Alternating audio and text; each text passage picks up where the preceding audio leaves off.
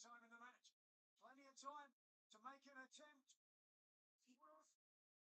Making the fly, but Commander. What's this? It's quite rough blocking the drop kick. Takes the big man to the ladder. See the pain from the landing.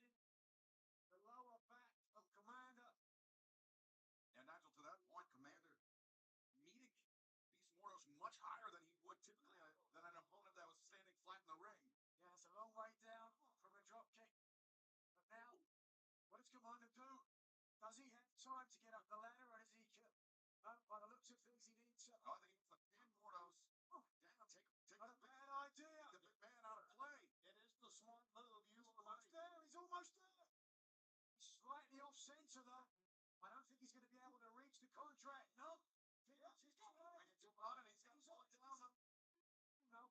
But he had the ladder really kind of off kilter. He had to reach back. Look at this. Mordos is moving. Mordos is pushing up the entire ladder. Instead elects for a tornado, taking down the incoming clone and Speedball Mike Bailey. Now the outcome of this match literally hangs in the balance. Mordos is on the move. Landing on his feet is amazing. Now that's the agility that you talked about in Beast Mordos, the biggest man, most powerful man in this match, but he is definitely not faced by any of the other 5 competitors. Absolute phenom. Now, you're going to try to use the ladder again. Some of the damage. Wait a second. Oh, no. Yep. Mordos, Here we go. they're going to look over his head. Who wants some speed? Perry's on the outside, but what's he going to attempt to do? Jack Perry coming into the ring with a ladder of his own, but Beast Mordos set Perry. Oh. Sorry, you guys. As you can see, I'm doing other shit. Don't really care for this pay-per-view. We're only here because, I don't know.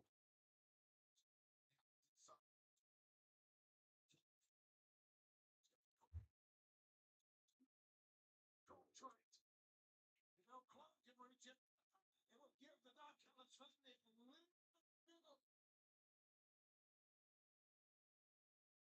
conflict, I would say. Yeah, certainly if Kyle Fletcher is able to retain the national title against Bandito tonight.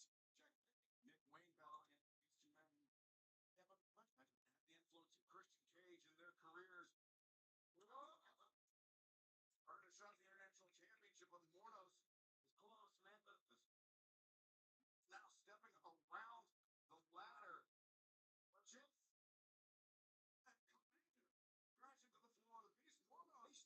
He's still there. Don't go down, go up. Mordos hanging on to the ladder. Can he make that climb?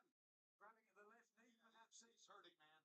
And knee in. Come on, push. Who knows how it happened, but since Mordos crashing down, Mordos though still clutching that left knee. Jungle Jack Perry. With breakthrough. Using a table, 2 tables. 3 tables into the proceedings. This is crazy. Not sure what Perry's intention is here, other than using tables to take down his opponent's final ladder. Which I guess I just answered my question. It's Perry and Nick Wayne with tables. Royal Plum as well. One more Christian Cage. Banged his mum as well. And Mel Plum can witness insurance for the Don Callis family in case things do not go well for Kyle Fletcher tonight against Bandito. This is a big family thinking, pull this one off, gentlemen. Perry, now Nick Wayne introducing the tables into the proceedings. Watch out. Jack Perry dragging his clone. Dead. Desk. They stunned the silence in the arena as they root. The danger, the risk, and the potential violence. To see. Commander just caught Nick Wayne on the outside with a thrust kick as Jack Perry, the lone man inside the ring. Here's still they're chanting Speedball for the hometown hero.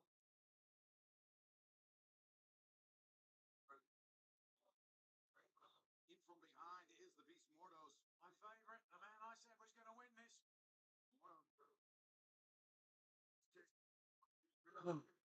There we go.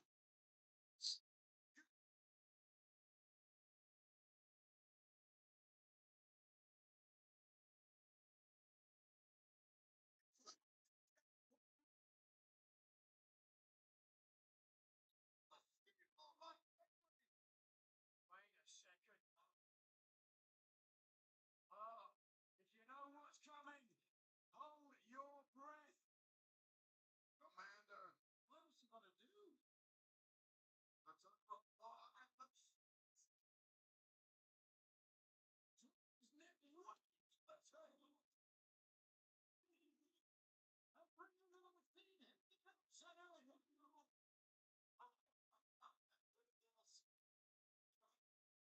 Jack burst to his feet. Taking a look at Commander's That looks like me, and certainly have consequences for Commander 2. now the three men that drove their opponents through the tables back into the fray. Clone wiped out Commander. Pulled Jack Perry down off the ladder. Perry stationary at least. Mordos, a clubbing shot, wipes out Clone. How is Beast brought up to his face? That's an amazing story. You're right. Absolutely is. Headbutt drops Jack Perry. Mordos now with another ladder. The tallest of the ladders in the ring.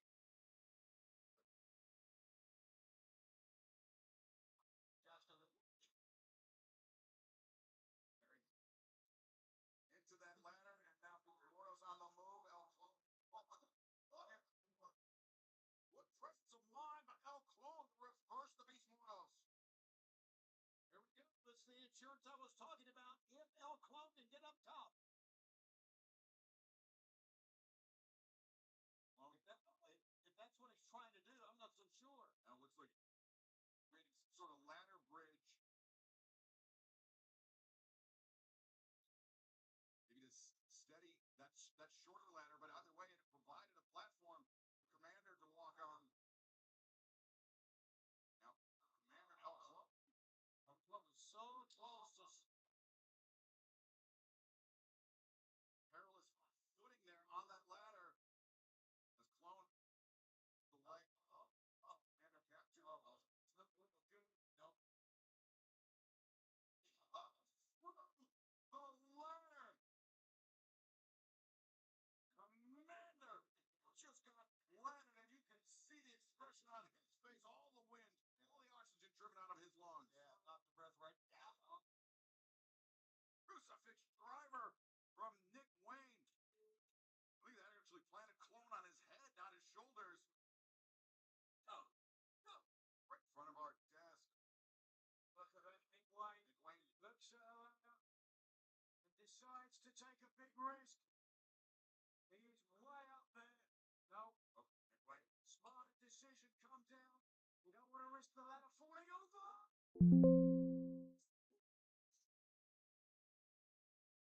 Just incredible. Thrown to the table. Another homage to Christian Cage. Back inside Jack Perry. Jack Perry making his climb up, and Nick Wayne trying to cut Perry off. Hours Wayne getting back to the top.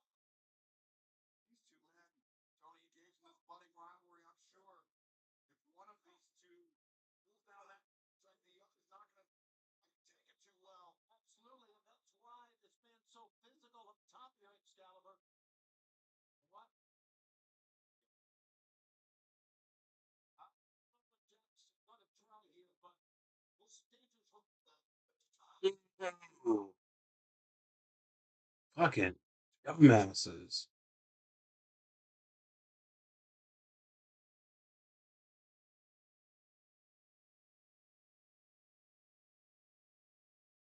Come on. That needs a clock. And get the contract instead. Fade in the Beast Mordos, I believe. Drop kick. Staggers Mordos against the ladder. Two shots. Wow.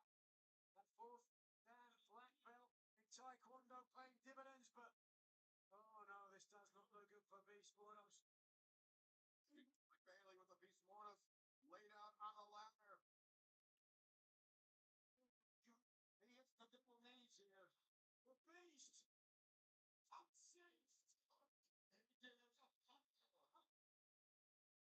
And that was the path clear from Street.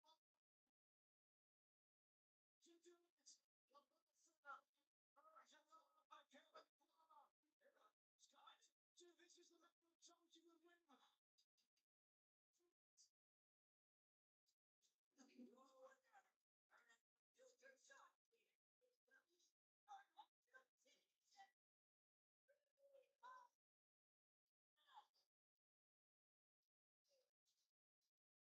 Mike Bailey is now #1 contender for the AEW International Championship. And later on tonight, we will find out whose people will face for that title. Will it be the incumbent champion, Kyle Fletcher, or will it be the most wanted Bandito? What a way to start things off tonight. They are on their feet. Let's take a look at how he did it. What an incredible way to take out the man that I knew Beast Mortis just wasn't going to have the legs to get it. David was, and the man there in front of his home crowd. The elation etched on his face. And he knew that Street Ball might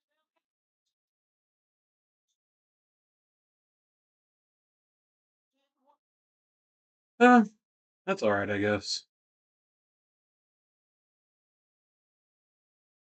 Hello there. Hello there. What up, Hurt? Watching this meaningless AEW pay-per-view. Next week we'll be watching the meaningless fucking SummerSlam pay-per-view. But what's up, my guy? I don't fucking like that. It's too goddamn dark.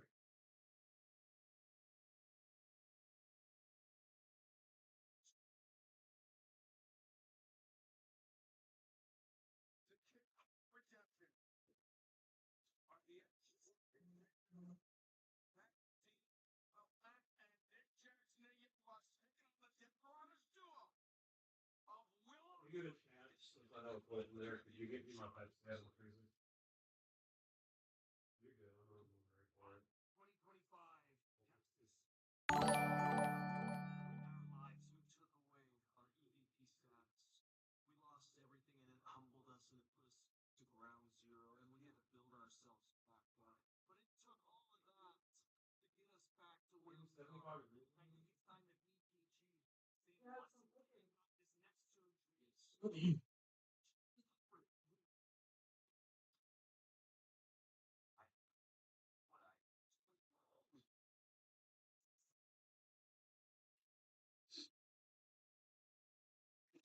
Motherfucker.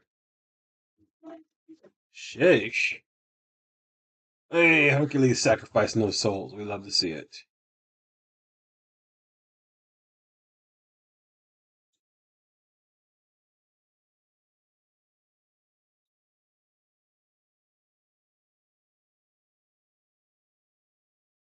Smoke weed every day. Every day.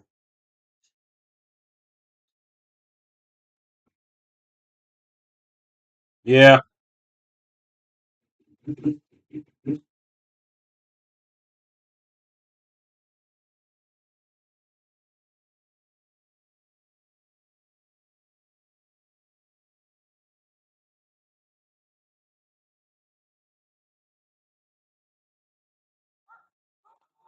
You know, it'd be cool if we saw the New Day come out here and just interfere in this match and fuck the Young Bucks over.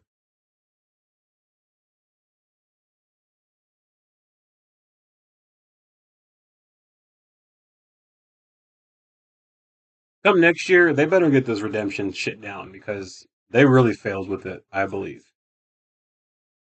You know, it shouldn't be a fucking pay-per-view, man.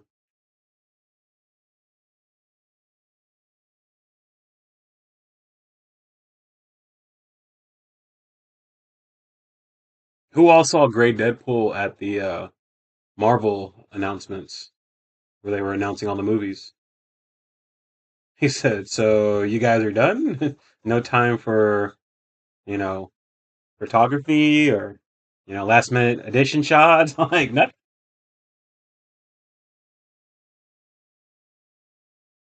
Fuck.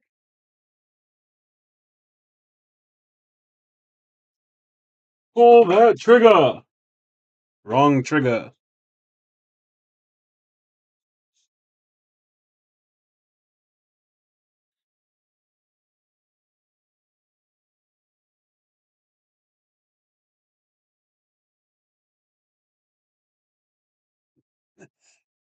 Uh, uh, um,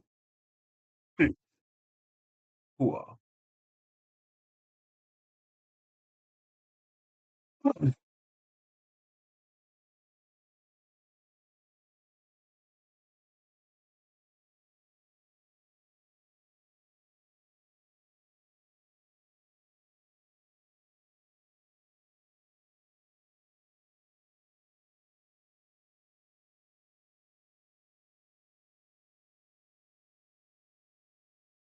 Oh, I like that illusional effect they just did right there.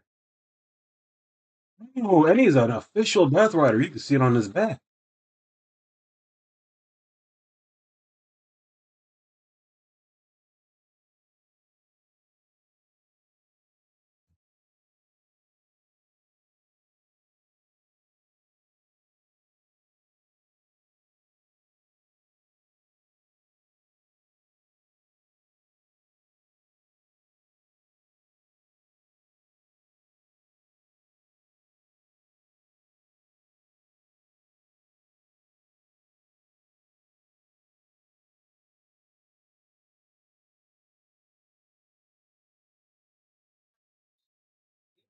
To the mirror when Jim Moxley walked into it.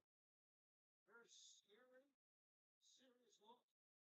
John Moxley, when he made the offer to Will Ospreay to train with the Death Riders, and said, "We can make you into the most dangerous weapon professional wrestling has ever seen." We have witnessed. Julius and Carnage have been holding it down in the chat for forever.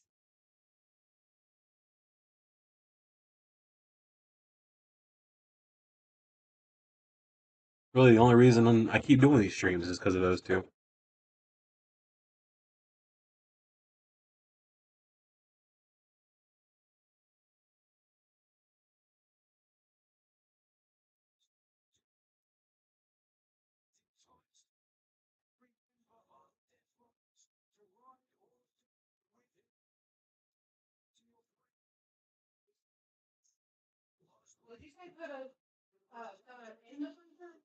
Uh, the one that's in there already, please.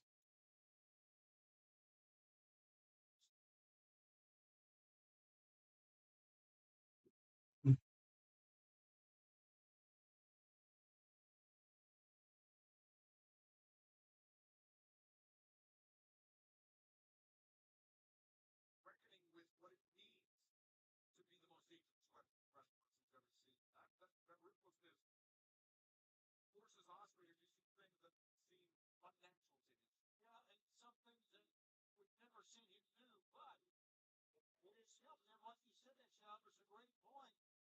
I think when Owen Hart found out Championship tournament and get that world title shot coming up at one week, either Kenny Omega or Kevin Knight.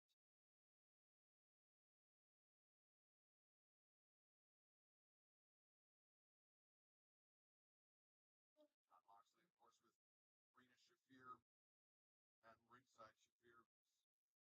Better you than me.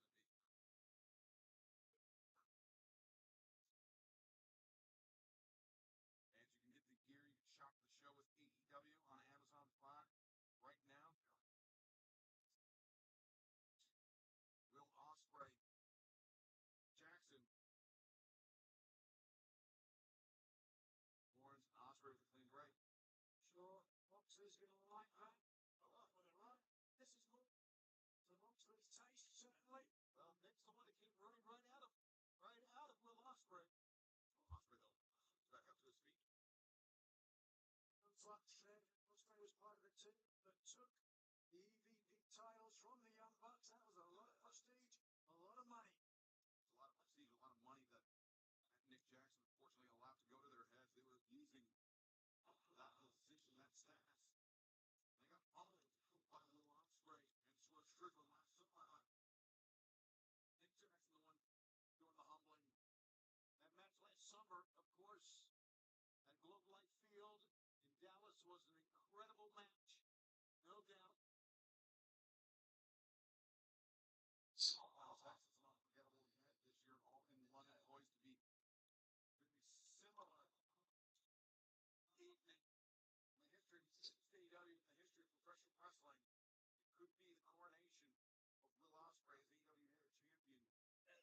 Before we get to Wembley Stadium, just over a month right now. Ospreay at 10 is one of the best tag teams of all time. No way. But Moxley, oh, that looks great. Can Town cut? Made leg hook. It was good. I've had to say, when it comes to the cohesion and the ability to know where their tag team partner is at all times. Ospreay Moxley quite recently. Ospreay joined the Death Riders, the other ones, of course, tag team partners for life. Oh, Ospreay. Damn, hard right there. I'd let this step for a minute because I accidentally shook. Thank you. Looked like a forehead against the tip most of Nick Jackson that time. Straight. Right, we'll take it a minute then. Nick Jackson tagged out by his older brother Matt. Trying to take Ospreay over the top. Nick Jackson still trying to clear the cobwebs on the outside. I think Matt's buying his part a little bit of time here. I really hope this don't go past 10 o'clock because I know I'm be done with it. Because It shouldn't because it's right, like that for 4 hours. they've done it before where they start early so they can continue to be. What was that? Bro. Souls. So while I'm here, Yeah, she got new ink. Tori showing off the new tat. She just won't stop. She's addicted to that needle.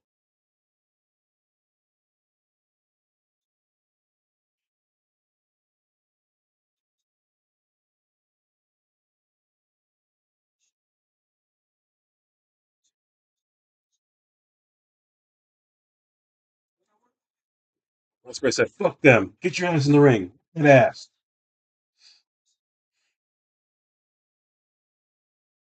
We're gonna have a moment where Ospreay disobeys Mox, and all the Death Riders jump his bitch ass.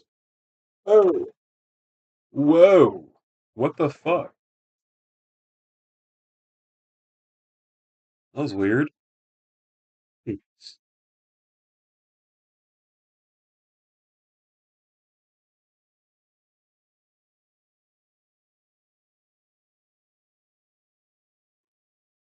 Motherfucker.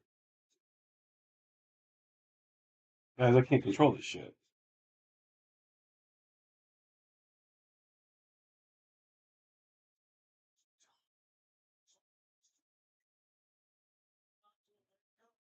Miranda Shafir is something else.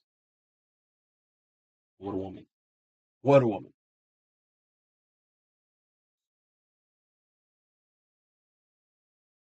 So the Death Riders is John Moxley as prescribed, Shafir. Jackson. Ospreay greets him with a chop to the chest.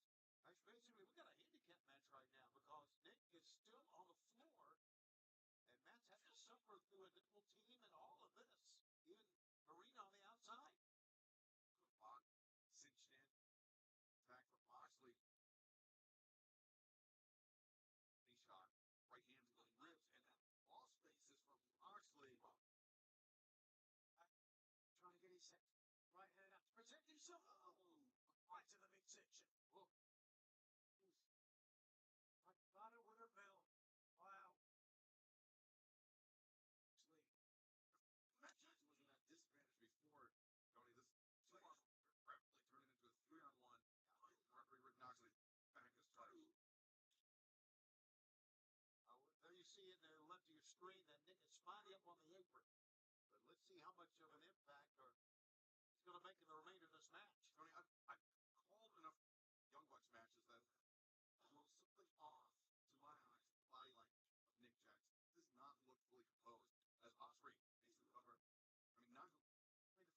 jumped off the apron in the first place, to me tells me something's very wrong. Look at where he was. He was 2 steps away from the corner. He was more towards the middle of the ring. I think he's just disoriented. Yeah, Nick Jackson might have got a little concussion because he hit heads hard as fucking Osprey. And they beating the shit out of Matt Jackson right now. The Young Bucks talked about the tag team suit. Matt Jackson, the strength of Will Ospreay, the body strength of Will Ospreay. Nick Jackson just can't counter. The determination, Moxley and Ospreay that has taken them to world titles all around the world. Oh, look at this. Strong strikes, Tolman again. Matt Jackson absorbing a lot of punishment. Ospreay knows much like time. Champion Will Ospreay gonna head to Wembley Stadium to be the first British. Yeah, Nick Jackson ain't even trying to tag out to his brother.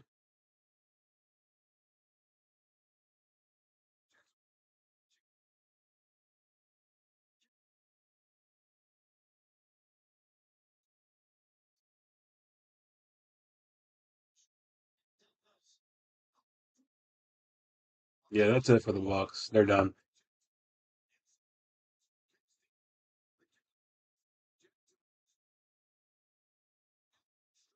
To the base of the neck of Matt Jackson.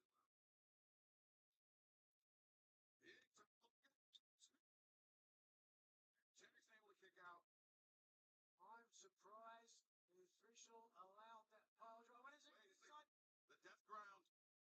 Will Ospreay's version of that cross arm breaker. Matt Jackson. Great submission defense. Linking the hands with Ospreay. Attacking the grip of Matt Jackson. I love Matt's fighting this arm, but there's so much Matt Jackson's going to be able to take. Extended, but not the full extension. I know it looks like it, but Jackson doing his best to change the angle of the bicep tendon. Matt Jackson rolling in, but Ospreay doing a great job rounding his shoulders to prevent a pinning predicament. Matt Jackson tried to power out. Very cool. Thank you.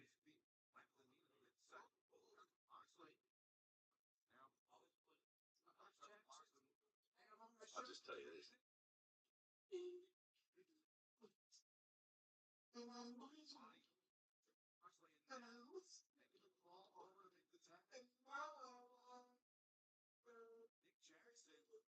not sure if it's hesitation or just right space first for the left. Nick Jackson, he wasn't ready for the is he ready to go?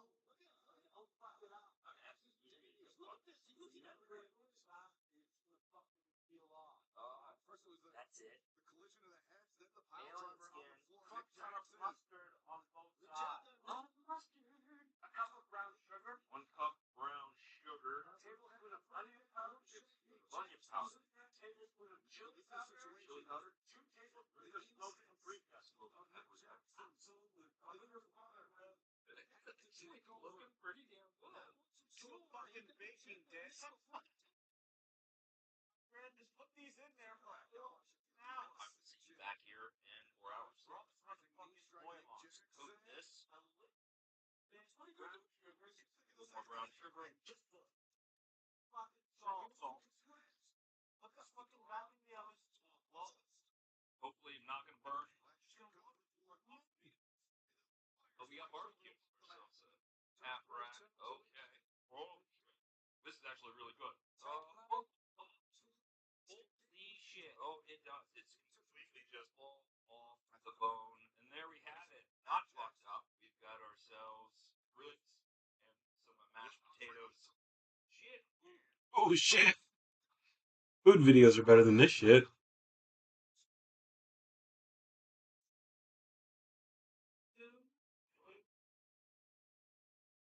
For the Death Riders. Now, and Will is moving slowly. The referee checking with him. Quickly, he's not far away, right? You want to make sure Ospreay's in full working order for the world title opportunity. Nigel, you know as well as I do that there is an inherent risk every time you step into the ring. Once again, pulling Nick Jackson off the apron. He was looking for paradigm shift.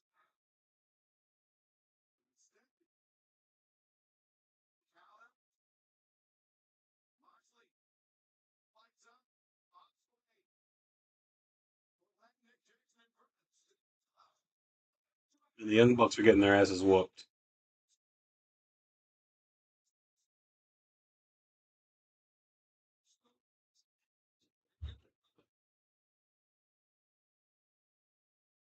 Continues and now Moxley eagerly makes the tag.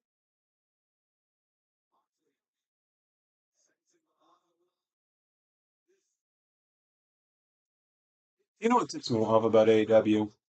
The Young Bucks, Moxley, Osprey, Kenny, all these guys don't need to be at every fucking pay per view. They can take pay per views off because you know who I really miss, who we haven't seen on a pay per view for a minute? Swerve Strickland. Where the fuck's he at?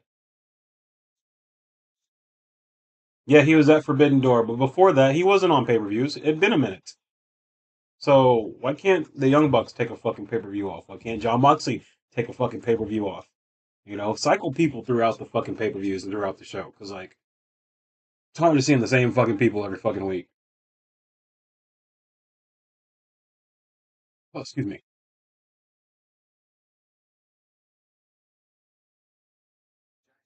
Yeah, but Moxley ready for him, perhaps. Think of the rear naked sleeper, maybe even the bulldog choke. Jackson though, back elbow strikes. Oh, He took Moxley out.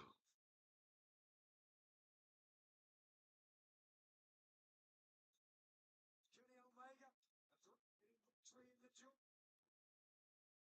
Drake climbs up the speed. Super.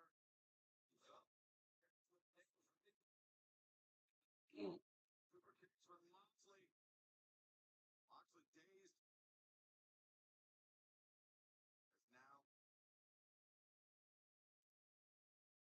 the Bucks maybe thinking more bang for your buck, but instead Death Rider's ready for him. Osprey anchoring Nick to the ropes, and then Matt Jackson.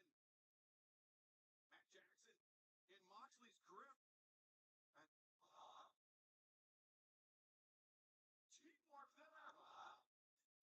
But Osprey ready. Osprey though up to his feet. Look at him. Blade intercepted with the thrust kick.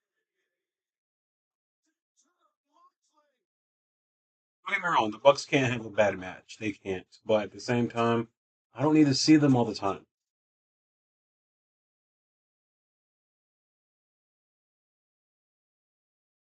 You know, had they not been at Forbidden Door, it probably wouldn't be a problem, but it's just the fact that they needed to be there. They need to be at every pay per view. They don't.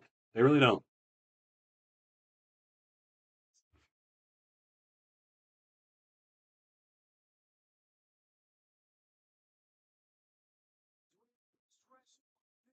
Four off the best. It's been absolutely amazing. It really has. What is amazing is not only the offense, but how these young men keep coming back, coming back.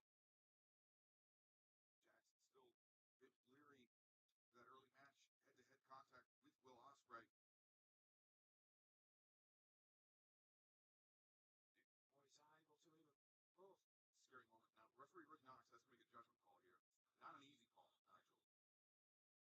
But the referee, I mean, he's in there for the protection of the athlete. 100%. I think Osprey understands the same thing. Osprey suffered his own injuries himself and doesn't want to see somebody bring on the injury. Will's going to tag his brother in. Ospreay, though, elects for body shot. Doesn't want to aim for the head when he thinks there's been damage done to the head. Let's be perfectly honest. What do you think he lets up? Jackson to the ropes on the straight. Oh, shit. That was smooth. And if you guys think I paid $50 for this pay per view, you're fucking crazy. I only paid 20.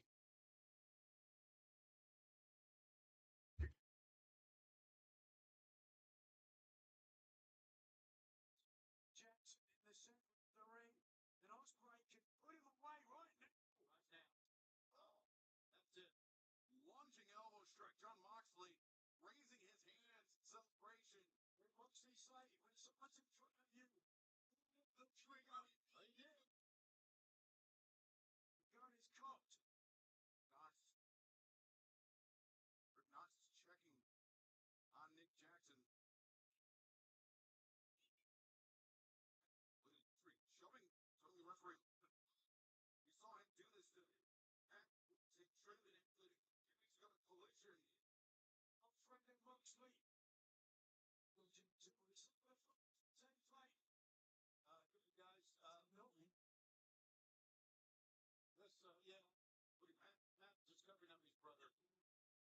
stop it. Okay. This guy, tag himself in. Moxley is not going to be the same way that Jay is.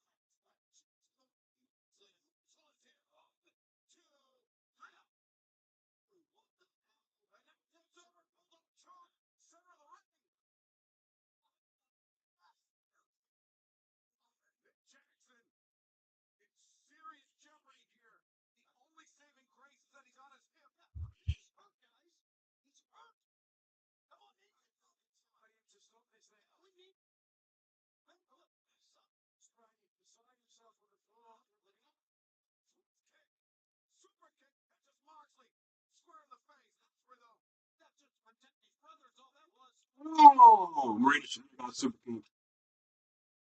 Nice.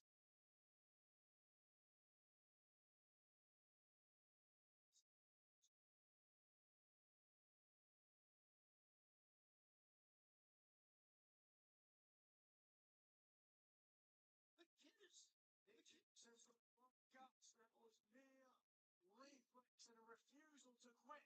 But wait a second. Um, He's done. I got no. Oh, come on now. What in the just what like what the heck is going on here? John Moxley's being John Moxley. Man, honoring for crying like what? Well, he told us at redemption this is going to be a little bit. It's not. oh, they're gonna kill the Bucks.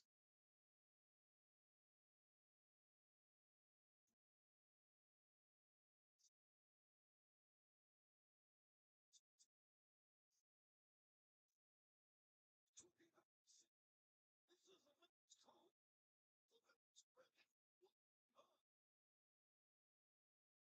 Or Osprey.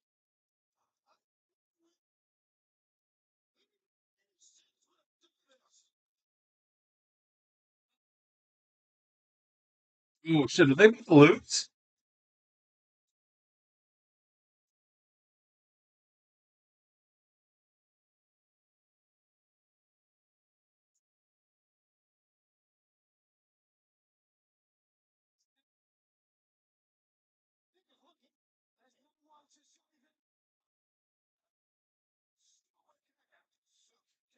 There's no one to save him.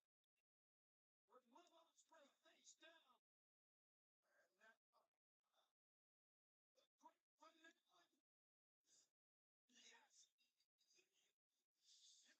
Um, it's not gonna sit well with Moxley.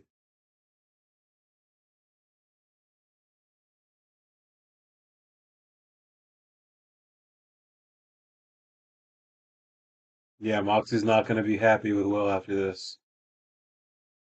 Shit. I'm surprised they beat Mox, man. Like, boom. It's a real fucking shocker right there.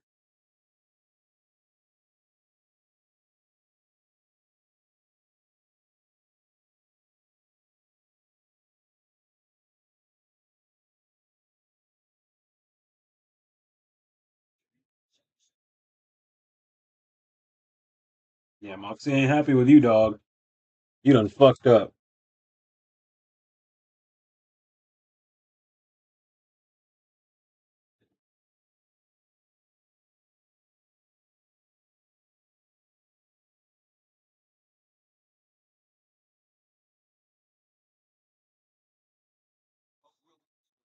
Now saying they want to go after the tag team titles, and of course, the Riders have that shot here tonight.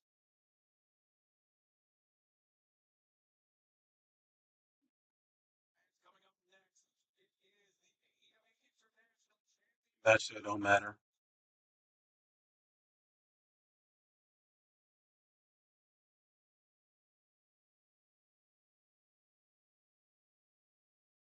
He might be on the cusp of winning this international title.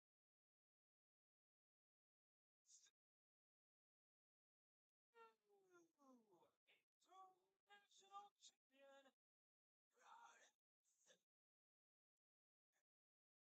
I like the way that sounds. Kyle Fletcher.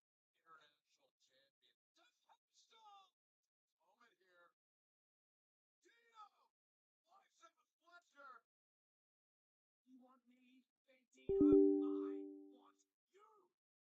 Superstar Kyle Fletcher. The most wanted AEW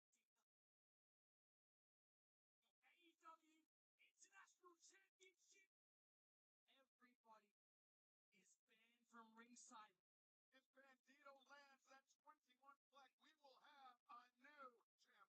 I'm going to be the greatest international champion of all time. The only continental involvement for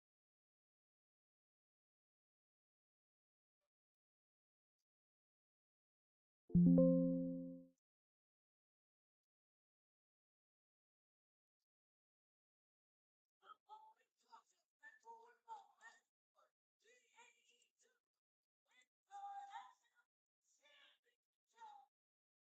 It should be worth the shelter from Lord Pinto with 200-pound Eagle Fire. Oh,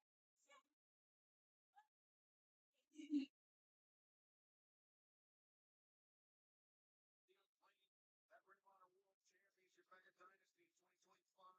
He wagered his mask against Chris Jericho's championship. Bandito, he found ahead that night. Will that be the same case tonight as he challenges Kyle Fletcher for the International Championship? Dealing on 500 days, the Ring of Honor World Champion. Very impressive reign. But the Ring of Honor title not on the line tonight. It's this man, finals, the International Champion.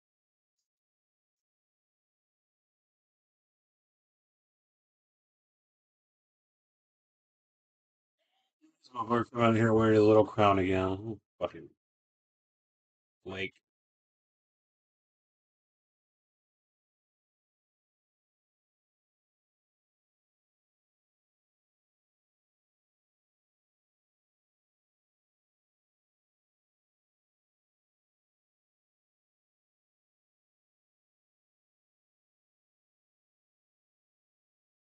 Kyle Fletcher winning the AEW International Championship.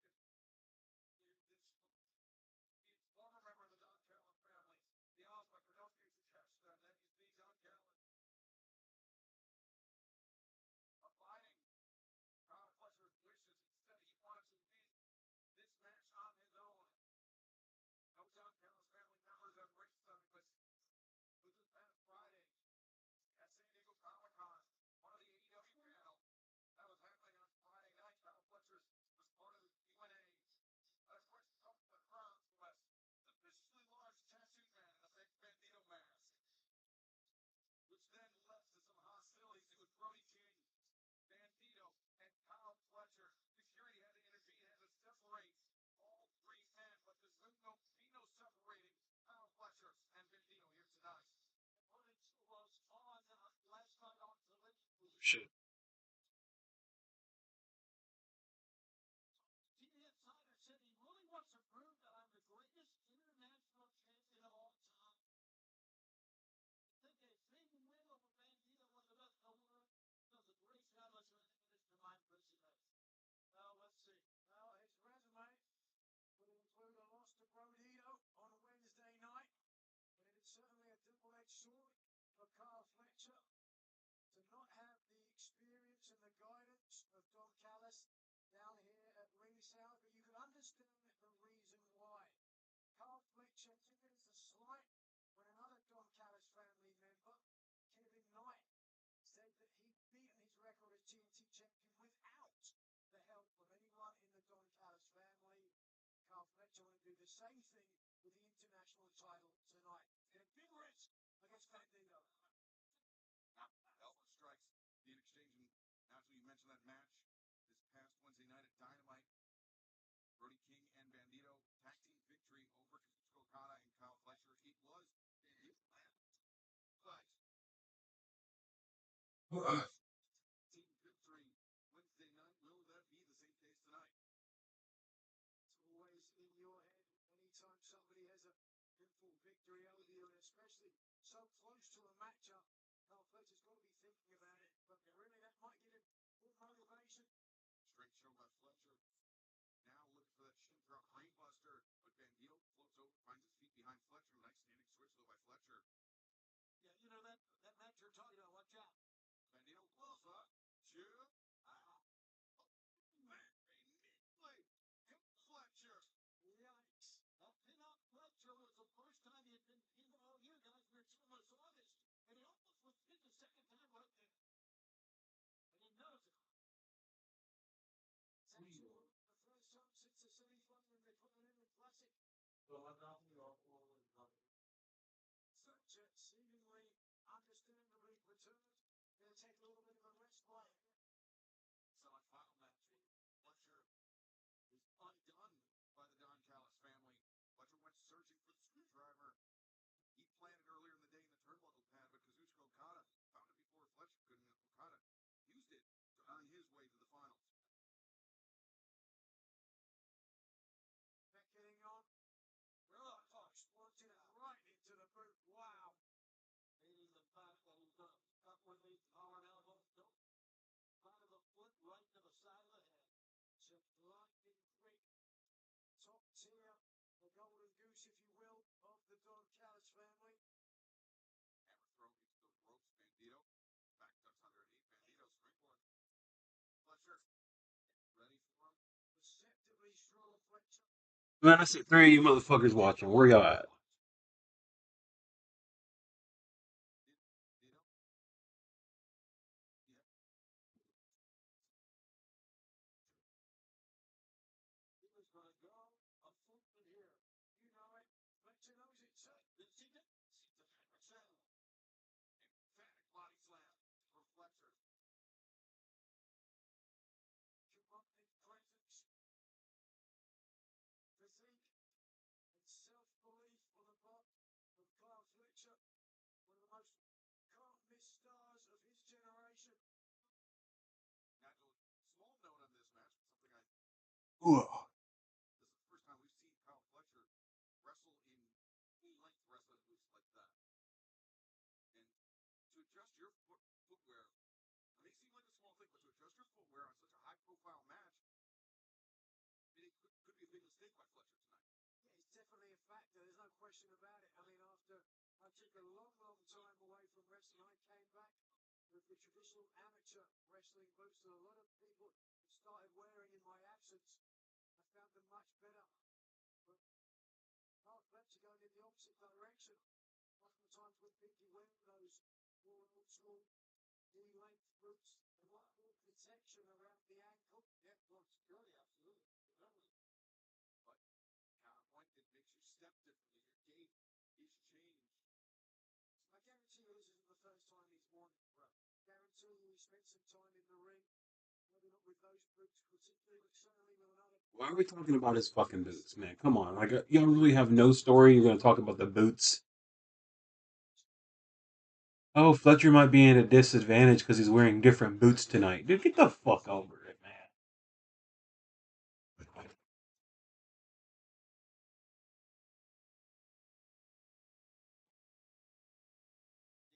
Now, expecting the Bandito to come up, but Fletcher's up. Whoa. Shit. Fletcher Oh. Oh, that was good. Bandito went for a moonsault on the outside, and Kyle Fletcher caught him with a super kick to the face.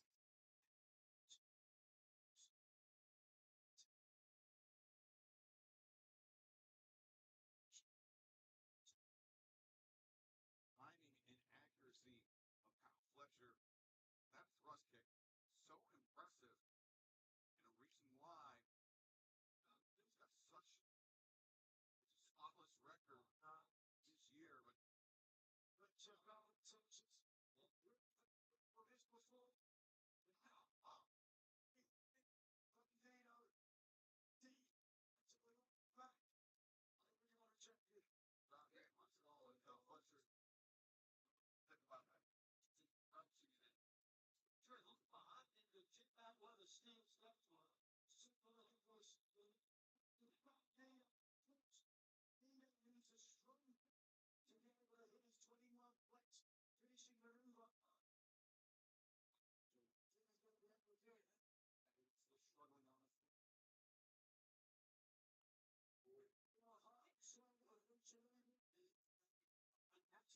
circulation sky as it's shot from the rooftops.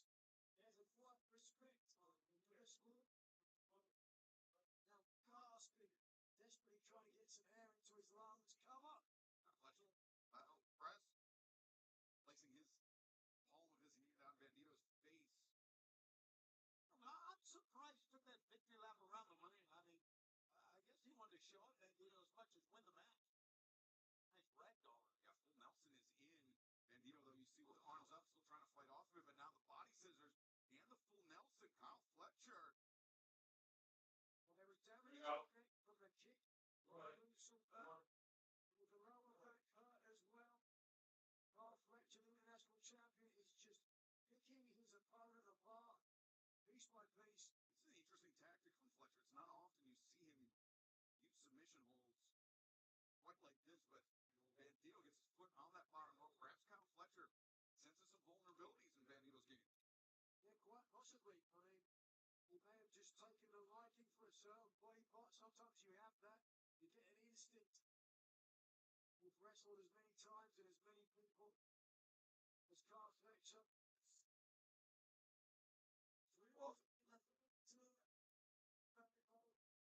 Taking his eyes and he's just taking his attention away from his opponent.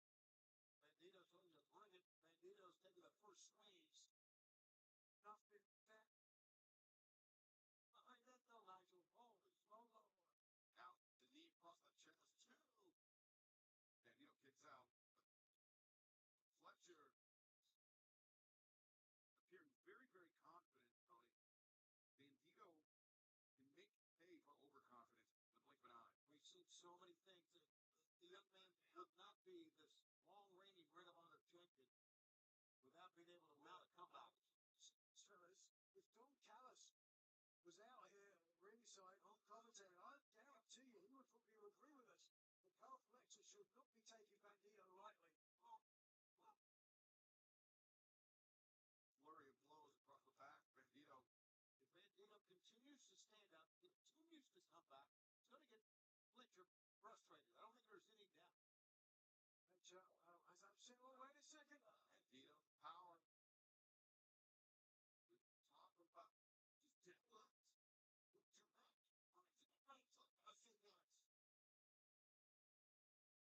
That was not only great power, that was a great effort.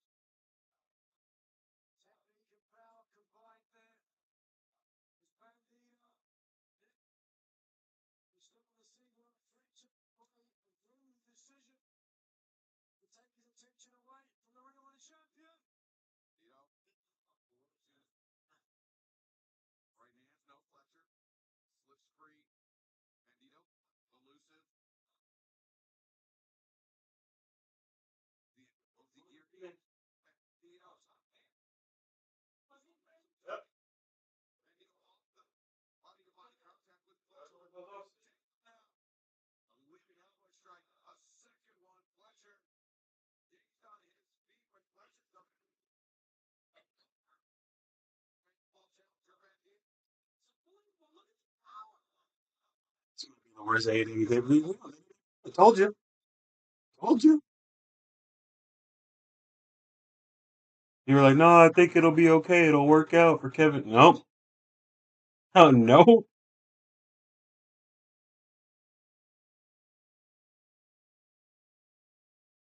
Telling me MJF couldn't wait 2 more weeks to go to the pay-per-view and lose the title to him? Come on.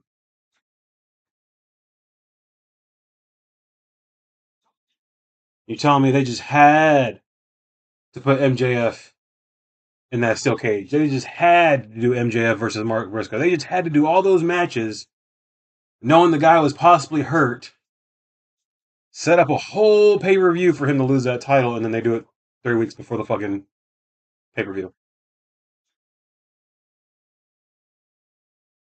No, I'm sorry. They took an L on this one. Oh, shit.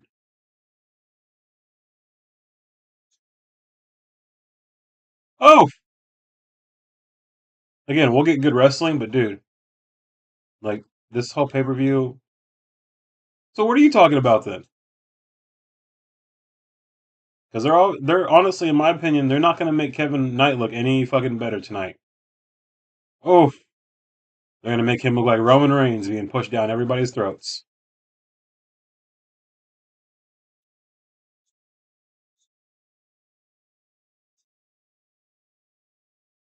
Oh boy, Kyle Fletcher got a new tattoo and he's wrestling? Come on, you know that hurts.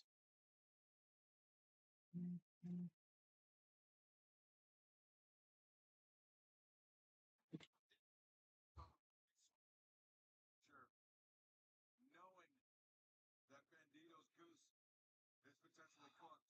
You're right here, Nigel. Take the count out. You're right. That's exactly what Fletcher wants. No shame in that. I need to get some medical help out here. Paul Turner. Carroll. Fletcher was mouthing too slow to Paul Turner. Do your job. Bandito, come on now, kid. In trouble. Race. Slides in to beat the king. Fletcher's waiting on Fletcher. Fletcher. Hey.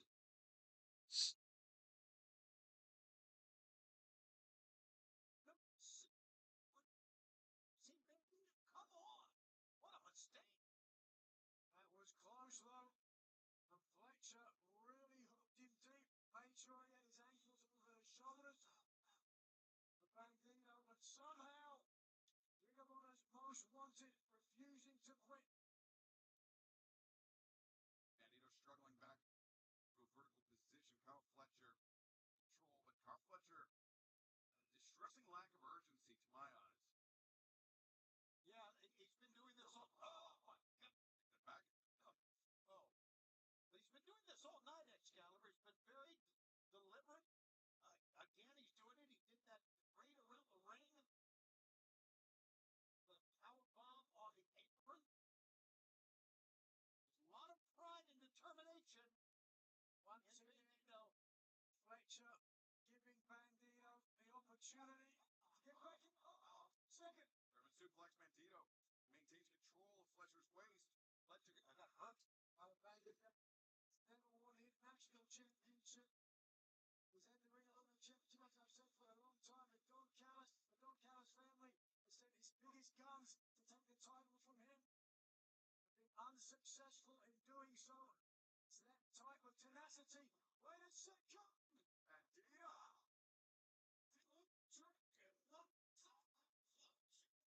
About that, my God. I agree. I don't know about that either. Damn, that was close. One of the most amazing 21 flexes we have ever seen from Bandito. Holding on to Kyle Fletcher, that full Nelson, and then rebounding from the ropes and landing on his feet. Look at this again. Look at that. Fletcher folded tight against his chest. Referee Paul Turner's hand a hair's breadth away from counting three, but It was that move that spelled the end for Kyle Fletcher on Dynamite. The end may be coming. Hello, instead Fletcher shrugged Bandito off his shoulders. Bandito's made on it. To the apron, but Bandito caught Fletcher square in the gut with his boot. And now Bandito. No fucking way, dog.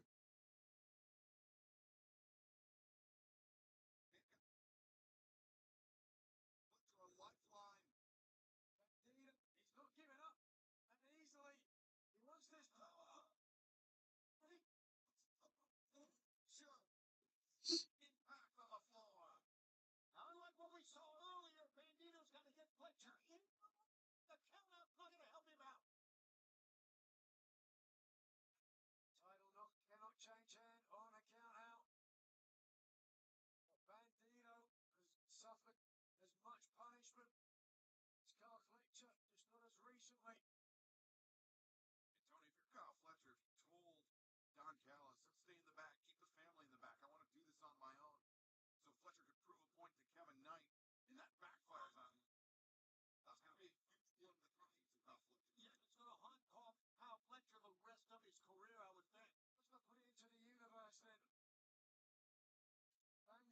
taking aim.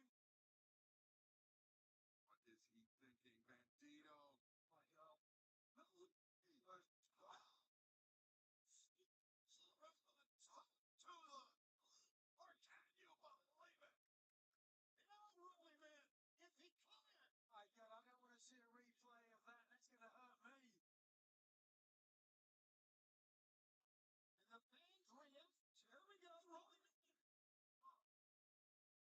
Bandito understandably slow to capitalize, but he needs to capitalize.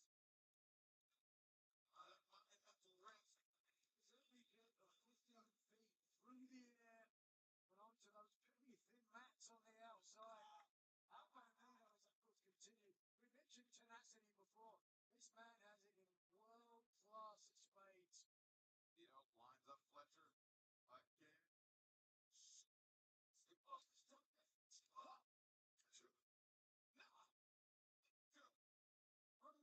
international champion, at least for the moment. I would say no, because I could tell from the way he hooked that leg, there was not enough body weight across the shoulder of Fletcher. If he just got higher up, we'd have a new champion.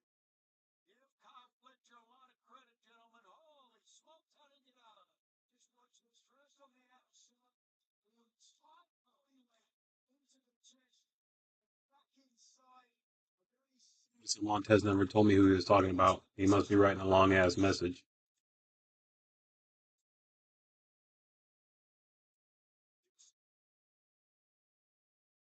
Fletcher clinging on desperately to the ropes. Fletcher having El Bandito lands on his feet. Exchange Fletcher. No. Bandito slides off the shoulders. Challenger on the move comes.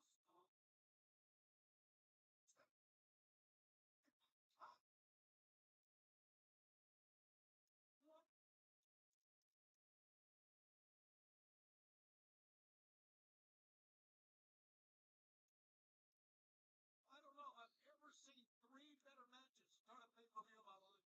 Just watch this though, the incredible agility of Bandito to attempt to beat Floyd.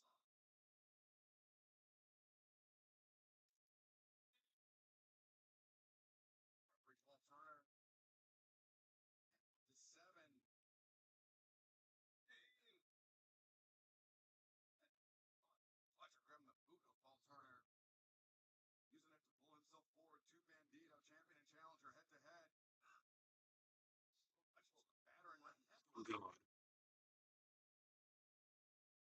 So the show so far feels like a normal Wednesday, and unlike you, I respect the choice to have Kevin because this is how WWE is doing with Braun Breaker over a year ago. WWE didn't push him like they should do over a year ago.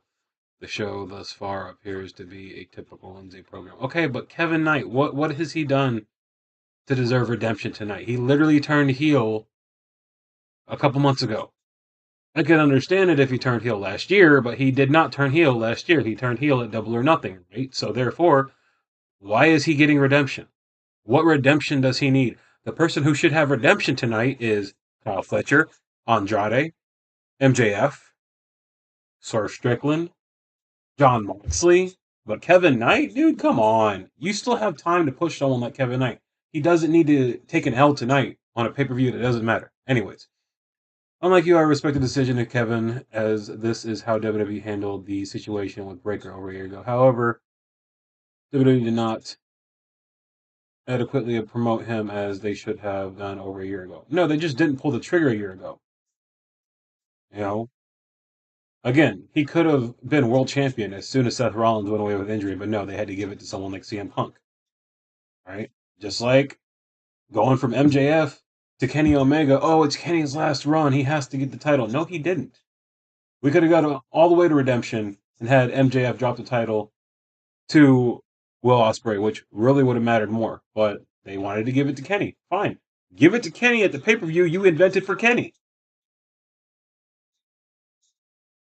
Like, when they invented a pay-per-view for The Rock, did they say, oh, we're just going to do it on SmackDown instead, and then at the pay-per-view, we'll just come up with it? No. You invent a pay-per-view for a superstar, crown that superstar at the pay-per-view.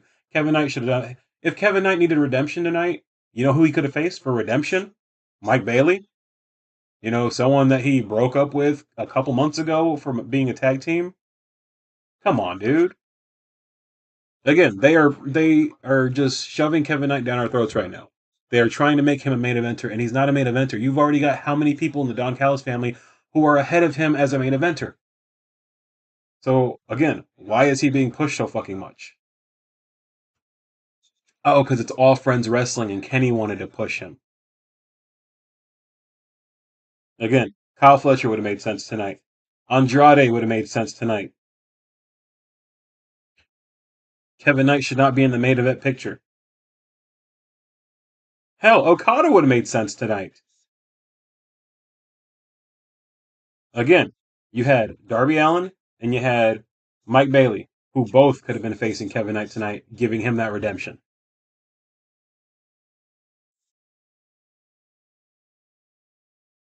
They're just sloppy when they come to, you know, making stories.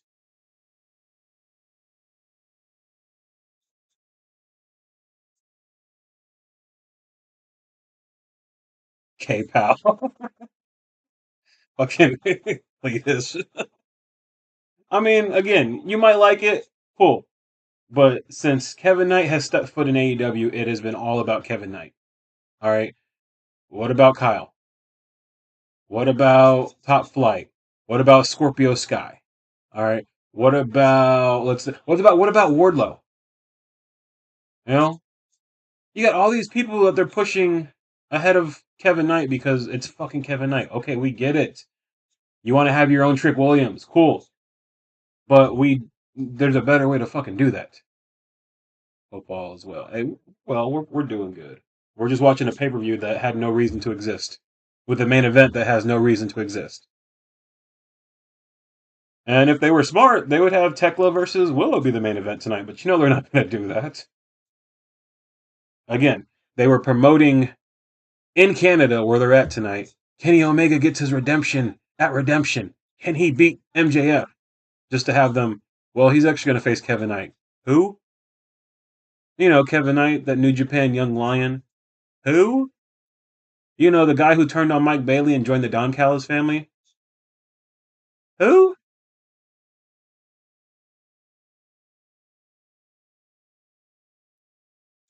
Oh,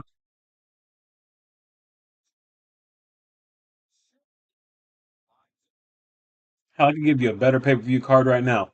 Kevin Knight versus Mike Bailey, TNT Championship. Kyle Fletcher versus Brody King for the fucking International Championship. Kenny Omega versus Andrade for the World Championship. Or Kenny Omega versus MJF like it was supposed to be. All right. Andrade versus anybody from the Don Callis family. Pick one of them. They didn't need this tonight, man. You know they didn't need it.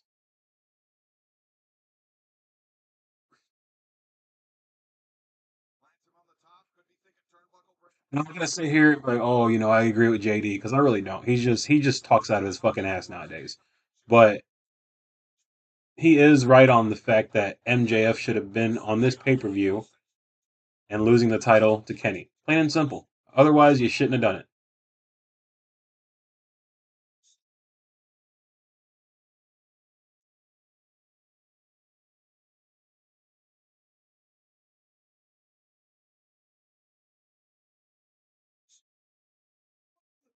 You know, you could have had Osprey come out like he did at Beach Break, help Kenny out, but then Moxley could have came out there and fucked Kenny over to where Kenny lost. Hey, Kenny, you can no longer challenge for the world title ever again. Well, technically, Moxley came out there, and Moxley is the reason why I lost my match. So if I can beat Moxley at Redemption, I get added to the triple threat match at All In. Boom, there you go. There's a story. How hard was that, fucking Tony? But they don't be thinking about that shit. They're just thinking, oh, Kevin Knight looks cool out there. We need to keep pushing him. I'm tired of Kevin Knight. Motherfucker can't cut a promo to save his goddamn life. Oh,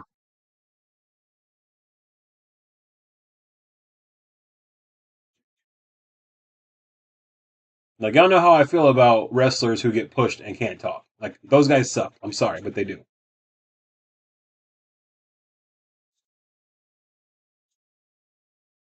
Oh, that was horrible.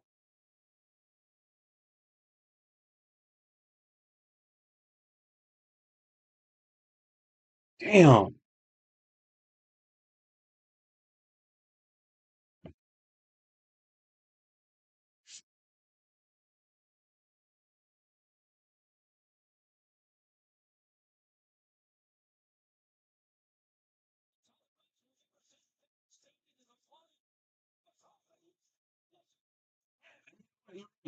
They should have pushed Braun Breaker when they had the chance because now they're never going to push the guy.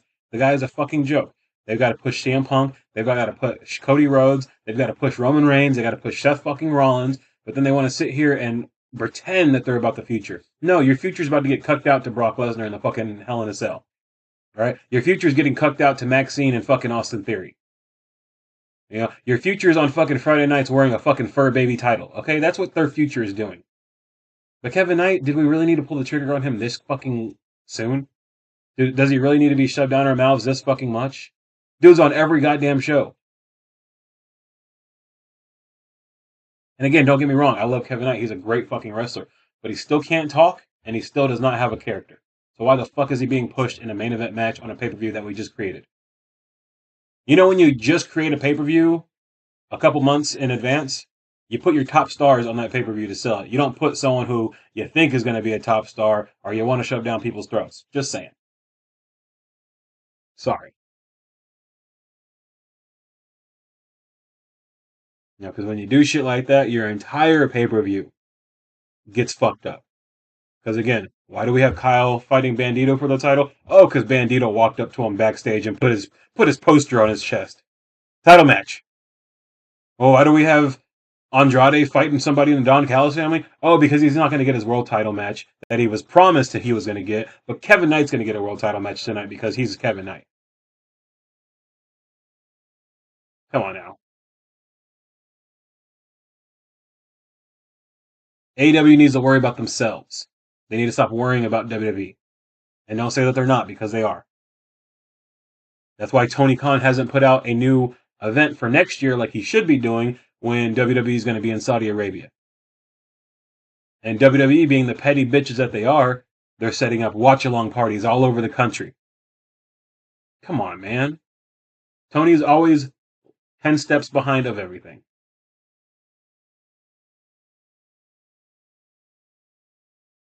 And I'm not saying people are going to jump ship from AEW to WWE because, oh, I might get treated better over there. No, the fuck you won't. You're going to be sitting in catering doing nothing. MJF is deeply hurt. I don't believe that he is. I heard what Tony Khan had to say, but all he said was he's injured. He didn't really specify, and I don't think he's that injured that he couldn't go a couple more weeks to the main event of the pay-per-view. I don't think so. While I concur that Kevin should not be in the primary focus, I acknowledge the decision made. I can't, dude, because they keep making bad decisions.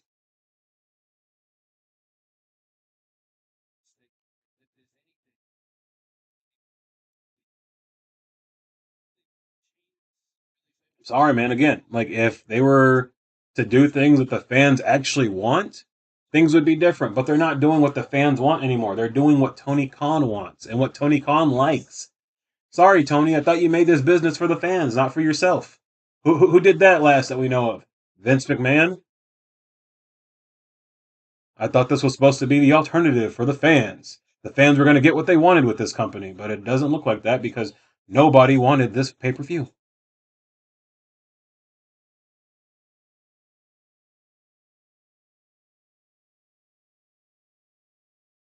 You know what people want? They want more focus on the women's division. They want more focus on tag team division. They want more focus on a split roster. You know, they want more focus on storylines and storytelling. Not just, oh, championship match every week because, you know, people in that town don't get a championship match because they can't afford to go to the pay-per-view. Yeah, I listen to you, Tony. It still doesn't make any fucking sense. Because how the fuck does Mike Bailey get his ass beat all year, but then he has a pay-per-view match for a title? Like, what? How the fuck does Commander stay off TV for months, but then he comes back and get the fucking title match? Make it make sense, dude. Just make it make sense. You know, didn't we have rankings? We have 3 mid-card titles, and we got to see them every single goddamn week, even though nobody's winning matches to actually deserve championship matches.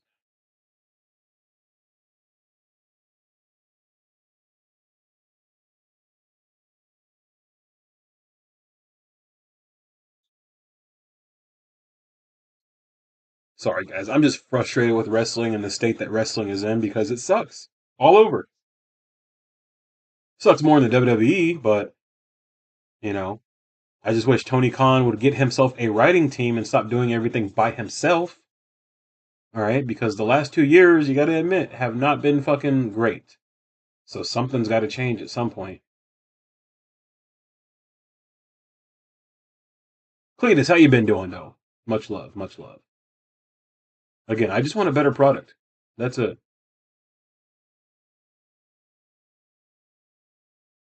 You know, it's kind of like Marvel where they don't care about their movies until it's an Avengers movie. AEW doesn't care about anything until it's an all-out pay-per-view or an all-in pay-per-view. And then WWE, they don't care unless somebody from Hollywood is showing up.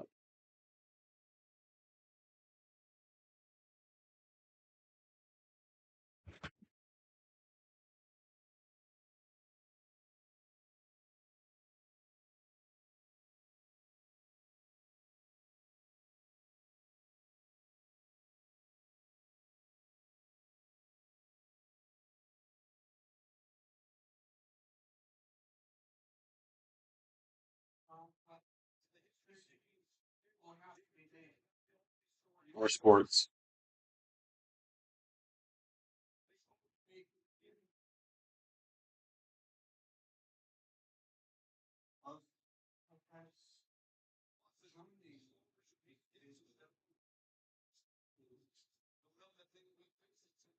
Believe you have all been equipped with what it might take to come up with So Robert Downey Jr. himself confirmed you either stay a good guy or you join the family of doom.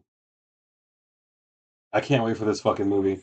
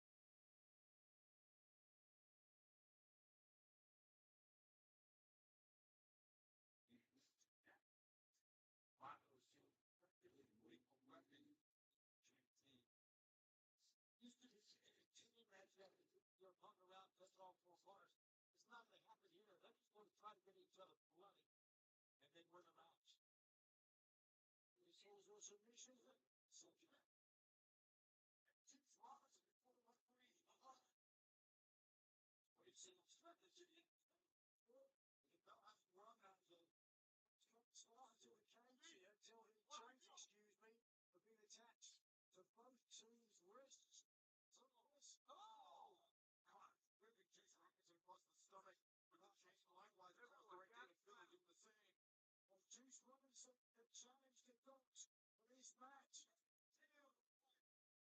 The dog's out. Juice, Juice, Juice, Juice. And he is going to suffer the bites. Yo, this AI fucking Avengers Endgame Doomsday fight scene is better than what's going on with this pay-per-view.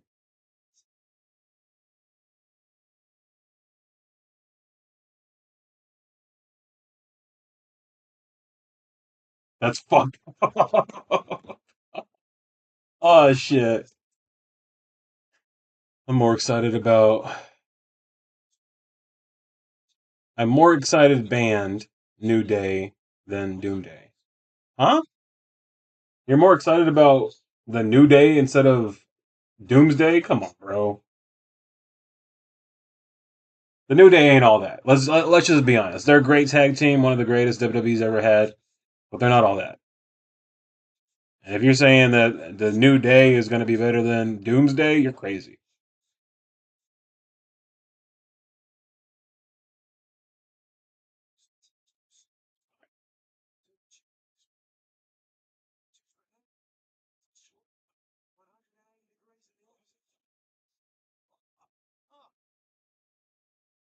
Dude, what the fuck is Jay White wearing? Dude's got fucking cowboy boots on.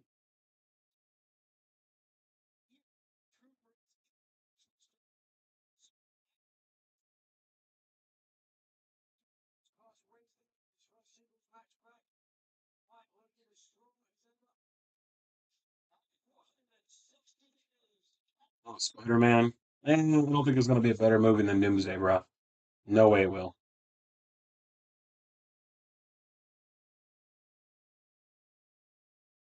It'll be a good appetizer.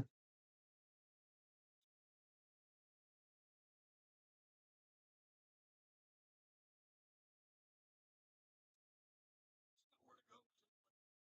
Nowhere to go. They are literally chained up.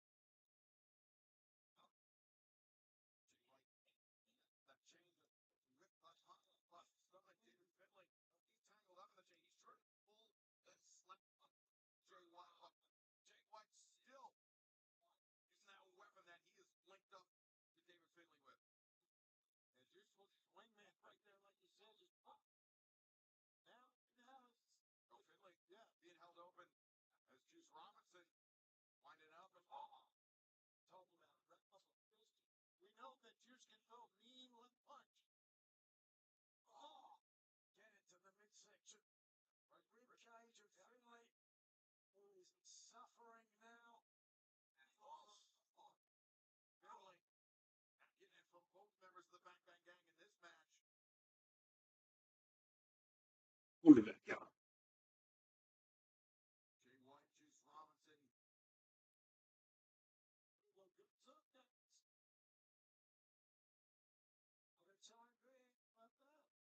Jay White and Juice. From the top back out to the floor. There's a face only a mother can love. Lord, Jay White. watch out. Oh, now right. Well, Art Connors he's getting a memo. had bounced off the announce chest here. Meanwhile, Jay White and David Finlay crawling off to our left. David Finlay. Oh, look at this. Big wind up here. Big length of chain there.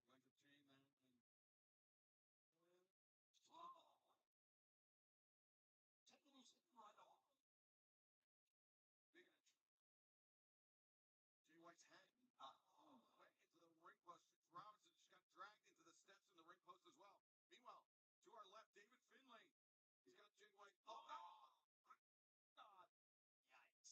Not really even a powerbomb. Yeah, just drove Jay White's tailbone into the ring post.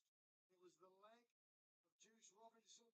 Robinson suffered a broken leg last year and was out for a long time, so let's hope touches it well.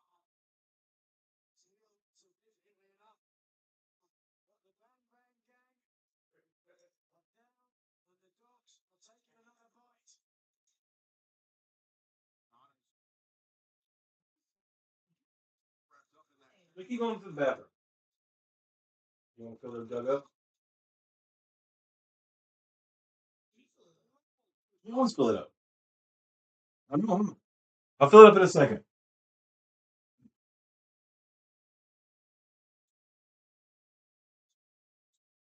Today you have expressed several misguided opinions. Hey man, they're my opinions.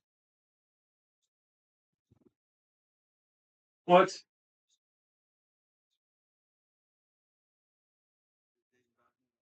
Well, you guys don't let me do that.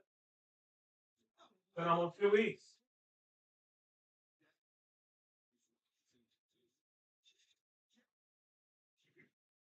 So the steps, you see how far those steps moved off the corner. All Juice Robinson's body weight dragging those steps. I think that's where they're most dangerous because you have all these angles and all these places that you can throw a man's head or knee into. These men are beating the hell out of each other. This is absolutely brutal. And we expected this. I mean, I don't think there's any question. As far as they go, is as far as we expect. Just getting started. For the dogs, like a taste of blood from their tails of wagging. Juice ankle screen.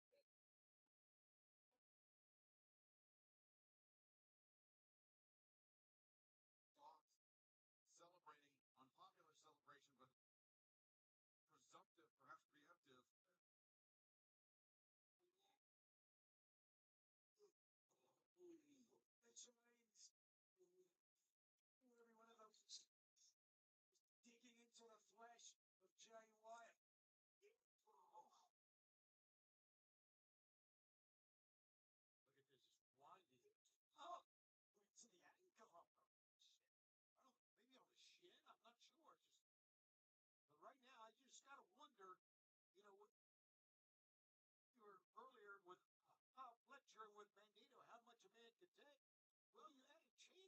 Nigel.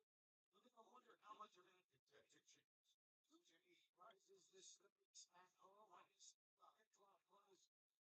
Yeah, the right underneath the neck. As you can see, the bottom of your screen there, it's just come out of focus there. There's a box of matches there. Clark Connors likes to light them and burn his opponents. I think getting burned is the least of Juice Robinson's problems right now. Robinson all tangled up in the corner. Dogs, a strong advantage here, but they've got to do something with it. Yeah. Got to try and get a victory here. It's all well and good hurting your opponents. And I think Juice Robinson is hurt. Cannot even move off the mat here.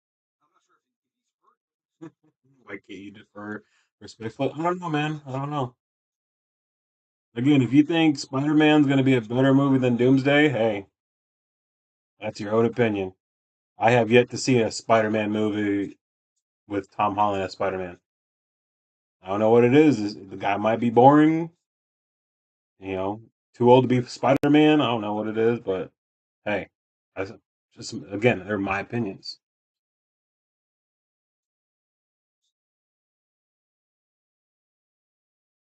Cletus just chilling, watching all the comments, eating popcorn is what Cletus is doing right now.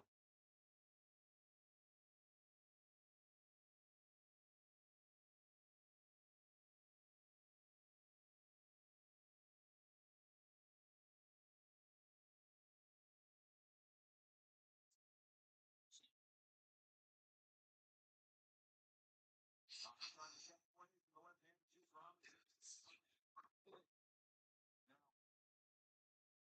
James piled up on the chest. And the sense of Juice Robinson sacrificing his own body with that one. So willing to hurt himself to hurt somebody else more. Wait a second. High angle, Johnson. Shoot. That was the first cover of the match, Nigel. I was about to say that. It stood out. Why? Smart man, though. Every time you pin an opponent, you force him to expend some energy. And right around the neck of Finlay. Once again, just some very innovative moves and using the chain. Seeing the panic of that chain being wrapped around a man's neck can induce in Texas when Hangman Adam Page. Pretty sure even the Russo brothers said that they were gonna make these movies until they pry the movies out of their cold dead hands or some shit like that. But if the Russos can make all the movies going forward, fucking let them. They're great.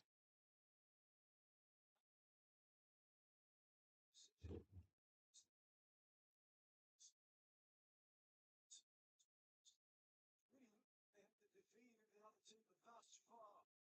Especially chain match like this. Punishment.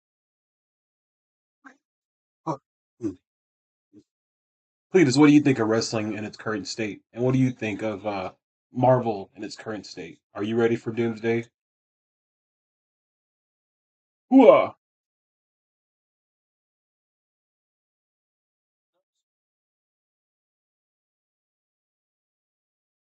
Ooh, ooh, ooh. Robinson net wrenching back. Robinson in trouble here. Jay White needs to intervene, but David Finlay they're cutting off. Jay White sending him to the floor. Yeah, Juice in major trouble here. Juice Robinson. Look at this Finlay. Smart move by Finlay, restricting the length of chain Jay White can use. Well, Juice gonna go out, I think. Juice Robinson is fading fast as Clark Connors. Real stuff. You can see there. Just putting up top. And wait a second. Jay White. So fucking stupid. Oh my god. Oh shit.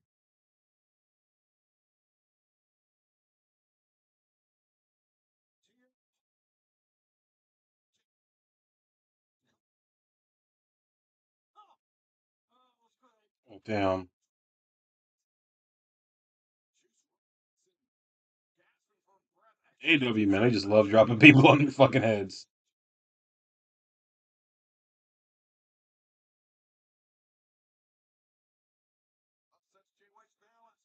Who are you respectfully? Who are you respectfully? What a fascinating back and forth we've seen in this match. Both teams using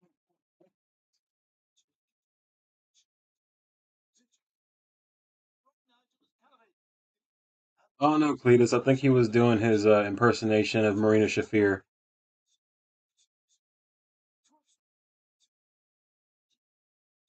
strategies. Neither team has really had prolonged advantages.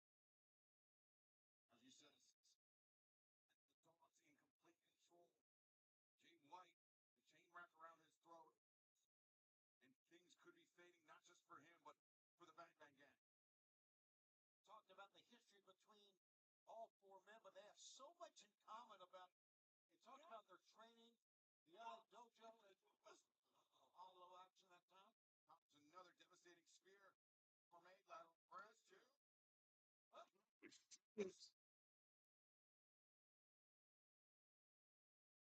How about that unique way to make a save? Saved by Juice Robinson, but definitely still inside the ring. Oh, see,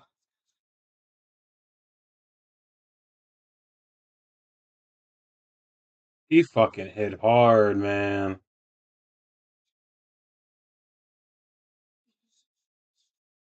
He might not have broke his neck, but he fucking oof. See, that's why they gotta stop dropping people on their heads. Cletus, who are you, bro? Who are you? Who are you? The assault, the dogs continue. As Connors and Finley looking for the full clip. Cletus has been here, as they like to say it on Monday Night Raw, since day one ish. He might not be here all the time, but he has been here since day one.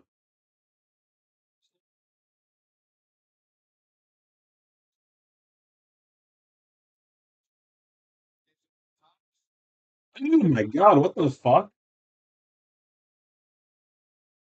Where the fuck was the cameraman at for that?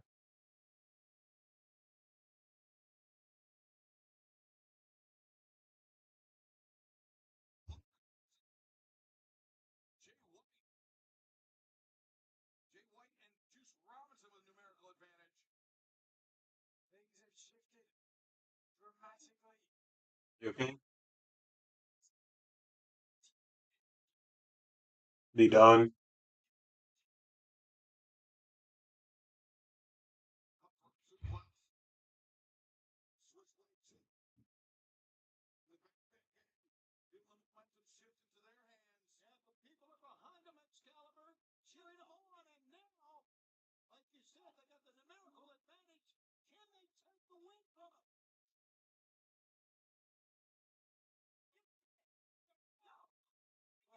Finley immediately being lashed by Jay White, Juice Robinson, the Bang Bang Gang punishing. Oh boy, chance to fucking get ready.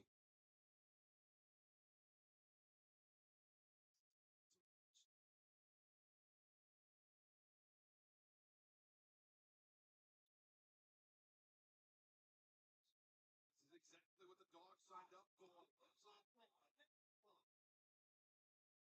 All four men signed up for it. What the dogs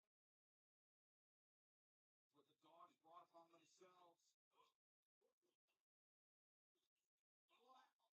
Jay White neutering one of the dog trainers. He returned it forbidden door for this. Switch like Jay White. Last month's Forbidden Door coming back. Looking for revenge on David Finley.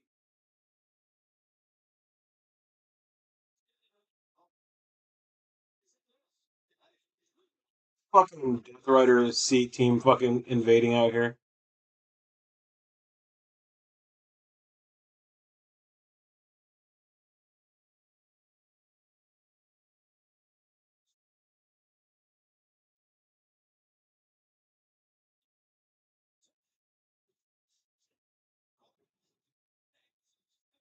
And often taking a huge leap, famous for Garcia on the rim. Clearing the way. And then got Cody. Marina.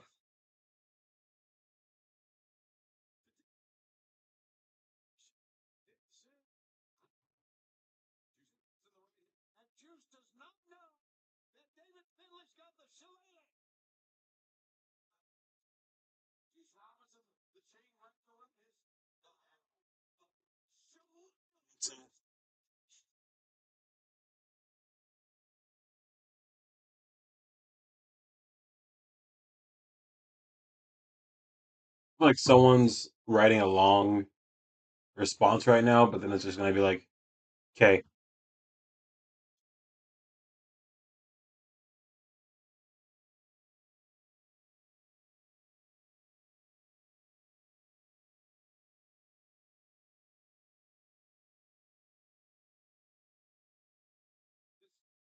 David Finlay will allow the Dogs to earn the victory tonight in a tag team double chain match. I guarantee you that did come of its own volition.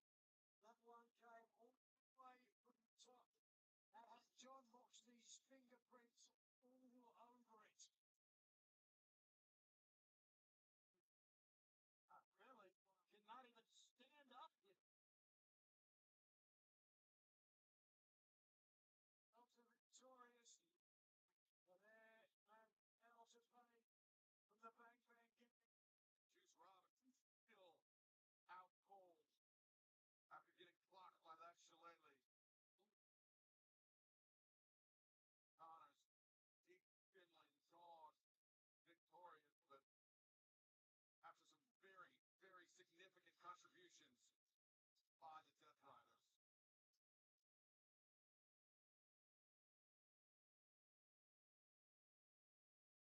Thanks.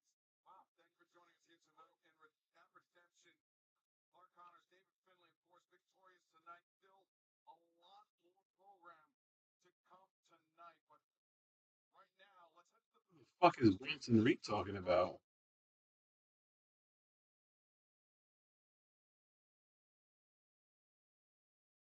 Well, that was a big win for the Bucks tonight, but Nick Jackson was clearly questionable throughout the duration of that match. Yeah, like there was a point where mine and Nick's heads collided. Nick's got a history of head trauma, and in those situations, I don't want to act on. Make me say it. No, look, listen. Before we get onto this, Yeah. there's nothing on the line. There's no stakes. There's a winning bonus for sure, but I'm not trying to hurt anyone. I'm not trying to take anybody out. I'm not trying to blow someone's brains out, for God's sake. Nick Jackson has a history of head trauma. I'm so sorry, Nick. Welcome to pro wrestling. It's a tough way to make a living.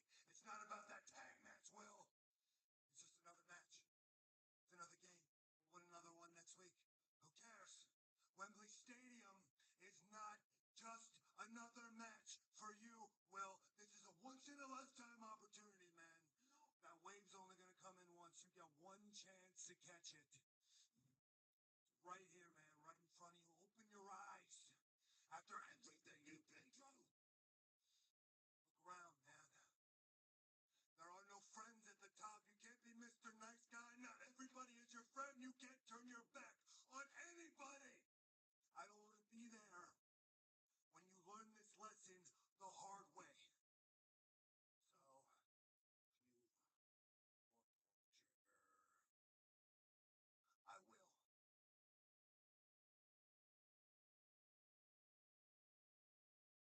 Let's take it back to ringside, gentlemen. Thank you, Renee. John Moxley seeming willing to take matters into his own hands, but Will Ospreay, Sunday, August 30th at Wembley Stadium, he will face either Kenny Omega or the Jet Kevin Knight. If he shows any hesitation that night, it will be the most heartbreaking night of his career. I think Moxley makes a lot of sense, man. And coming up next, the TBS Championship on the line. Hikaru Shida hoping to bully Maya World, the It Girl, next. Nobody expected my world to be in the Owens finals, but I did that. And that tournament proved what I've been saying all along. My world. Why is he doing this? Well, bullying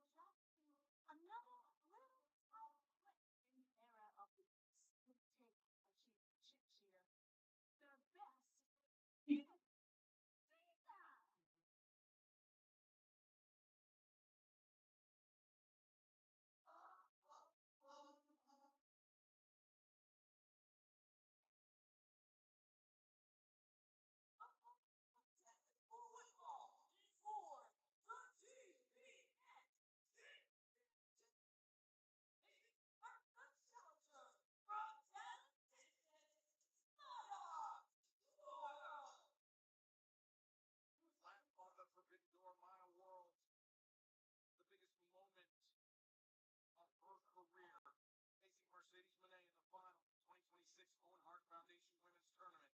It was not Maya's night that night, but she did not allow it to stop her, Nigel. She got back, and she got back for which Twitter people are fucking ridiculous.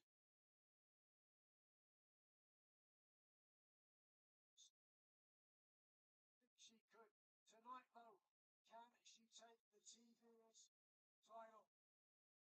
In many ways, it is redemption for Maya World.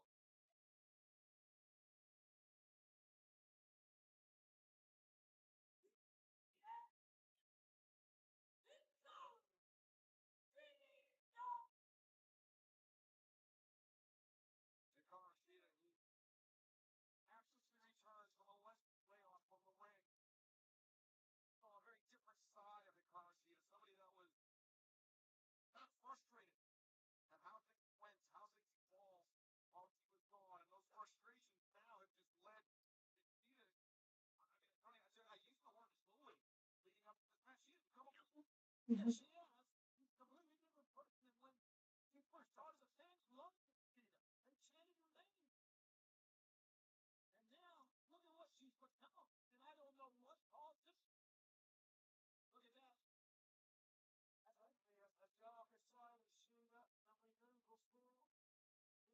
Being the TBS champion has only made it worse. It wasn't long ago that Shida attacked the plucky and hard-working Harley Cameron, put her on the DL, and was going to do the same thing to Queen Aminata, where it looked for my world coming to the collision last week to prevent further damage from being done to Queen Aminata.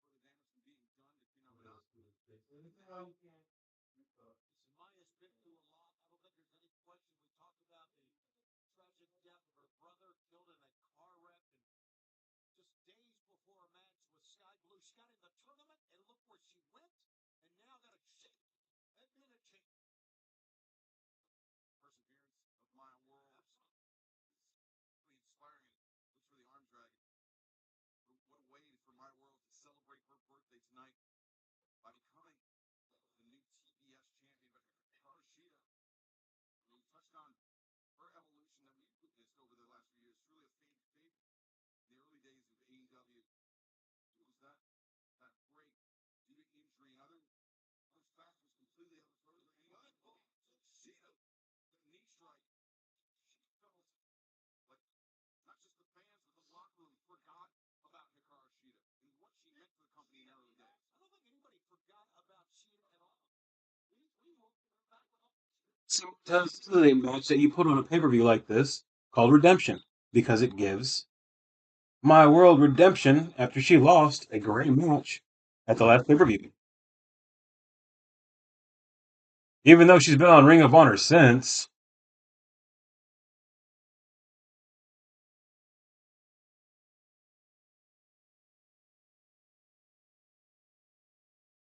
Why the fuck did it sound like that? Elbow strike, Shida trying to shield.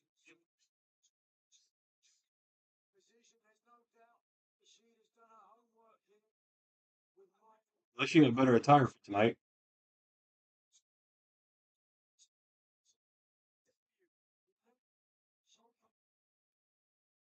Shida has watched to exploit them.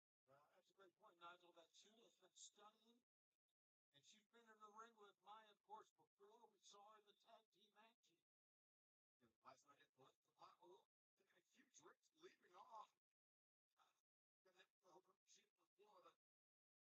It was last night of Maya World and Willow Nightingale on the losing end. Matches their respective opponents, Shida and Tekla. Plotting her next move. Oh, and with a drop kick. And the challengers fell short last night, but it changed for Gigi. Now let's look, cover May. Shida fires that right shoulder up off the mat. Tonight. And you know what? I've got to give Maya a lot of credit. Most people wouldn't have shown up for work and remember tragically killed. It shows you how much she loves wrestling, how much she loves AEW. I give her a lot of credit. I really do. I mean, Maya, she said in the interview a couple of weeks ago that she felt like getting back to work, getting back to the ground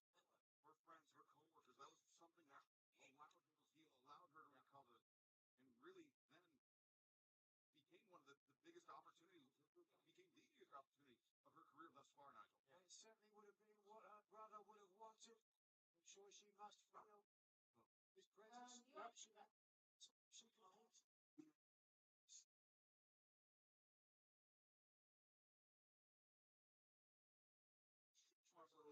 Oh, they're still giving us the same story they gave us at Forbidden Door. Oh, she lost her brother. She came to work anyways. Okay, we get that. That was a month ago. What's the story now for her?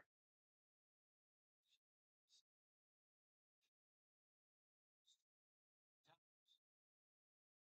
the last couple of weeks and stuff. You certainly have.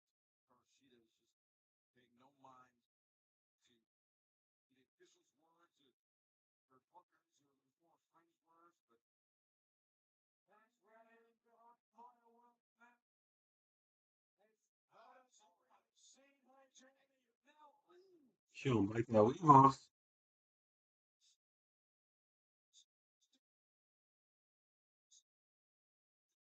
taking her teeth into the head of Maya World.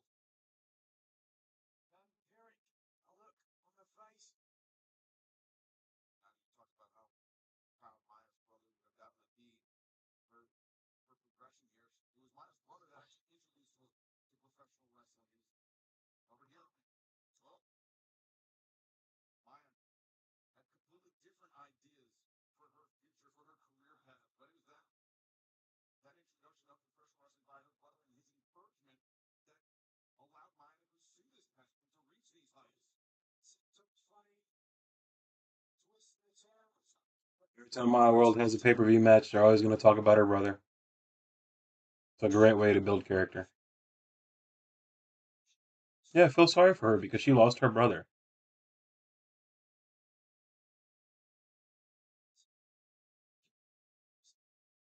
Where's Jarrett at? He lost his dad, came to work. You know, we should give him a title match.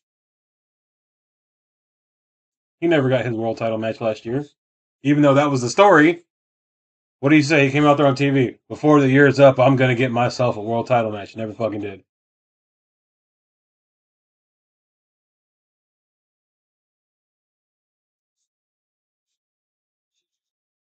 Not so far. Shortcuts and dividends for the TBS champion, Karashida. Losing points for it, Tony. And it's maintained her momentum. Kept her on offense.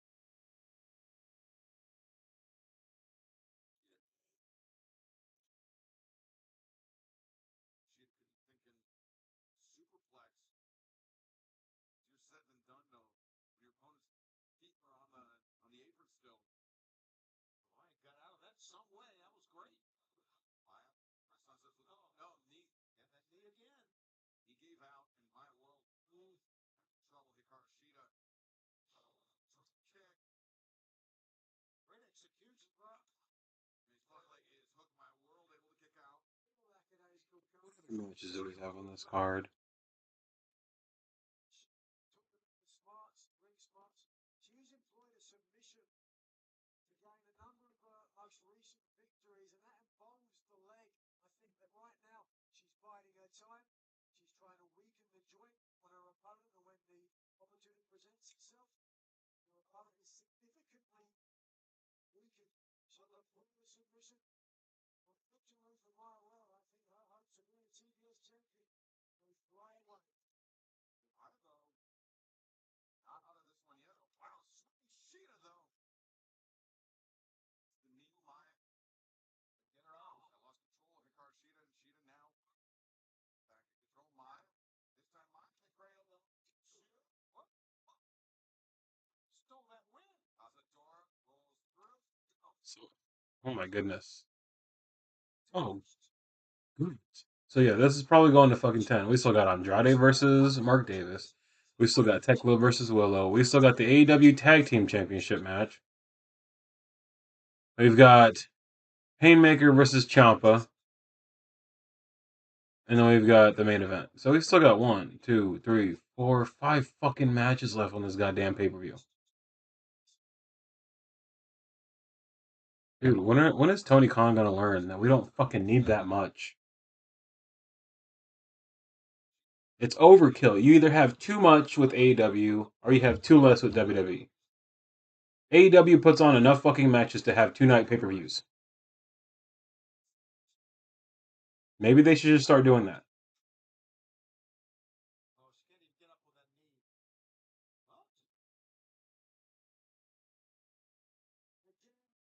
I ain't gonna lie. My World's character in the ring, like, she knows how to tell a story in the ring, but they need to start doing something better for her behind the scenes. You suffer injury to protect yourself while you can still hurt your opponent. My World is weakening herself. Wait a second. Line charging in. Sheeta off the leg. It's over. It's gonna be. I mean, I don't think that Maya can take much more, guys. Brutal single leg Boston from the champion. Gonna apply pressure to the lower back. Push it out. Turn your hips to the side. Applies pressure to the knee right there. Instead, Sheeta removing herself from the seated position and trying to bring Maya around. Maybe looking for that TBS lock. The best is Sheeta lock that the champion has been employing as of late, but Maya World makes the ropes to force the break from referee Clutton. Into the top. And look, Maya obviously has no defense right here. Meteoric coming down like a ton of bricks. 1, 2. I mean, the women's matches aren't the problem.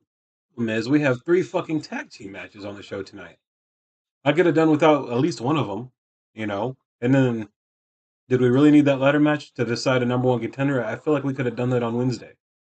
But again, Tony just gives us too fucking much.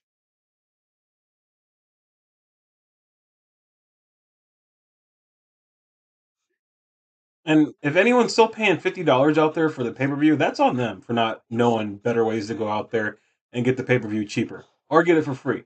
Because I only pay $20, technically 10, because I pay $100 a year for the whole subscription. I get all the pay-per-views, I get all the TV, and I don't have to fucking worry about it. But dude, to sit here and put 10 matches on every goddamn pay-per-view when you had 4 pay-per-views a year, that was okay. Now you're up to 10 pay-per-views a year. We don't need fucking 10 matches on every pay-per-view. It's fucking overkill, and I hate sitting here for 5 fucking hours when I could be chilling with my wife. My World is more than the champion. Slower to advance, playing defense here. And then he starts it early. He starts it an hour early just to go off at the same time, guarantee it. Because literally every match has been 20 minutes. So let's see. 20, 40, 60. That's 1 hour. 20, 40, 60. That's 2 hours. 20, 40, 60. That's 3 hours. And you know the main event's going to go at least 30 minutes. Same with the women, so that's another hour. Like, 5 fucking hours for what, dude?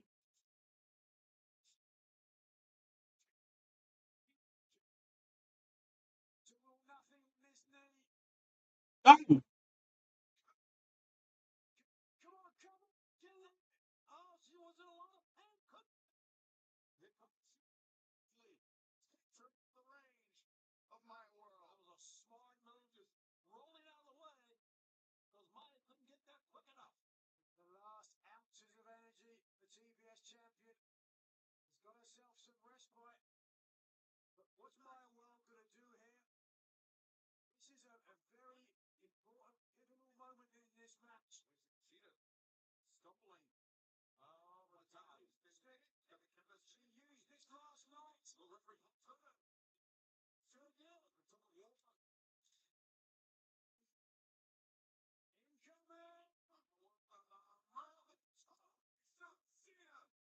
walk. Incoming. Needs to press this advantage.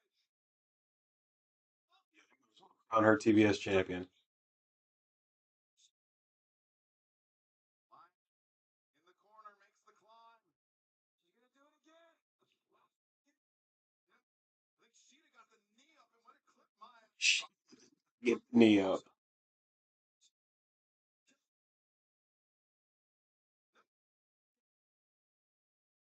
Maya just keeps coming back and coming back against Sheeta. Sheath the katana. Lance flossing. 1, 2. No! Again.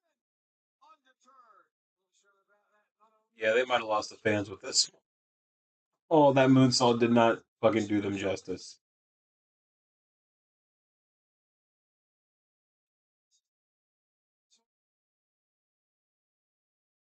The champion gonna put a challenger away. Wait a second, Maya. Escapes behind. Sheeta, though, ready for an open hand shot. Shot is king. Back and forth they go. I think that's too dark. The eyes again.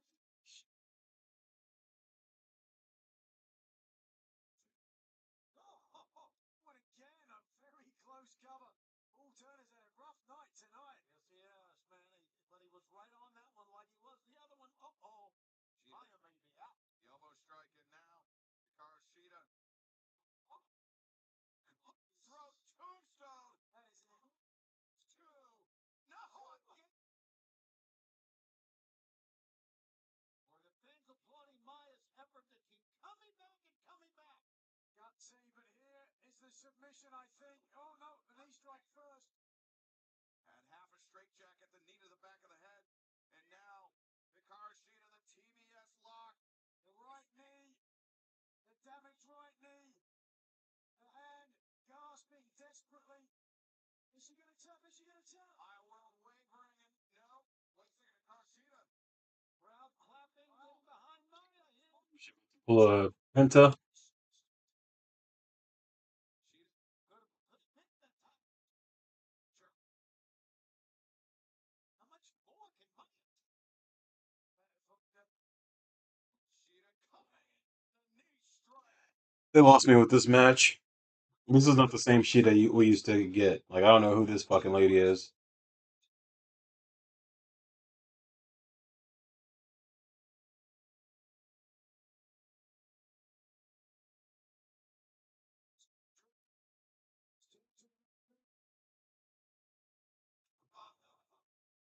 Knee strike. That's enough. Maya's done. Come on. Referee Paul Turner backing off Hikaru Shida. Yeah, he's got to check in here. Checking on Maya, but Hey, she shoved the referee out of the way. Hikaru Shida. Falcon arrow. Now the cover. 1, 2. No.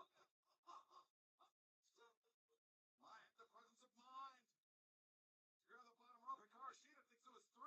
Yeah, she thinks she won it. She wants her hand raised. She's understanding now. Getting furious with the official. She doesn't focus on her opponent for crying out loud. Shida comes in for the one. Maya, though, is like a look. 2 points. 2.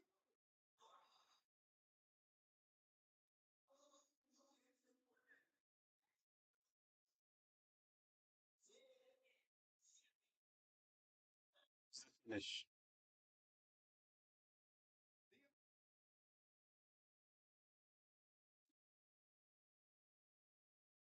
All right.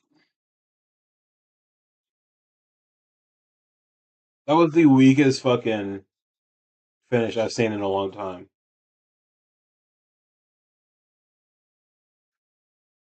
Oh, it's her birthday all of a sudden now?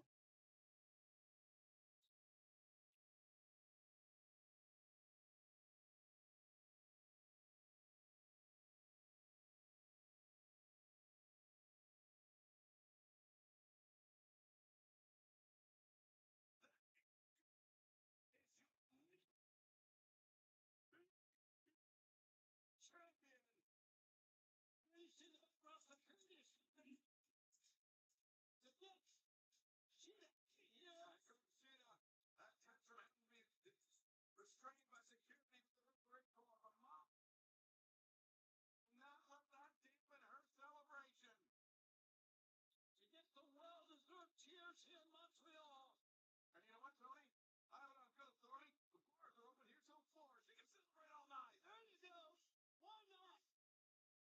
Yeah, that was not a good ending. I don't care what anyone says. That was whack.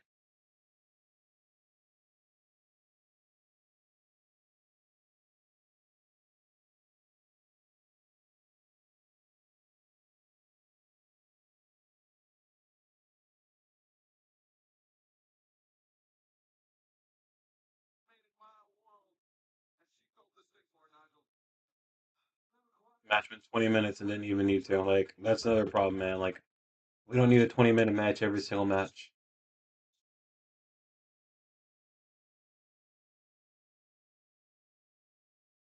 Like, if someone could just create a company that takes the qualities of AEW and the qualities of WWE and just combine them together, man.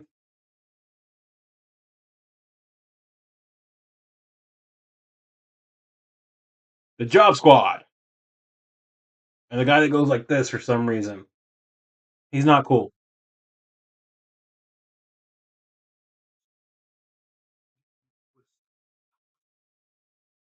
It seemed like, but it was a nice sight to see those boys actually take those titles out of those backpacks and they put them to good use. But they got left. So you better enjoy it while you still can. Because the three of us demand our trios title opportunity this Wednesday on Dynamite. And remember, boys, when you are in demand, you can make demands. And if you don't follow demands, you don't get it. What?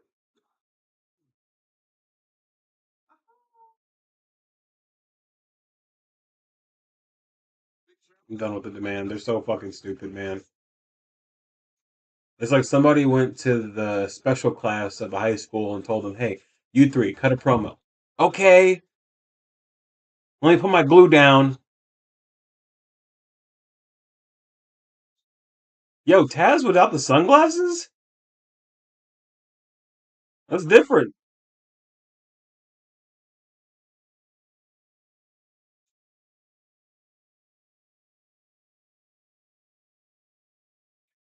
This is another match where I'm just like, what?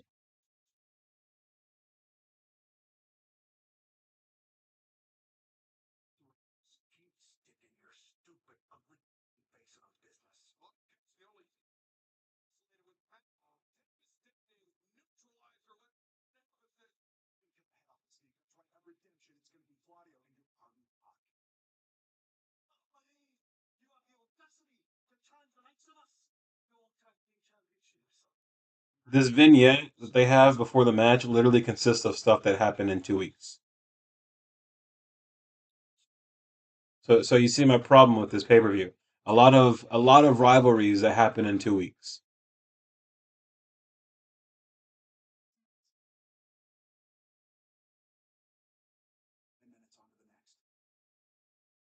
And then it's on to the next. Now you agree with me. Okay. Respectfully, uh, yeah, like what the fuck, man? Like I don't mind that she won the title, but the way she won it, like you literally just got your ass whooped. Knee shot after knee shot after knee shot after knee shot, and then a fucking Falcon Arrow, all for you to just roll me up in a bad way, dude. Like who's calling these matches?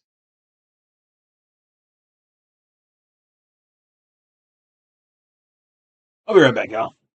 Yeah, it feels like they're just getting started.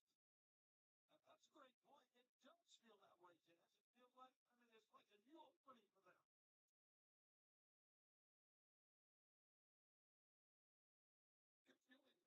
I'm rooting for my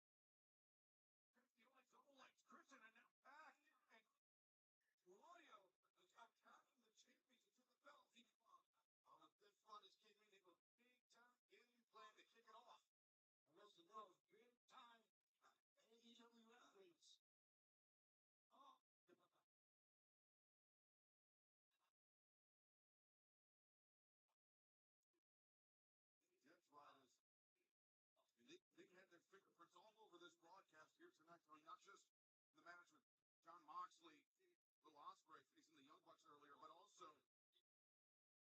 Daniel Garcia, Willa Heath, Marina Shafir getting involved. And the Dogs, the tag team double chain match. Well, referee Remsburg, he is checking on Colt. Bell hasn't rung yet, guys, so it's just not official yet. That the start, I should say. There's one bell's been rung. Colt to his feet. Rung, we're up to the races, but and Claudio Castagnoli after seizing on this opportunity that they created by attacking the champions before the bell. This is definitely a heavy advantage. Death Run is 2-on-1 situation. Christian Cage still outside, banged up on the ramp. As you know, the hit fighters are not going to let up unless the tide can turn. And I don't see it turning anytime soon. They set the tone. Castagnoli and Pat, it's smart. I'm telling you, they started this match. Very intelligent. Gotta set the tone, boys. And that's exactly what the Death Riders did. Christian Cage at Copeland. Half dozen reigns as world champions. It's what they do best. They're Death Riders.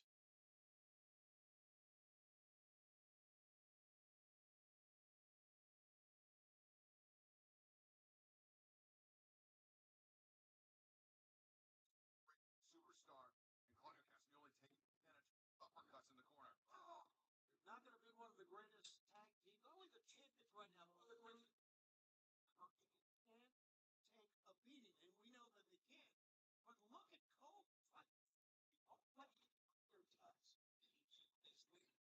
A big redwood. It's only Coke got injured.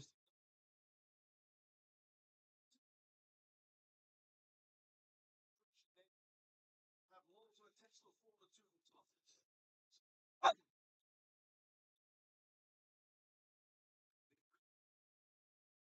In wrestling. No doubt about it. Stuff about it. Big time advantage for sure. There's a lot of innovative stuff. He's not trying to be innovative. He's just trying to rearrange the facial expressions. Big Adam Copeland. Christian Cage still on the outside, unable to offer any relief for the Rated R superstar. It was about 8:20 when this match started. If it lasts 20 fucking minutes, man, we're doomed.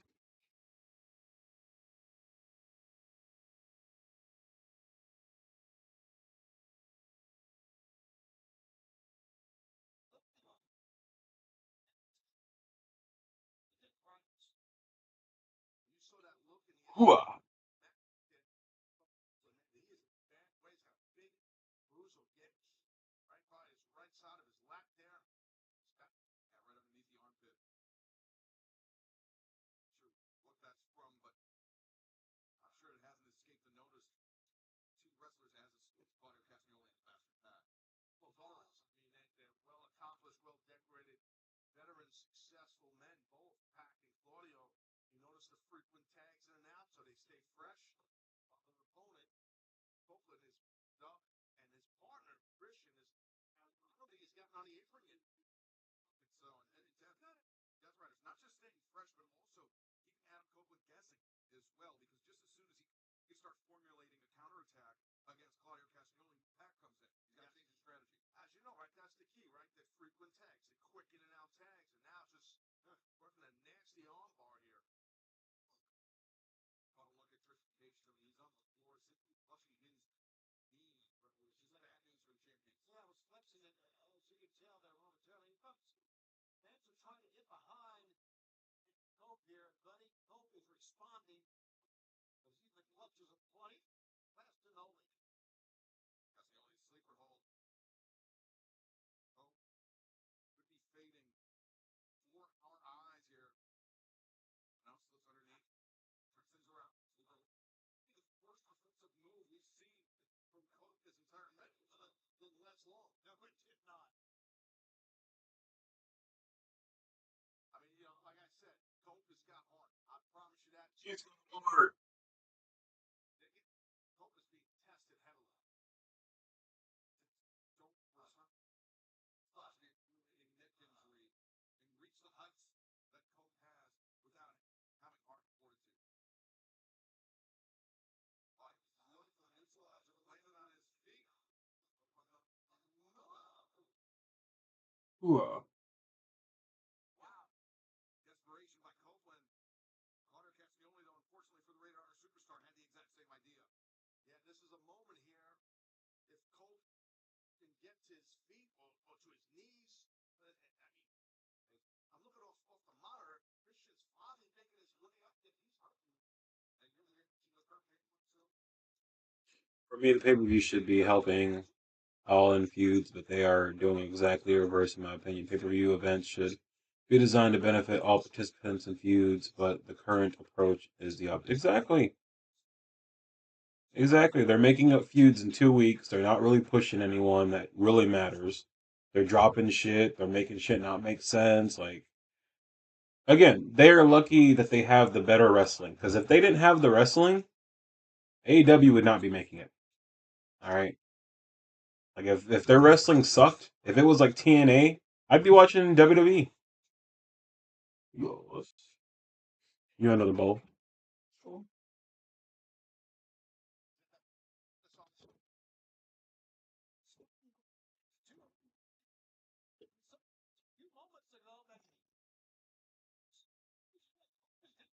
Early just came in here. Oh, yeah? Do you care if I take this in there with me, or? It's just What because do I you thought you had that. think with that kind of hair? What kind of person should I be? 'Cause I want to do something with that hair. Like, I unlock it, and I'm going to do something with it. Want to see the other side?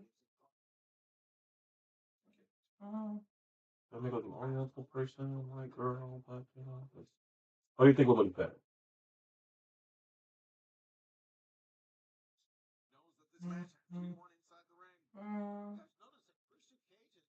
Color the hair. You can do like 2 colors. So you could do like purple streaks in it or something? I can do a. So I was gonna say you could do like a bad bitch, like right kiss or some shit. Like a black and purple. As we discussed, Paige, these two men, they are tag team experts. Yeah. Is that? Something like that. You can kind of add more. Do you like? Yeah. That. So Claudio did that. That's what a lot of experience is, just to distract Christian a tad, and then next thing you know, Should I make her like a strong chick? Like a Rhea Ripley type? Or. No? You like a medium. Like, what do you call it? Like a medium weight? Okay. Like, you can tell she works out, but not like butch. Yeah. Not like you're scared to approach her because she might lift you. That's how you do it. You get inspiration from your lady.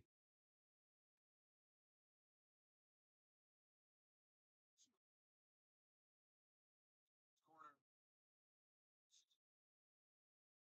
It smokes. It's nasty too. It was a tag, I believe, there by. I believe that's what. It was a tag there, and I think the rules. Yeah, good call. Superplex from Christian Cage, and it's up an elbow drop. 1, 2. That was perfect elbow drop right there. Yeah, the timing and the quick blind tag was very small to pack. Christian had no clue. Yeah, Pac's a great veteran, and you're right about that elbow drop. He sprung out, man.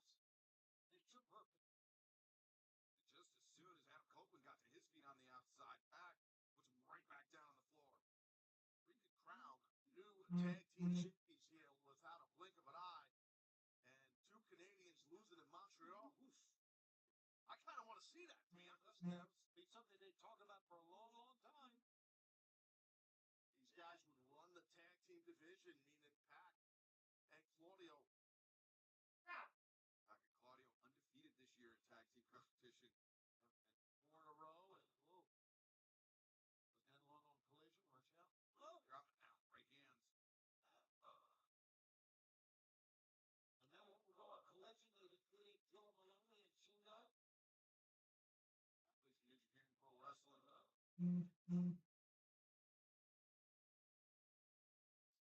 Death Riders, though.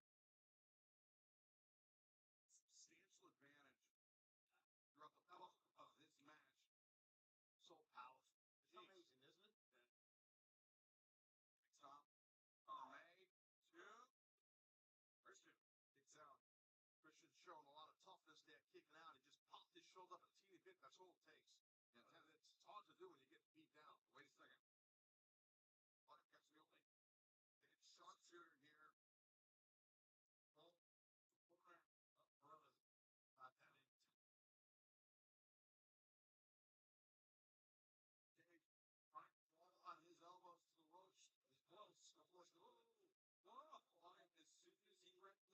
close Christian was, drags it back to center. This might be it here, guys.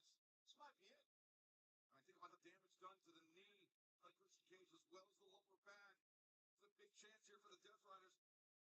Can Christian Cage survive this onslaught? Hope is back up. But now Hope is up. As soon as he recognized the tab, he dropped the sharpshooter and sent Coke back to the floor. Multitasking. And that's Damn.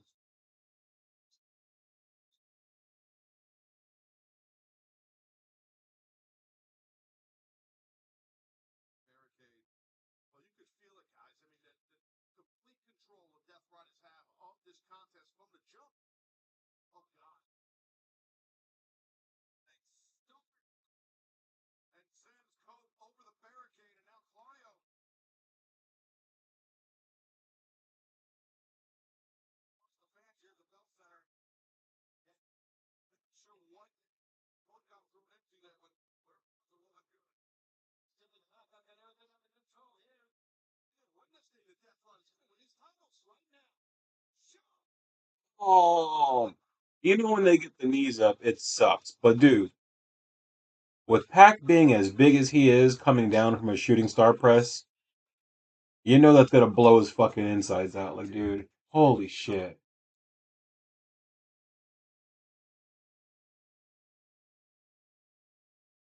Can't be a great tag team for generations without being able just to stay with it, come back, and stay in the match. And that's what we're seeing from Christian and Cope right now. So they got their ass kicked in this match. Ain't that for damn sure. All right, it started at 8:20. It's already 8:32. Is it gonna go another fucking 8 minutes, y'all?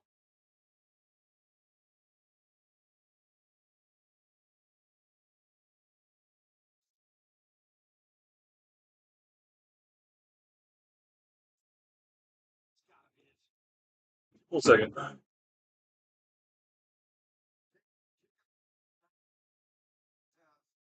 not at all. Just a second away, half a second away.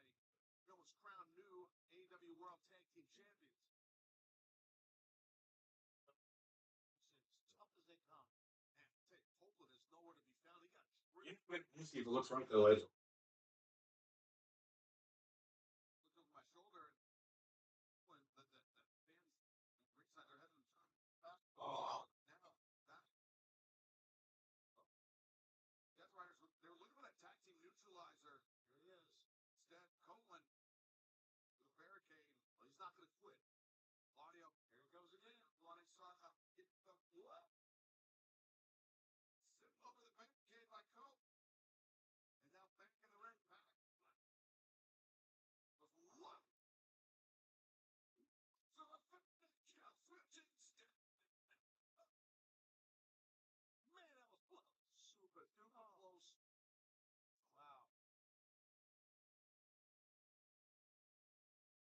Copeland now needs to make it over to the champion's corner.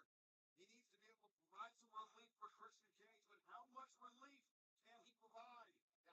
Christian obviously doesn't even know what Copeland is right now. He's looking for a tag. He's been so beaten down. Meanwhile, on the opposite side of the ring, there's nobody in the corner. The Death Riders back. All by his lonesome. Almost get caught too to get to. Well, there you go. Right hand to the Reno superstar. Big shots. Claudio catches the only in. Greeted with some right hands. Out back fists. Claudio comes to exploration mode. Wow. He's just flooding the daylights out of him. That's gonna be pure Jimmy. That's right there, Jimmy. If you're right, Tony, that's exactly what it is. And with a trailer, it doesn't last long. Yeah, right. To get it out and do it hard. Scoops up Pac. Oh, take your friend.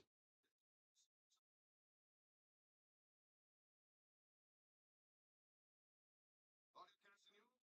Maybe one for him. What? Up nerve. Oh. What? Tough to break it up. What a battle between these four men, but 90% of the offense offense has been all Claudio and Pat. Swing and a miss by Castagnoli.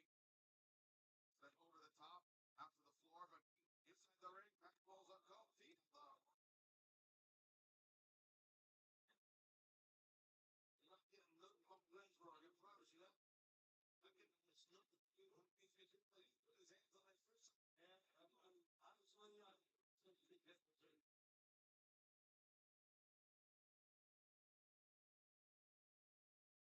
Pat whiplash down by the Ring of Superstar.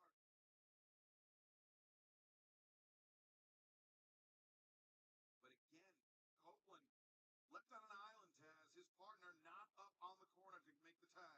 Well, that's happened both sides for the champions here.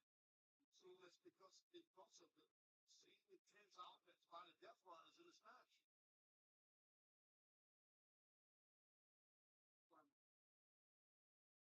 Probably putting some energy in the pads here. He's getting a lot of it too.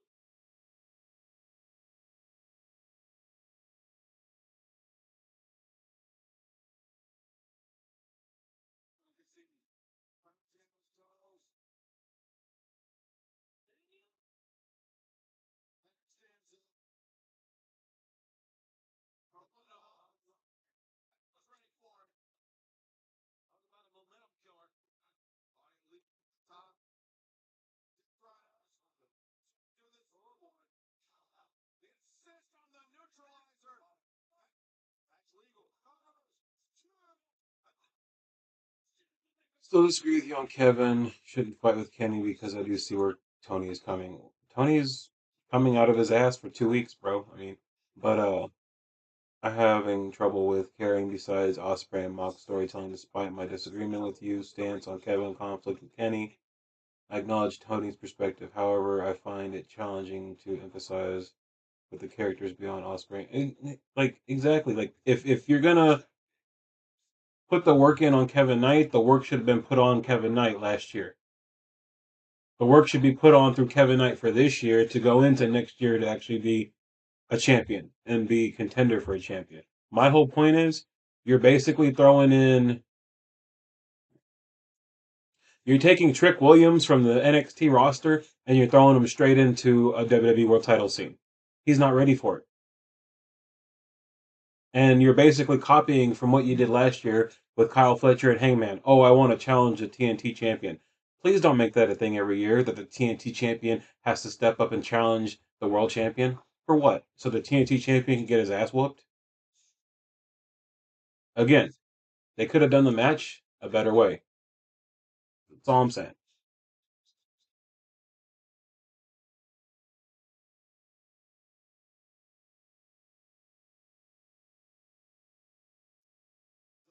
Go to work. Back and forth they go. They both get so much speed. Tony is doing everything by himself, and maybe it is time for him to have more help. Because when you sit here and claim to be the booker, the storyteller, the hirer, the GM, the PM, whatever you claim to be, well, I'm gonna hold you accountable. Because after tonight, I'm not gonna believe Kevin Knight is any more of a star than he already was. He's gonna take an L to Kenny Omega and then be forgotten about. Well, no, he won't be forgotten about because he's one of Tony Khan's favorites. So, but again, they could have just they had so many more decisions tonight for this pay per view if they didn't want to go with Kenny and MJF. They had so many more decisions. Again, doesn't Swerve Strickland have a win over Kenny? Doesn't Andrade have a win over Kenny? Doesn't Kyle Fletcher have conflict with Kenny? Didn't Kyle Fletcher take Kenny Omega out and then Kenny Omega just forgot all about that? Come on.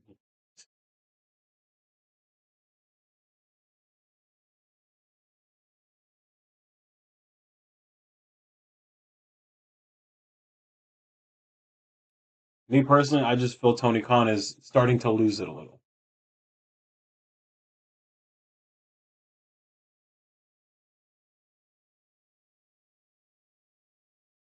Bro, Kevin Knight's never going to win against Kenny Omega in Canada.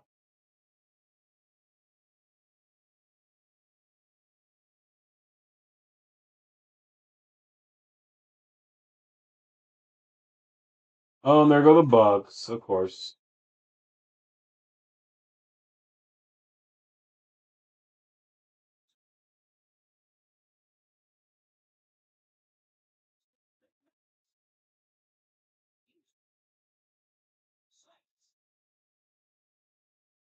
And Nick Jackson, the Young Bucks, three-time former AEW World Tag Team Champions. What a match this would be if it did happen. Let me come out. Why? What did they win a number one contendership for that? We're just gonna throw it out there. We're just gonna throw it out there. They don't have to go and qualify. They're just gonna throw it out there. Come on, Tony.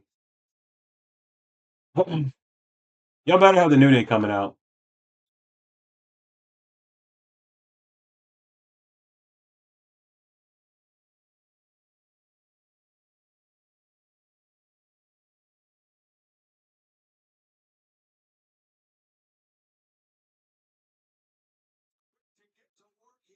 Yeah, he was quick on that one.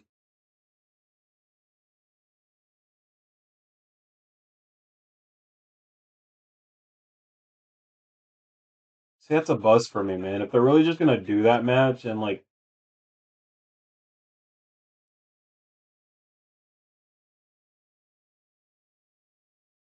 if that's the case, then the match tonight should have been made to be a number one contenders match.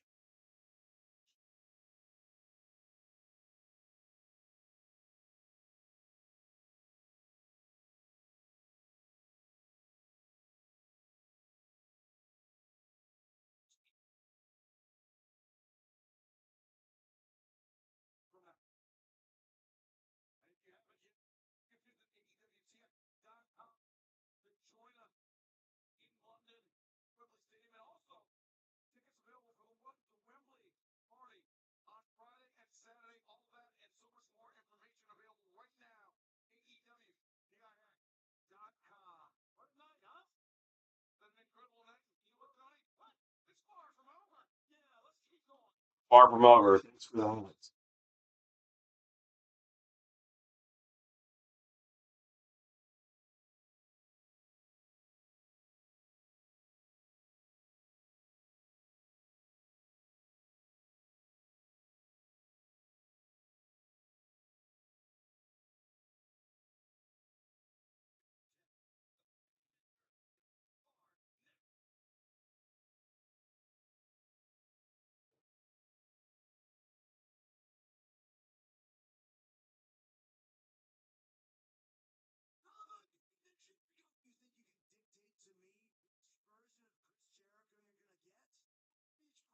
Free agency.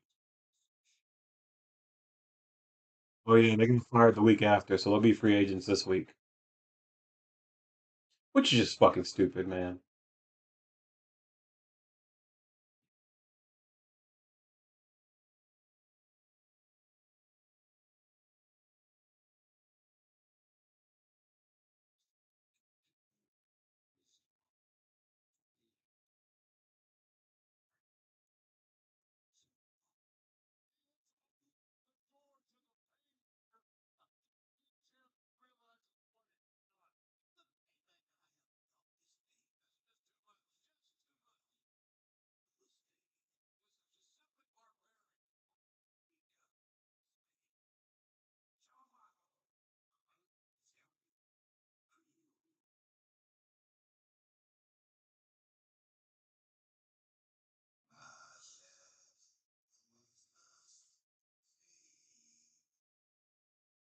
That match, by the way, went 20 minutes, y'all.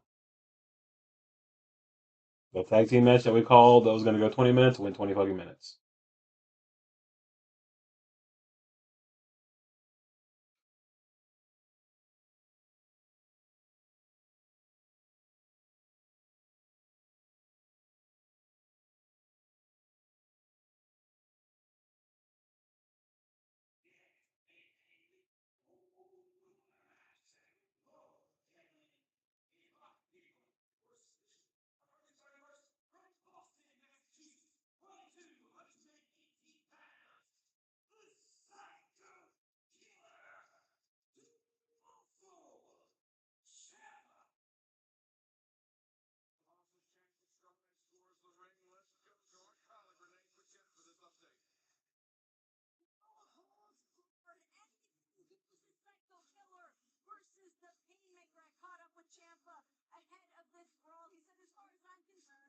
Beach break, I retire Chris Jericho. Here tonight in Montreal, I retire the Painmaker. You're welcome. Thanks to that, Renee. And you know Chris Jericho extremely well. He's not going to go out quietly, softly. No, the Jericho and quadruple tough, I promise you. And when he brings out this other persona that lives in him, this Painmaker, it might be a long night here for Ciampa, but Ciampa, he's just a bona fide nut in my opinion. He's tough also, so this could be great. Nice and feeling of myself. No, it didn't. Okay. This ain't I like that. like that. And then for her entrance, she'll have that on.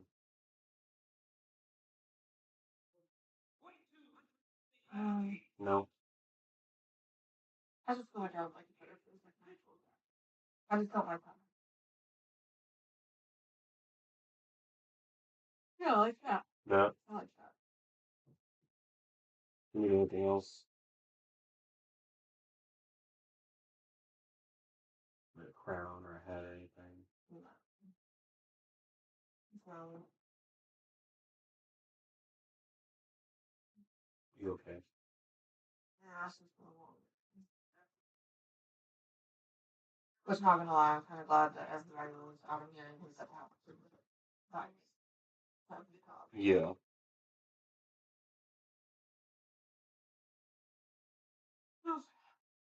They was probably all going to mom's house because they was cooking over there too. So you got to move the party over there. What were they cooking? Potatoes and I think she said smothered pork chop.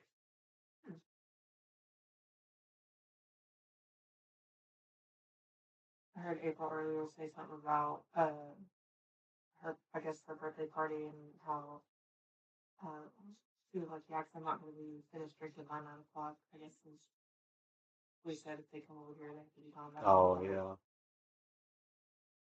Well, like I said, they think that they're gonna have, it better over there. I mean, they could try. I just don't see them getting drunk over there. Especially with it being a Sunday, like that's something they should have planned for. It's a Sunday and everyone's got to work the next day. Like, yeah, I guess it's one of the kids' fucking toys. Here, I'll just throw it away. I don't like that. I hate those things. One of those dumplings or whatever. Yeah, like. But yeah, they should have planned They- for it. Like, you know when your birthday is. If you want to do a birthday party, like. Yeah, I want to wait till the last fucking minute. Because We had your party planned for like a year. Well, at the beginning of the year, I put in to have my birthday off, like on PTO calendar, like at the beginning of the year. And I was Right. like, oh, my birthday's on a Saturday or on a Sunday.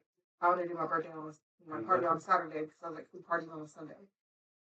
And yeah, Papa might have to work, but he could always come by afterwards. Like, y'all should have just figured it out better because y'all did not go about it thoroughly.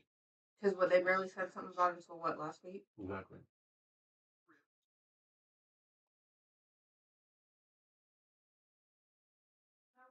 The comments from Renee Paquette that Tommaso said he's already retired Jericho. Baloney for that. It's the worst version of Jericho we've ever gotten. Is this worse than the Learning Tree Jericho?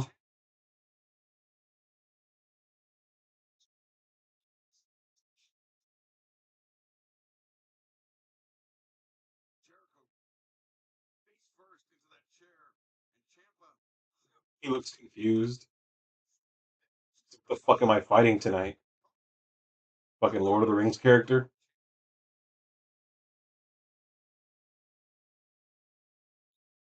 Jericho's got something going on in his pocket there. I know what he's got. Sorts of toys, I guess. That is still.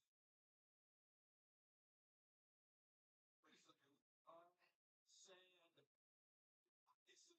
Remember Beach Break? That's right. Forget Beach Break. Literally shut your eyes. Haymaker doesn't forget. It was Beach Break earlier this month, or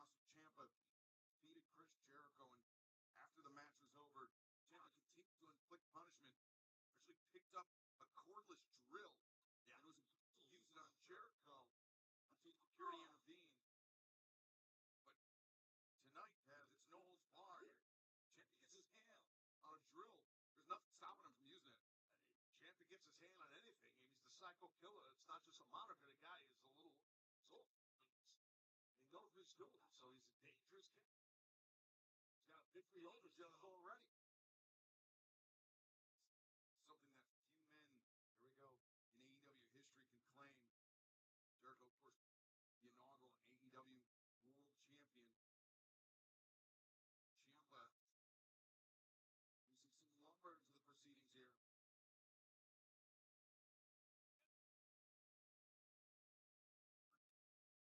Thing is, Taz, these types of matches, Ciampa is taking time to set up this table for whatever he's got in mind, but also he's allowing Chris Jericho, Painmaker, a chance to recover. That's true. But he's trying whatever Ciampa's got in his mind. That's why he's setting that table up.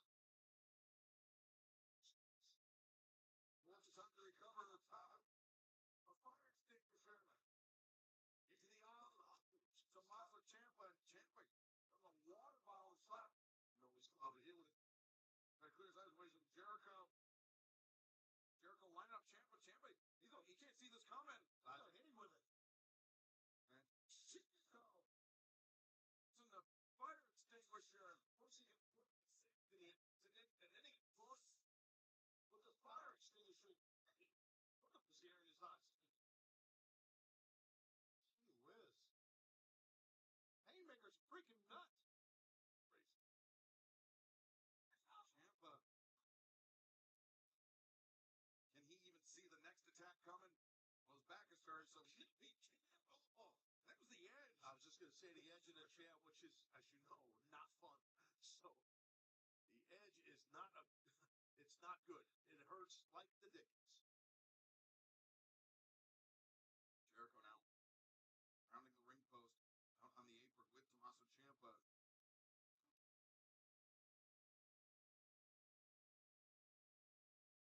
Jericho, what does he have in mind? Grab that second rope, this chair to prevent whatever possible suplex or something that Painmaker has in mind. Oh, ooh. Heated knee strikes to the midsection. And Tommaso Ciampa, double underhook. Oh, boy. Damn. How the table, when Jericho went through it, jackknifed into Ciampa's leg. It did. And also, I mean, it's tough when I've done moves off the apron, and that apron skirt, you can slip on that. So see his foot's on that skirt, but he pulled it off quickly. Into his knee, but Jericho got definitely the worst of it. Yeah, Jericho tried to get his knees up that time, but it didn't work. He hit the table too soon. Ciampa now over leg hook number 8, but Haymaker Jericho able to kick out.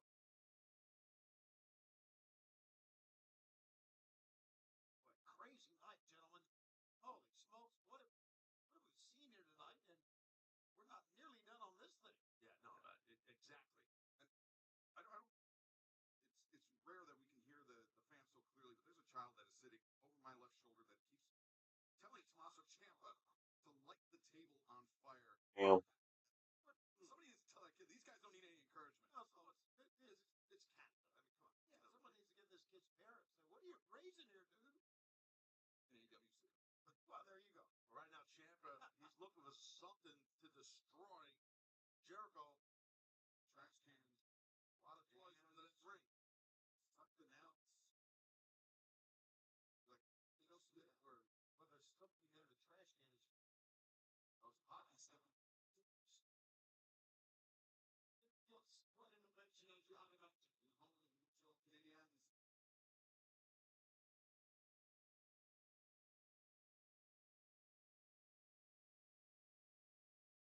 Ciampa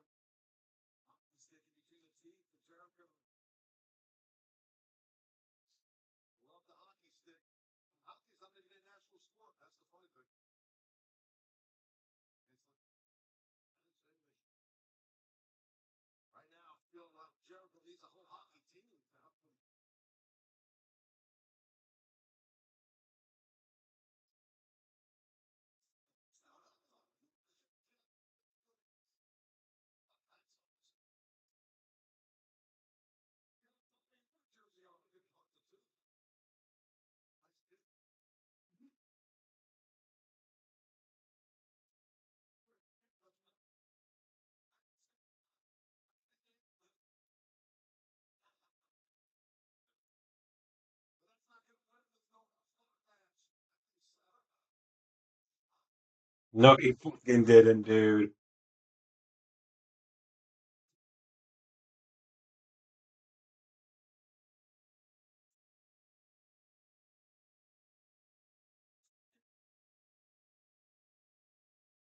That was so fucking stupid. It was funny though.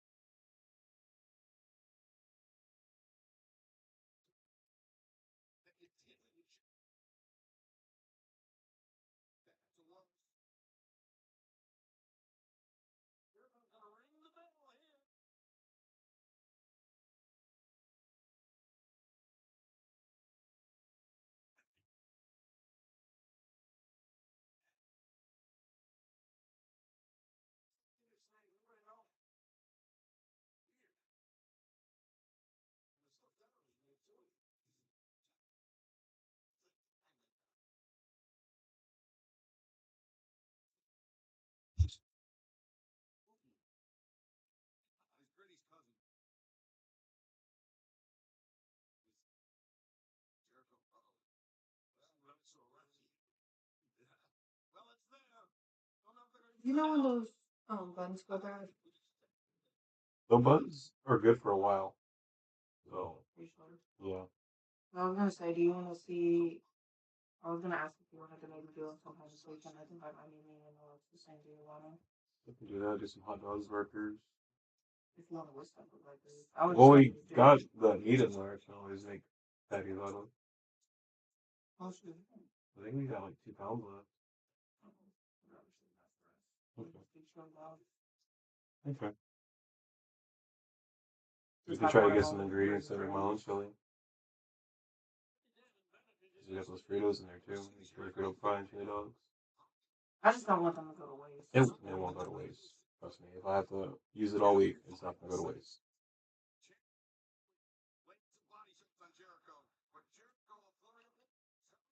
Crowley.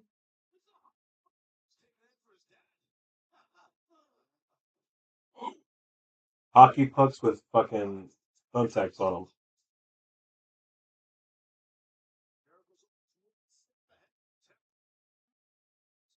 Her name for now. So I always change her name sometimes. Like if they don't feel right, is Rena Rush. She's from Amsterdam, so you know she smokes weed and wants to help. I'll give it a whole background. Fuck yeah. Because when I go and do my logos, like on my Gemini, I put a backstory in there for some of them. Because it'll make the logos more authentic. The fuck is that? Oh. He's busted open and he's using sandpaper on his fucking head. Ugh. He's like rubbing it across his fucking head. And him being bald, that's not good. I don't think that's good regardless of Ooh. you're bald or not. You didn't tell me the Smash was this good. I didn't think it was going to be anything because it's Jericho's lame Painmaker gimmick. But I forget that they sometimes can make good matches out of shit like this.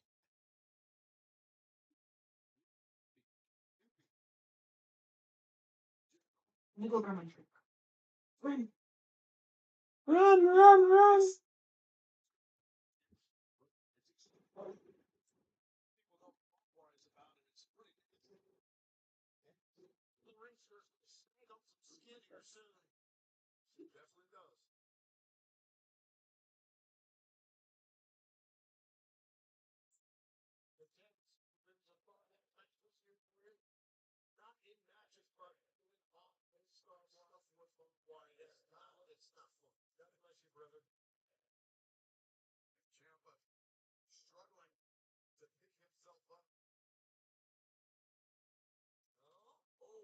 Damn.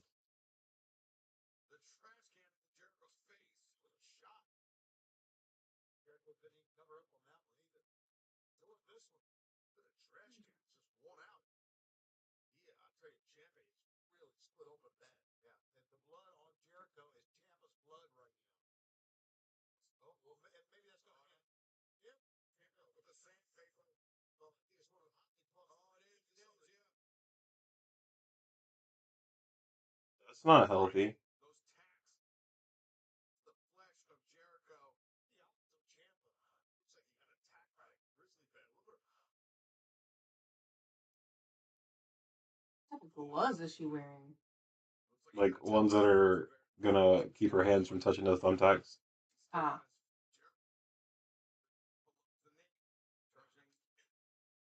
Good lord. Look at that tack in his head.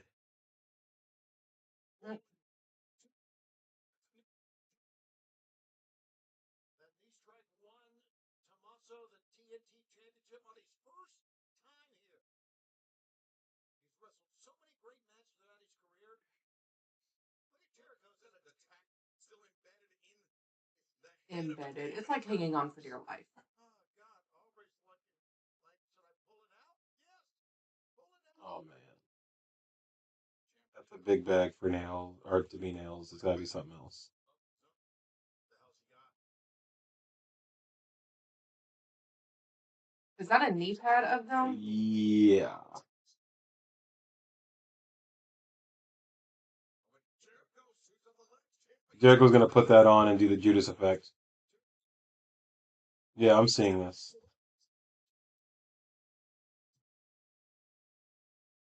sitting here.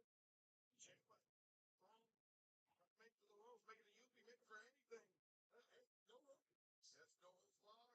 We saw the Minutes since we've had a plunder match, so I'm okay with it. Mm. Do it. You.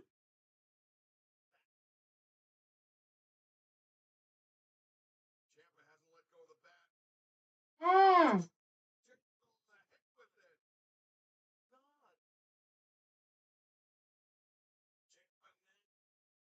Ciampa His makeup looks weird. Yeah. splitting up his fingers. That's him being a different character, like putting a little bit of eyeshadow on. It does not look good. Barbed wire. Wow, we are seeing two of the finest wrestlers I've ever called a match for just push each other to the limit. I mean, this is amazing. Charlie, you're dumb. Here we go. The barbed wire table introduced by the Painmaker.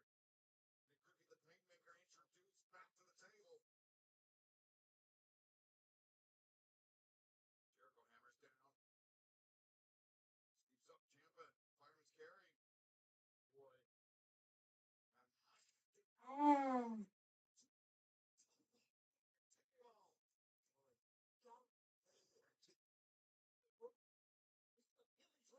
Mm.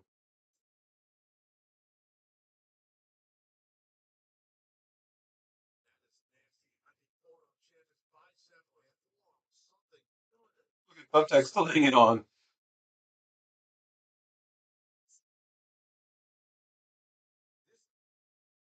These are Down there by the huevos. There's no doubt it's got to be. You got two in his fucking head. Shit.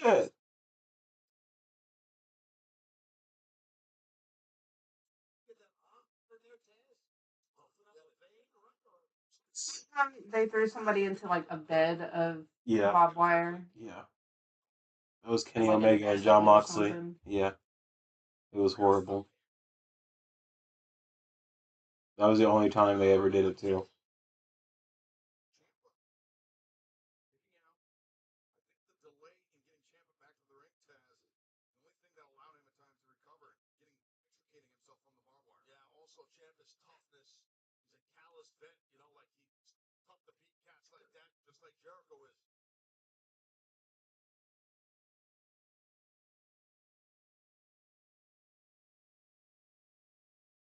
Well, that was right hand with purpose. Yeah, no weapons needed, just a shot. Just a shot is right. Ciampa back against the ring post. And what's the guy? Sure, what it was when he just stabbed Tommaso Ciampa in the thigh. It's all, it looks like a pencil. What the? Did you hear that? Fucking one of the fans. Twist his dick, Jericho. Fucking stupid. Look at Tommaso, man. Say what's what Blenda, he is destroyed right now. He said Blenda. Yeah. He's a New Yorker. About to get some bad luck. Oh, they already broke it.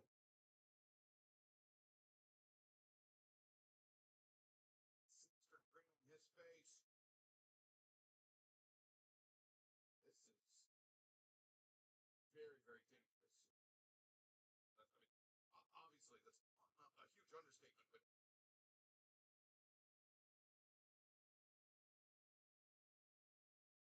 Very, very deep, dark, crazy place here. Where's Mountain? who's just going to give that to you? Jericho the Kingmaker. Oh, no, he's set I feel like that mirror is fake as fuck. Yeah. Disruption for sure here. The mirror. You see, it's already broken right there. Mirror placed across two chairs. He's probably gonna throw Jericho through that because he is way too far to fling him through that shit.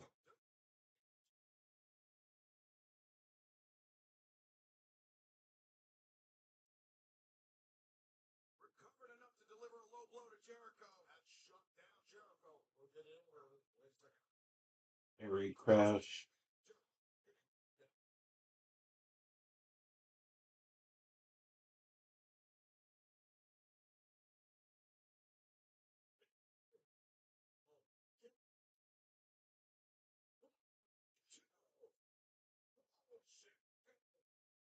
Shards of glass, tacks. That was nuts.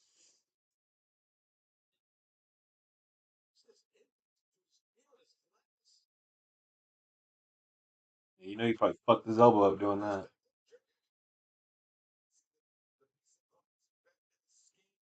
Of Jericho is Ciampa now. He never goes to the outside. The hell of that shit. The shards of glass, the more dangerous. That is the doctor. Checking on Jericho. Oh, What in the hell?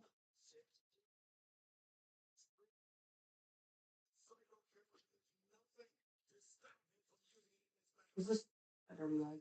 yeah.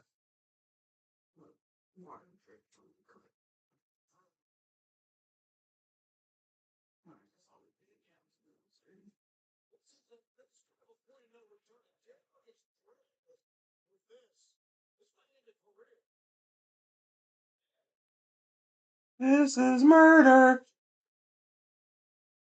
Lobotomy. I did have a dream about that last night. Like I was about to get a lobotomy. Probably because we were watching Jack, and he gets one in that movie. Not the one we were watching last night, but bullshit. Okay, they got to use that drill. They brought it in. They got to use it now.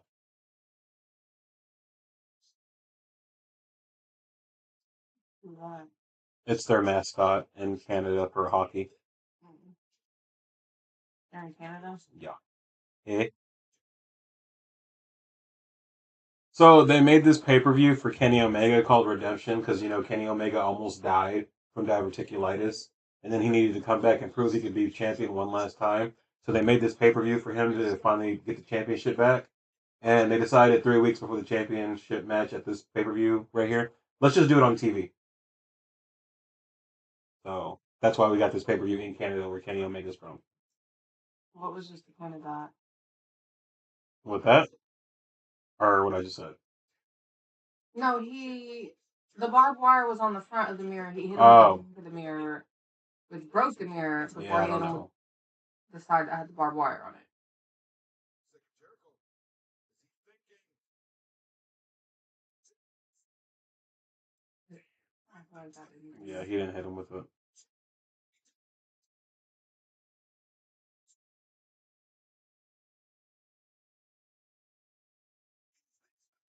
Which, I mean, if he would have hit it with him, he probably would have killed him. So.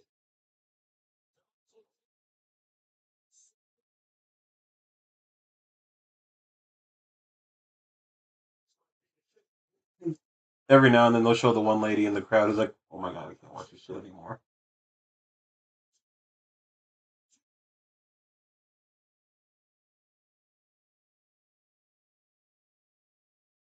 Did they just stop him for too much or what?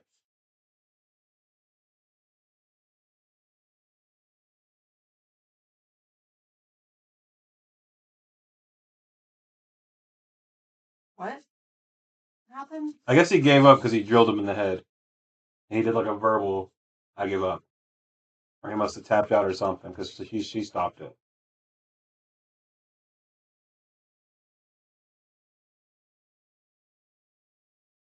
I'm just glad they used the fucking drill. Like, don't bring something out if you're not going to use it.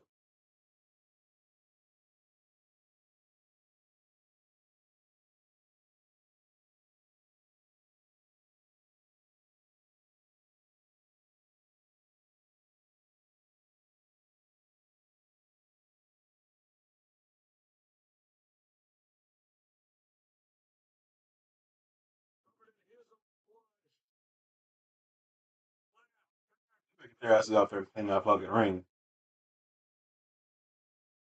He changes music too. Yeah, with this character, it's different. It's shitty music.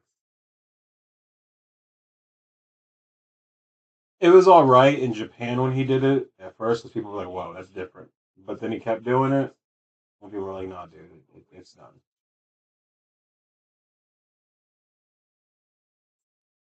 I'm going nowhere yet. Hmm? So don't go nowhere yet. Because up next should be Tekla and Willow. And you like Willow. And I like Tekla. What's growing? What? If you feel squished, you don't have to continue to sit behind me.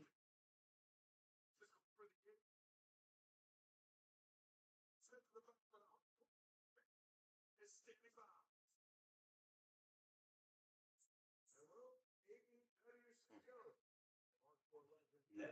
She's a Jersey whore. You can tell by the tan.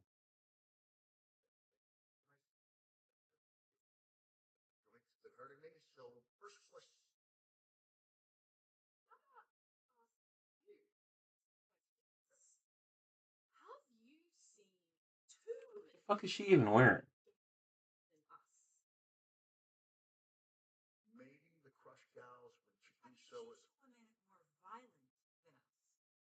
that I have not. Have you seen two women more genetically, aesthetically, and athletically superior than us? I'm gonna need a moment. Explain, even though we are absolutely undefeated, why there aren't two women left to face us? Well, I believe there are two women who have not faced and therefore not defeated. And I'm talking about the Brawling Birds. Do you really think that with what they've done, they stand a single chance in We saw him last year at the Oklahoma Fest. You should bow I said, "Hi, Mick. Hey, dude." Look at his cracky little voice.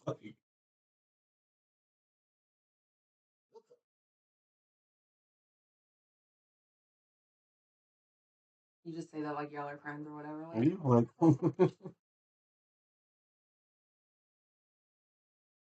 oh, sometimes they probably appreciate that more than, oh my god. oh my god, look who it is. We got And then, like, what, Lito was there, like, hey, Amy. She's like, oh, hey, what's up?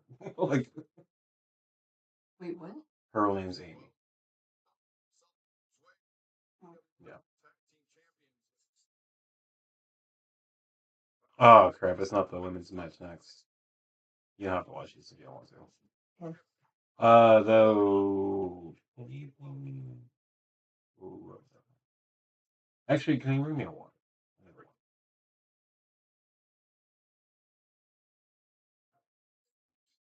Tranquilo. I hope Bronson Reed wasn't talking ill of Andrade.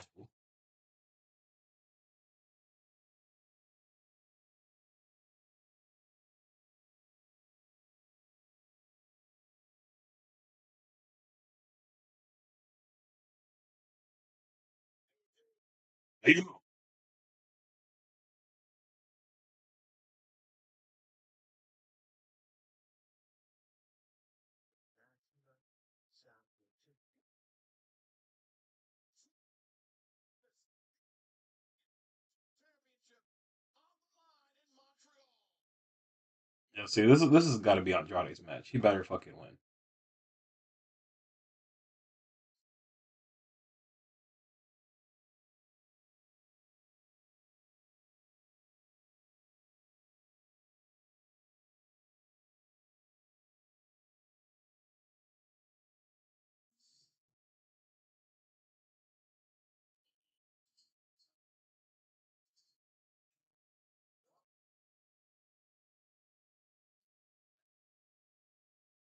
All right, I like the entrance. I like it. It's nice.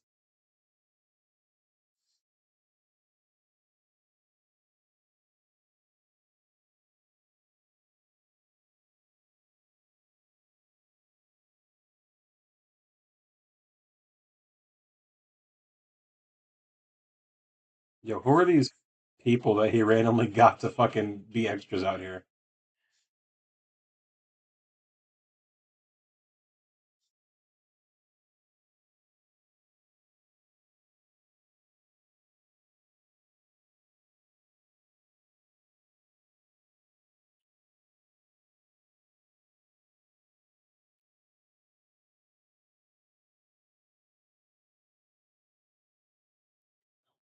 Yo, the other two on the sides, I don't know where they got them from. They are definitely some extras because they are not out there to do the part.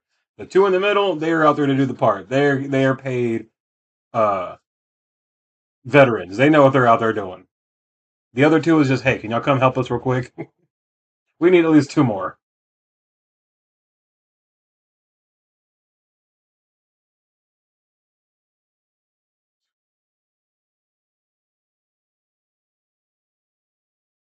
Yo, they have done wonders for Andrade since he came back.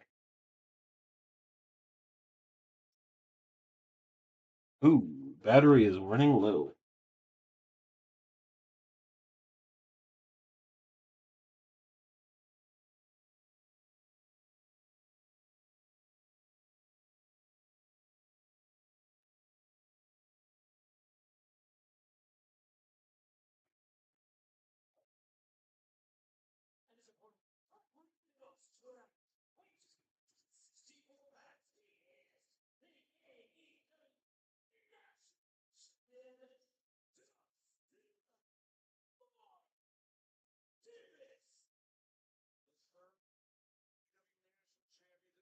Guys, this is another huge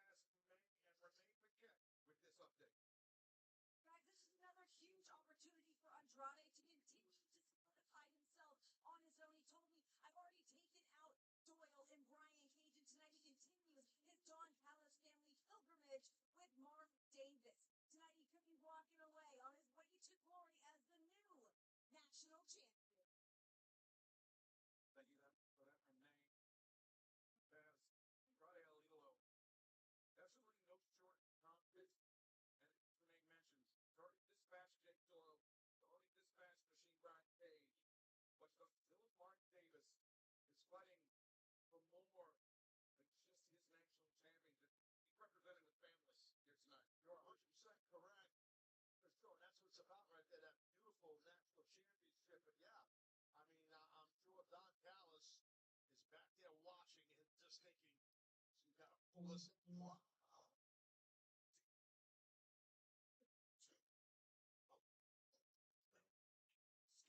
For Davis, he feinted the kick. Look for the DM there, Davis. Forward. You smell a debut coming. Like who? Davis turning back. Davis up to the corner. Elbows. Well, that Davis, he's a big, strong, raw ball guy, man. He's a powerful cat. Jez, what about the chin of Davis up to absorb a shot like that right out of the gate? That's a good observation, and I agree. Andrade brought it. And man, I'll tell you, Davis ate it. That's chips. Andrade El Idolo. Andrade is yet to claim a singles championship in his AEW career. Very well could be tonight, but you never know, Tony. The Don Callis family's involved. Their numbers are so great. Absolutely, and Andrade realizes this. I think that's one of the reasons. They said, man, sorry, Tony. That's all right. Davis. Oh, not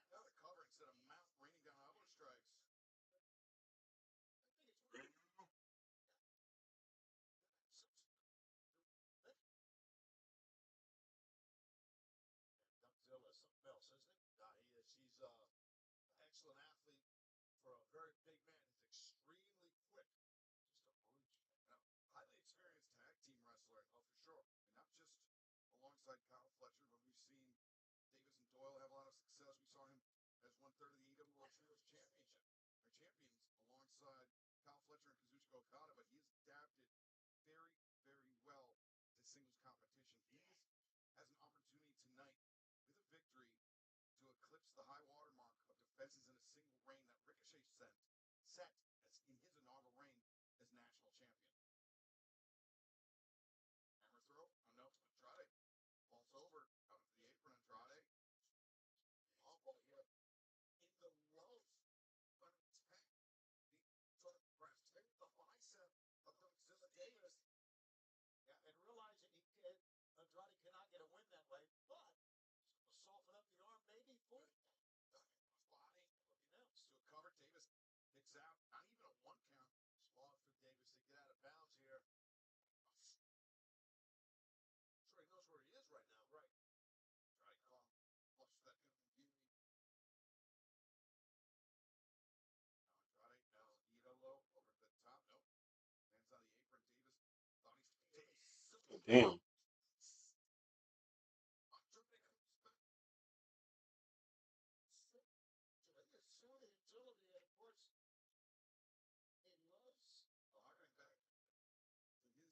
luchador in Mascarado. He competed in Mexico as Andrade down on the fans at ringside. Wasting a little bit too much time. Stop. Right there. That 4 kilogram entrance tab. Let's just take a photo and see one of the fans who loves the fan base in general.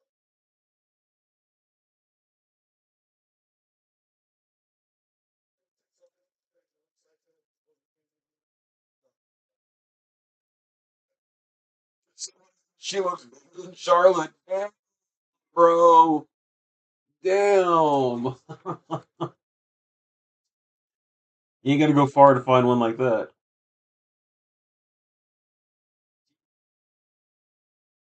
I think someone is debuting within the family. Another member of the family, man? You really want to put that out there? You really want to put that out there? Okay.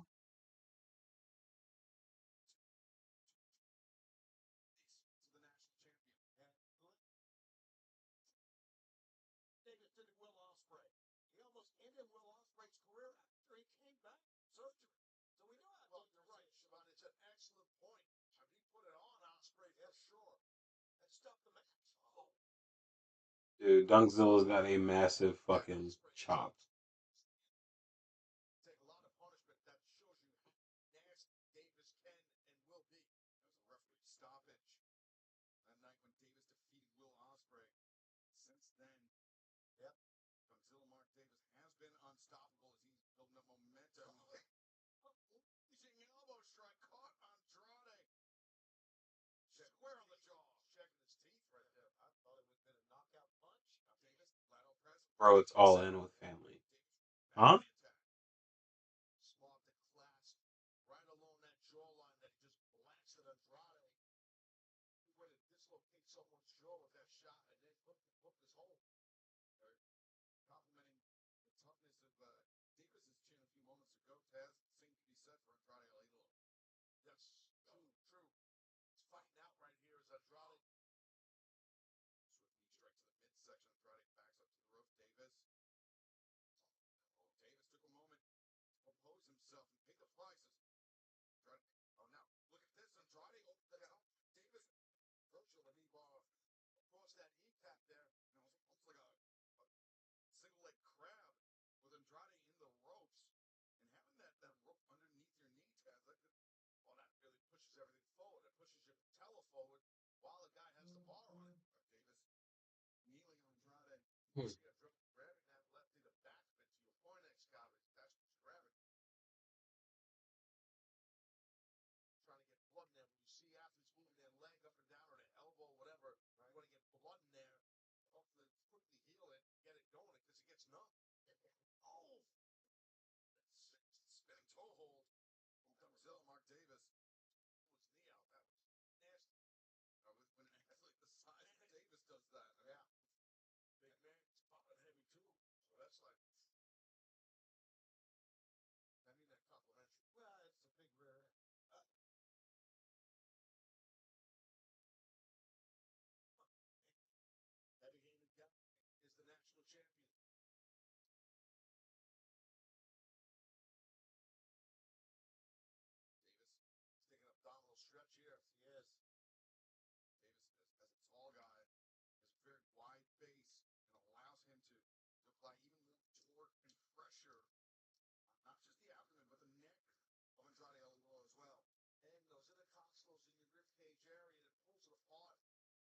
opponent this deep in the match, it's tough to breathe when someone does that.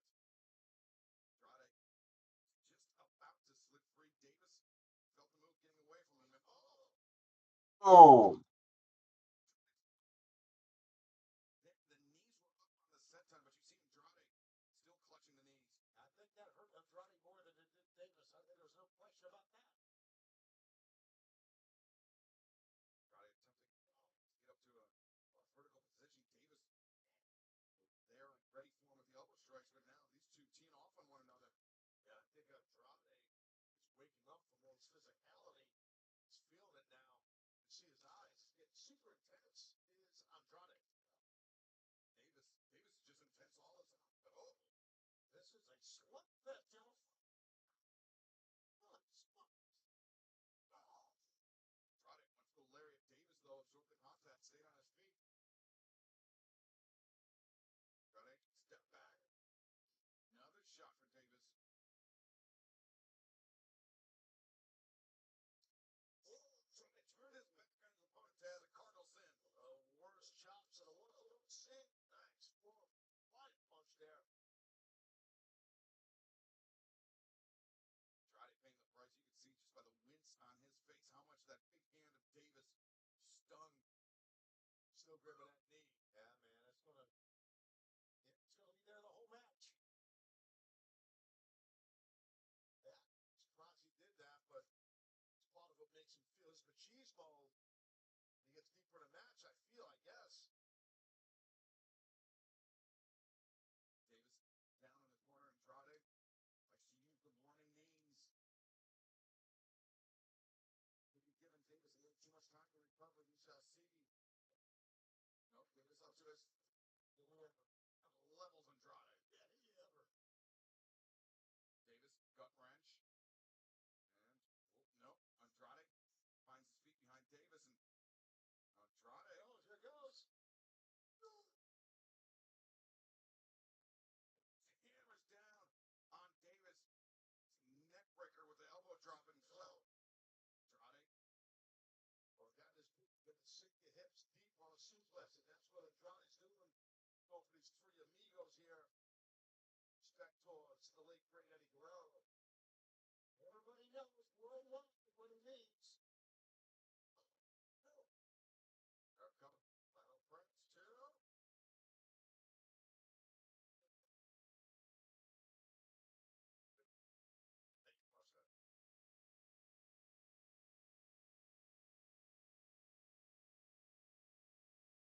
Davis, after 3 consecutive suplexes, able to survive for the moment to reign as the Universal Champion.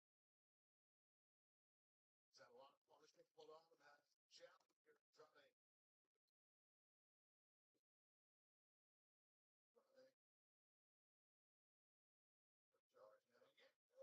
Lee.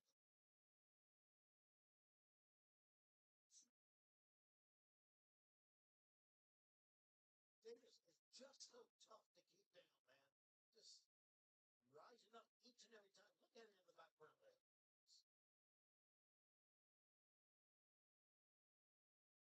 The leader trying to get a foot on Andrade, ready for him. Fucking 9:30, man. Come on, Tony.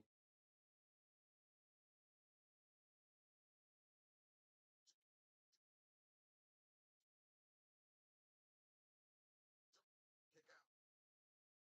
Yeah, both these guys are exchanging a lot of blows. Shows you how important the AEW National Championship is to the champion and the challenger here, because Andrade wants that title.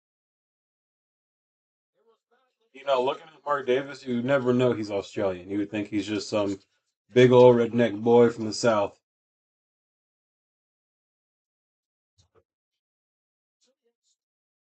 Oh my. I think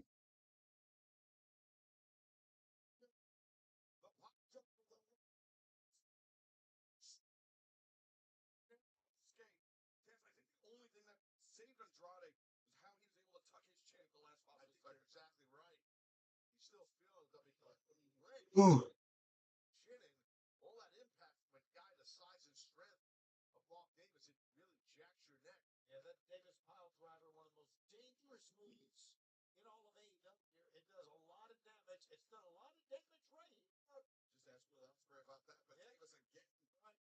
The sleeper is 6 in tight. Andrade doing some hand fighting. Trying to prevent the ref arm right over Davis from clasping, and Andrade was able to do so. What's he looking for here? Looking over his shoulder. Looking for the ring post, maybe? I guess so. Oh, God.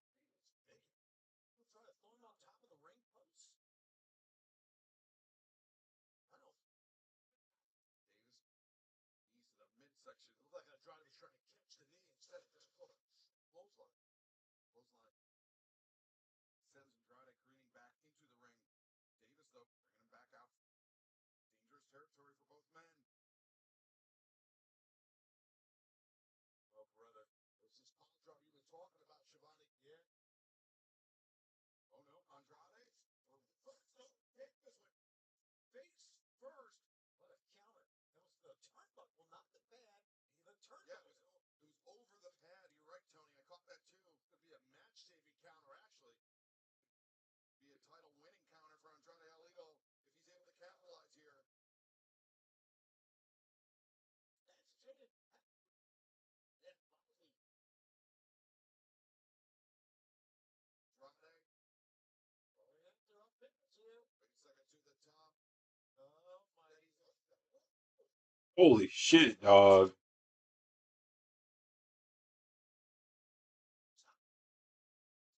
Super dangerous man. Dropping nothing. And what a risk for Andrade Alito. Will it have paid off? There's so much danger in those moves, but over top of the ring post, even more.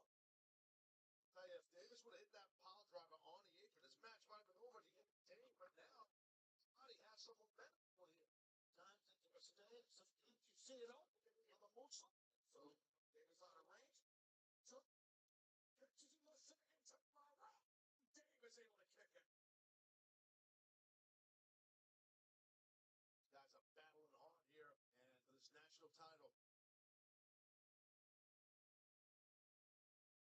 Andrade maybe looking to shed a few pounds or ounces at least. Swim. Not looking like that, brother. Get the ones for the Velcro gimmicks. Yeah, Have the match with his hand leg in his boot. He's up there trying to get got. So he's the best color guy in the league. Because I didn't know what the fuck it was. No, he took off the pants and I wasn't here. Kidding, calm down. Whew, how you know?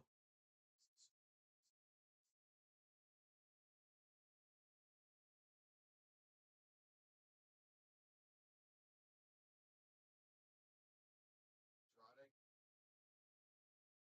sends to the top. Oh, the knees were up. Bro, come on. It's fucking 6 minutes later and we're still doing this match.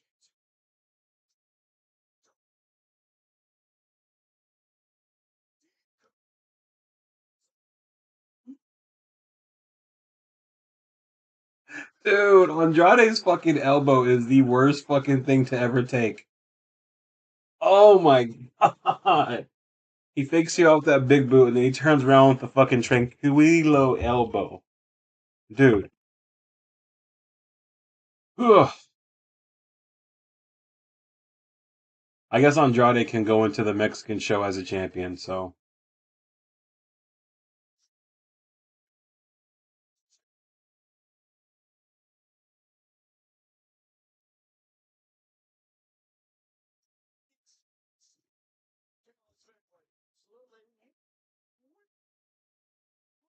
I just want to say, I mean, I don't care if you like Mark Davis or not, you got to tip your cap to that guy. He's a hell of a champion. Yes. What a fight that did against Andrade. It sure did. It was 78 days ago. 7 overall defenses in the national championship for Mark Davis, tied with the most of all time. And now it is up to Andrade Alito. A new record of his own.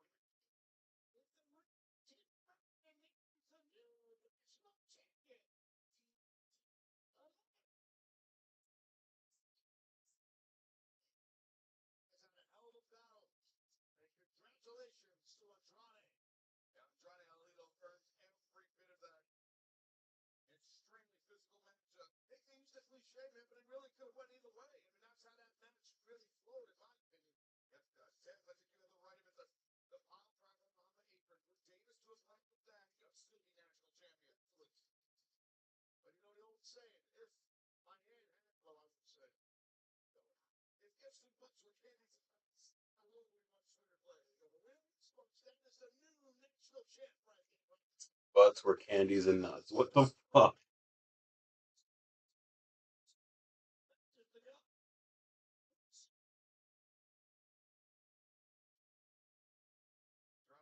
Andrade El Idolo, your new AEW national champion.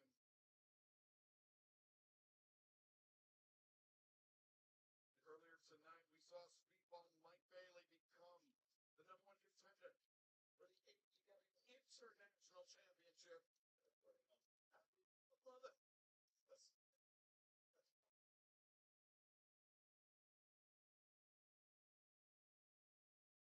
Andrade, take a moment to celebrate the great growth of your life. Respect to next team, English and next team.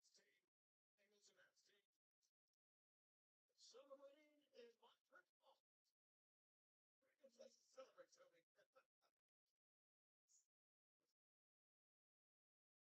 You look so happy to have that title, man.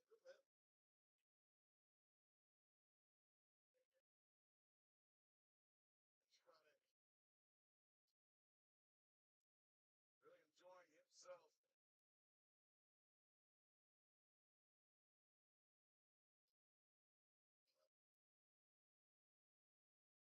I mentioned Speedball Mike Bailey winning all that contest tonight. The ladder match on the show. Yeah, let's take 20 extra minutes to go fist bump everybody. Pay per view's not that long.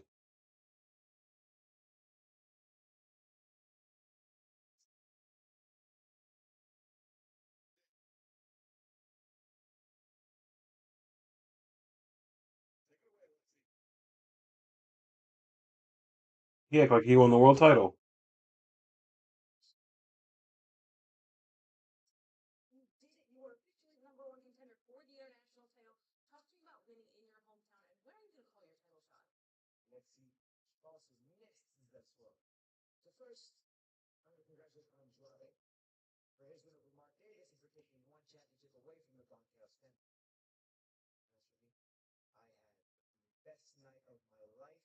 I've been coming to this arena ever since I was a small child. So tonight, I live the dream. Standing on top of that ladder, in front of my friends, my family, my people, and grabbing this contract that guarantees me a shot at the international championship. What was your dream? I'm gonna call my shot. The Wednesday, August 5th, AW Grand Slam in Arena Fletcher. First time I'd be clean in the contest. The guy fucking needed the help. Don Bell said, Why with the accent all of a sudden, yo?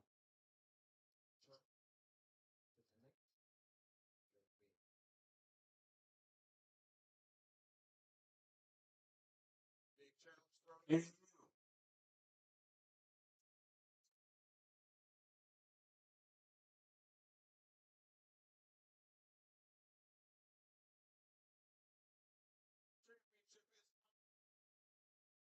It's the women's title match if you want to come watch. Okay. Do you want to come You sure? Okay.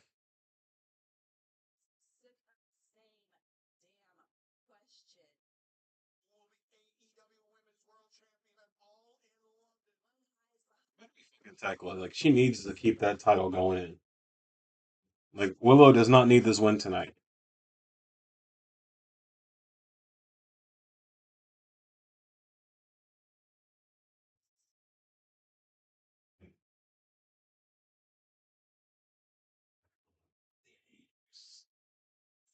Championship with Mercedes. when I'm standing with my big smile.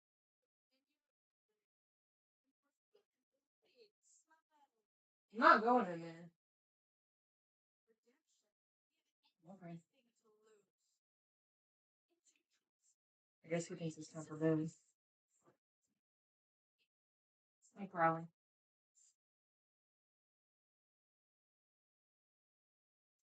The option that matters is what now. What? Oh man, I don't know. Please be fucking right.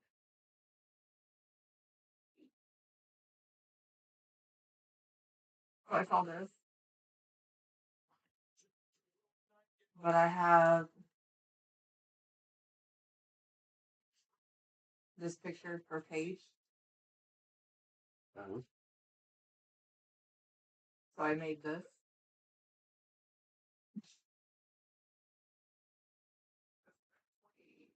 I cracked myself up. Why does she look like she's not all there? Like, ah.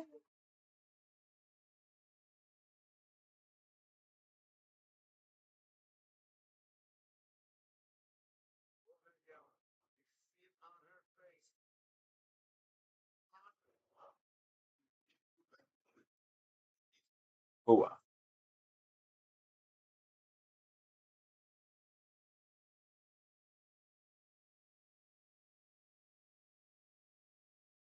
I agree with you on that, Coach. You're right. You're sensitive. Willow, point being any was what the there you go. Good point. Oh, proud. Said recently, I think last weekend, Willow has this infectious smile. She's always in a great mood, and everybody loves her. But she's got a Dolph Lee side to her, as Willow does, and that's why Willow's been so successful, and that's what Tekla's got to be careful of. And both these women competing tonight for the EW Women's World Championship. And just over the horizon, on Sunday, August 30th, Mercedes Monet, the CEO of the winner, the 2026 Owen Hart Foundation Women's Tournament, waits in the wings to challenge whoever leads redemption, whoever leads Montreal as champion. We can miss Darby on a couple of pay-per-views. It's okay. We could have had the match with Kevin Knight, but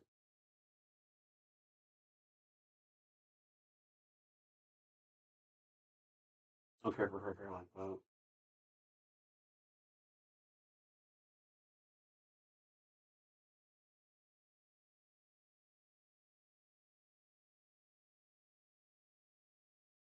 Steve Metal Jones. Well, that's the metal of the band. Right now, to make it official, let's head to the ring of the Dapper Yapper. Oh, Roberts. Let's see. Mercedes Monet looking.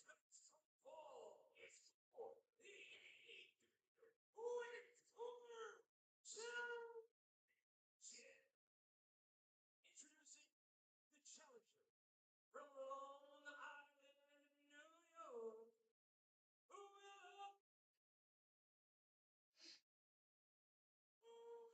Oh, Megan was asking how you set it up to get your chat to pop up on the screen like that. If you wouldn't mind, like, what does she use? Like, does she want to come over here one day, or does she want us to come over? Like, we can try to do a FaceTime thing, maybe. But I was gonna say, like, if you want to do like a video, Oh. however you set it up. And then Do you know if she uses like a Streamlabs or an OBS? Do you want to text her and ask her, or ask her later? I'll ask her tomorrow. It's already. Well, she's probably still awake, but that's just not something I want to deal with right now. This AEW Championship title match. You see that Willow's got the game face on, Excalibur, and she The fuck was this? You're the man. You go check it out. Willow Nightingale, former TBS champion, the inaugural AEW Women's World Tag Team Champion, side Harley Cameron, and Willow comes charging out immediately. Tekla Willow, hammering the champion, no smiles to be found. Now, a big fight feel in this one, you can tell it. We've been waiting for this title match thing. And take a look at what's happening. This is what Tekla did not want to get stuck in, playing the physical striking game. She's giving up power to Willow. But Tekla slipping behind Willow Nightingale. Punches and trips across the spine. Boom, midsection. So goodness. So Willow's going to use her back.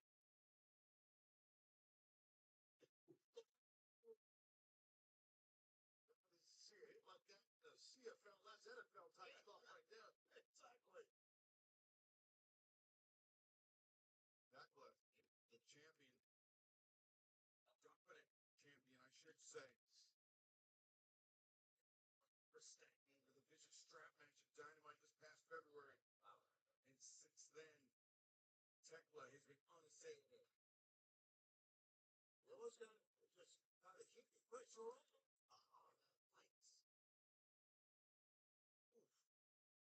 Willow.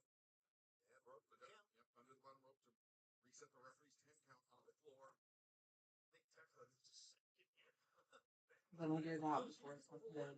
Hmm? I said, let me get it out before Yeah. it's something good. Oh,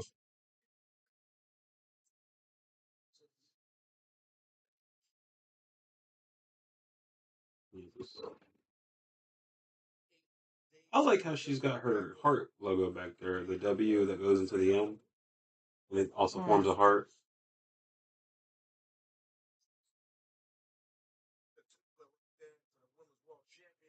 Oh, oh no, she didn't.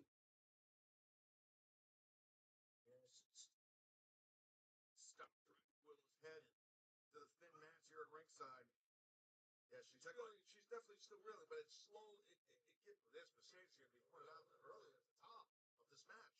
Mercedes Moné, the CEO winner, back winner of the Owen Hart Foundation Women's Tournament. She will challenge for the title, AEW Women's World Championship. She's gouging the eyes, or Oh no, she's wrenching at the ear. The stitched up ear of Willow Nightingale. Tekla was ripping at. Oh, and it's Looks like some ripped blood open. already. Oh God, that wound just closed up a few days ago. you know, we talked about how that happened in front of Mick Foley, and really Willow was more angry about Tekla and what she said than Mick Foley than anything else.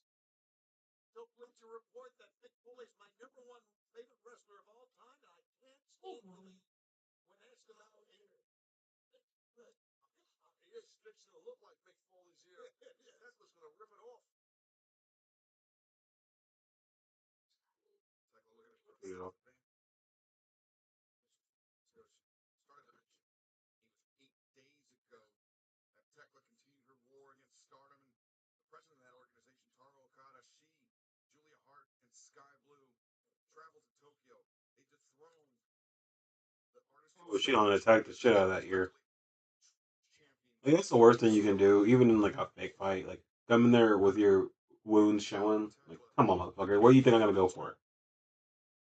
Confidence in the knee into the chest of Willow Nightingale. And she's fought Tekla. She's trying to retain her title. She knows it's affordable. A nasty Capella commander. She's going right into that ear that's, as you guys pointed out, that's been split open a couple of days back. So this is a good game plan here by the champ.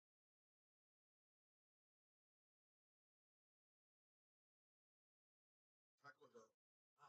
Look at the vicious blows. Now who's flattened her out real nice and then comes over. The same thing, Taz. And now, where'd you get the I keep seeing this Darth Vader out the corner of my eye. He's one of the pouts in the hallway. Tekla Or Ringo, I'm like, checking. exposing, pulling back the hair? Well, she's trapping both of Willow's. Oh no, Willow actually bit the fingers of Tekla just as Tekla was about to go for that stitched up ear of the challenger. That was smart. Yeah, that's what you got to do, Chad. You're right. Whatever it takes, try to get out of that hole. Tekla, some of Long Island girls are tough. I'm telling you. Boot to the side of the head. You know, don't you? Okay. Tekla really honing in. Oh man, yeah, that's her focus here on that ear. Damn! She needed that yell. What a blow. Oof. Now she needs to follow up. Willow said, how do you like that? Got Tekla by the ear, tracking her back into the ring. That was always the worst thing my grandma could do to me. Grandma by the ear? My grandpa, yeah, just Yeah, my mom got me like one time out the store like that because me and my brother was acting up. Never again. yeah. Oh, and my great grandma, the person she learned it from, you never want to cross her. Yeah, they have a technique where once they lock their thumb, it ain't fucking letting them out. You about to pull that shit out of there, yeah. My great grandma was scary when you were in trouble with her. So he'd be I never fucking wanted to get on her bad side. 12 years old with cauliflower ears, like, the fuck you do? Who you fight? Grandpa. Damn. Tekla able to kick out. says disappointment, but she's got to realize it'll take more than that to take Tekla down for the 1-2-3. She is the women's world champion for a reason, meaning Tekla knows what she's doing. She's resilient. Interesting. It seems like sounds like a 50-50 split between support for Tekla and support for Willow here in Montreal. Nice duck under by Willow. Tekla, though, slips between the ropes. Willow with that one. That nice shot by Tekla. What a shot that was. Well, Tekla's a very unique personality, and I think some fans have taken to him. Tekla leaping over Willow. Willow shoulder Tekla down.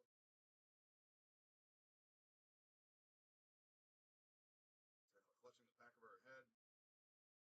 Little Nightingale trying to keep her head in the game. Can't focus too much on protecting that ear because Tekla's got so many other ways to beat you.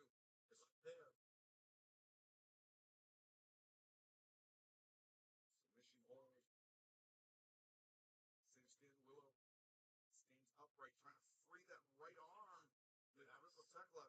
That's tough to do, but shows you the strength that Willow has. Wow. And turned it into a backbreaker. Little Nightingale. Over this match, I gotta say it. You gotta give the nod towards the challenger. And Willow's look sharp with Tekla, just a running right hand to the jaw. Yeah, Willow talked about, or Tekla talked about Willow going to a dark place. I think Willow's done that. But man, there's going to be a crash here. Maybe not. Tekla uses spider suplex. Honestly, I didn't think those tortillas were going to work, but I'm glad they did. Exactly what she's trying. Yeah. See how They're good. Mhm. I feel like you could like tell the difference between those and the ones that we normally get. Yeah. Like the thickness of them and like the texture of them. As much as Tekla thought it did. You gotta remember. Did they fall apart as easily as the other ones do? At I feel like first, some of them sometimes did, they- yeah. Some of them were like really thin, others were a little bit better. But hell, they all got eaten, so they must have been good.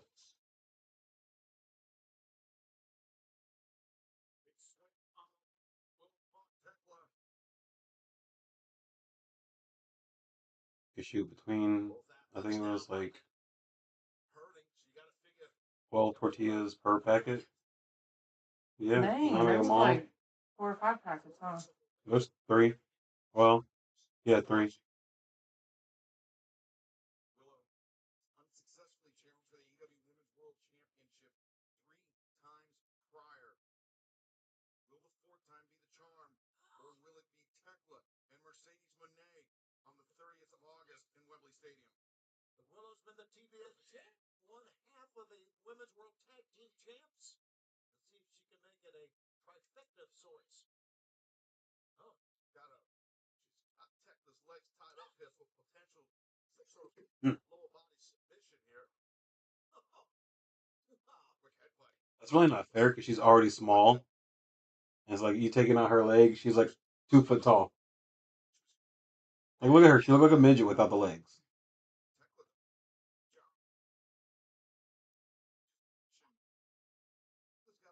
Disadvantageous. Yeah, he says a lot of weird words. To get Willow to break that hold on her legs. The legs are trapped. Oh. Backing Tekla into the ropes.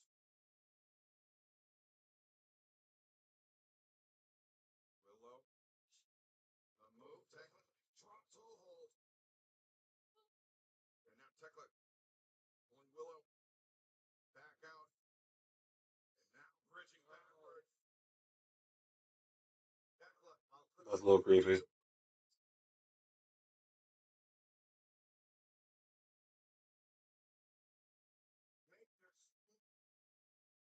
Fish hook. Her fish hooks. And Willow taking on the elbow, trying to army crawl to the ropes. Finds the bottom rope to force the break. But Tekla again attacking the ear. Bitch plays dirty. It's freaking relentless.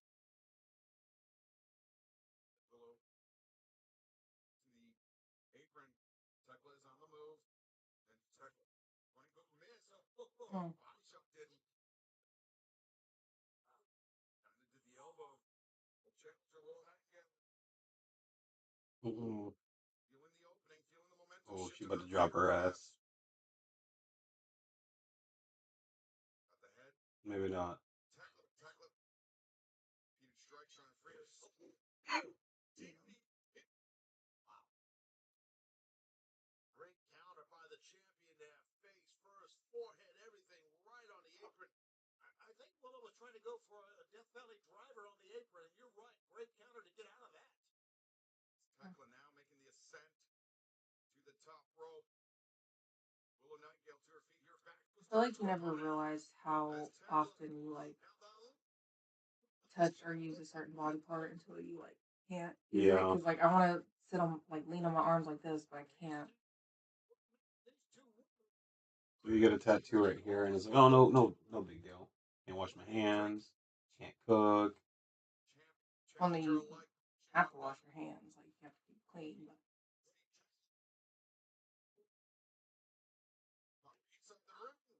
Willow escapes. or like my mom asked me about going to the water park today, which I told her I was like I just want to stay home, but also can't go to the water park when you just got a tattoo.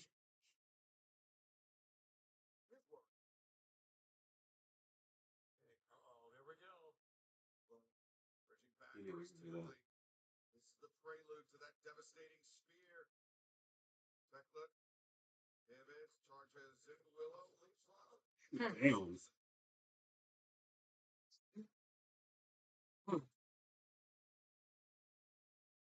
Fucking ragdoll her ass.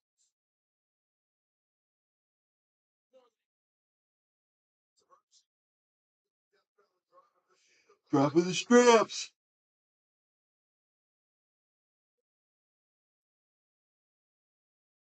Straps coming down. The gut wrench could be the bait with the power. Now Tekla escapes. And an elbow strike. Rocks Willow. Tekla. O'Connor roll. Bridges back. Grabs from the rope. He saw it. Yeah, right in front of the referee. And Taz to me smacks of desperation from Tekla. Definitely. I mean, I don't think she realized she wasn't paying attention when her referee was, but yeah, he caught her red-handed. Yeah, it's great refereeing because we've seen Tekla win like that before. Holy. And now Willow dragging Tekla. Wow, is Willow gonna? She's not really moving much here. Willow knows that. Is Willow gonna try? Mm.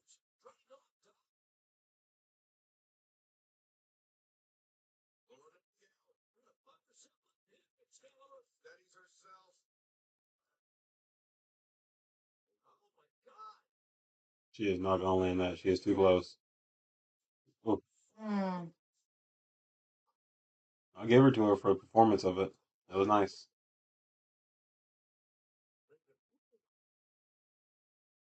Come on.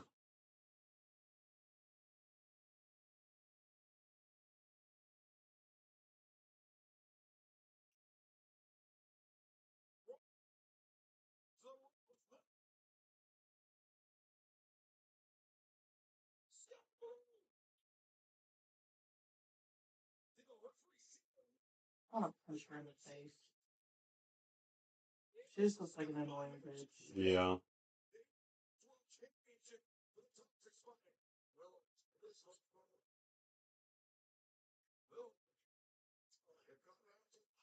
Oh.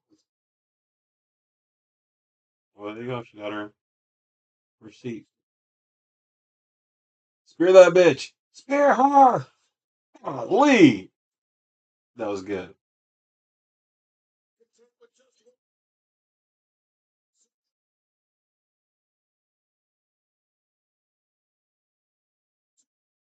What?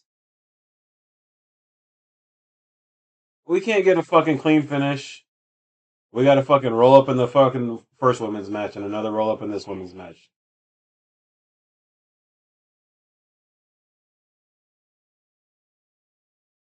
Well, I hope you guys are happy because she'll keep it for 2 months. Well, no. She'll keep it for 1 month and then lose it to Mercedes at the pay per view.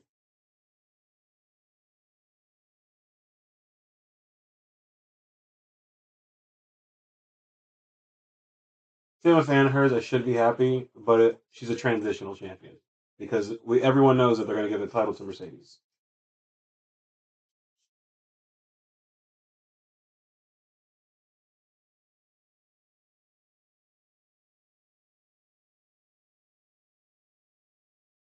She'll probably literally put it on the line the entire month and then lose it at the pay per view, and they can be like, "Oh, well, she had 12 defenses."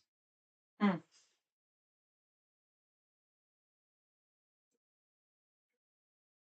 Yeah, they did Tekla dirty.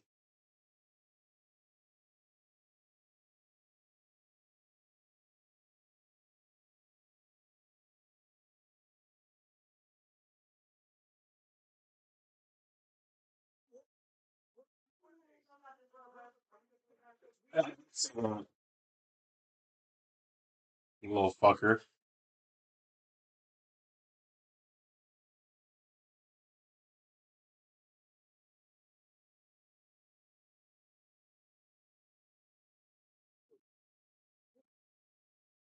You've been waiting on the final match of 2025. Looking for redemption.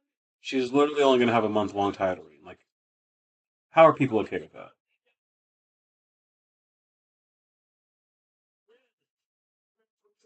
They better have something better planned for Tekla too, because that's going to piss me off.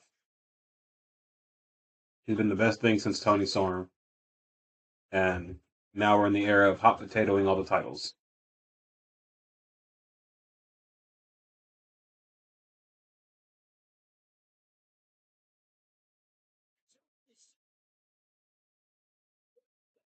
Let's see if it moves any tickets for them.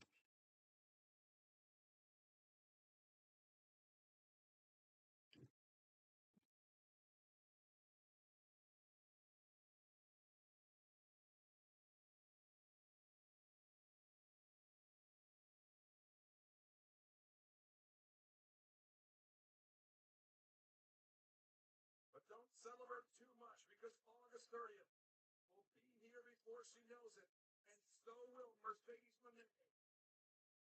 Mercedes has so many championships, but she has never held the ADC Women's World Championship. You can see she's looking real low. But I'll say that was a hell of a victory, hell of a match. I mean, excellent showing by the former champion. The money match was Tekla versus Mercedes, but hey, what do I know? I'm just a fan that watches every week.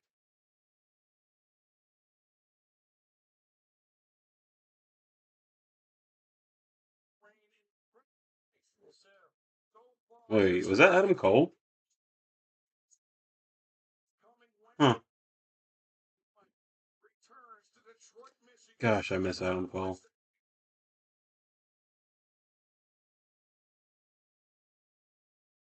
Just this Wednesday, 8/7 Central, TBS, and HBO Max. Plus, the Young Bucks, the Rated R superstar Adam Copeland, Christian Cage, Renee Paquette will sit down with the champions and challengers for the EW World Tag Team Championship at Wembley Stadium, and then it is official for Wednesday, August 5th, in Grand Slam, Mexico. Kyle Fletcher puts his International Championship on the line against Speedball Mike Bailey, and fans, the next time we'll be on pay-per-view will be Sunday, August 30th from London, England.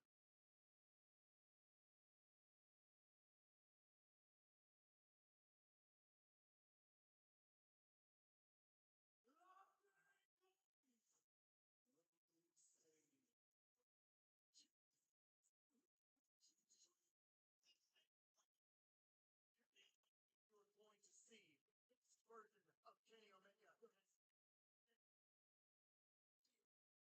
Oh, and I am thinking, what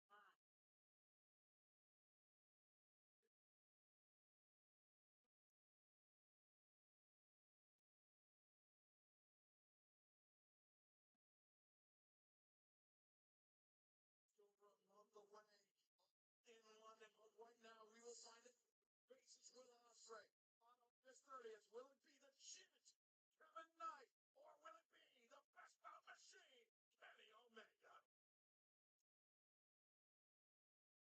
Kevin, what are you doing? I decided that I wasn't going to trust the process anymore. I decided that I'm going to take matters into my own hands. That we're all here for.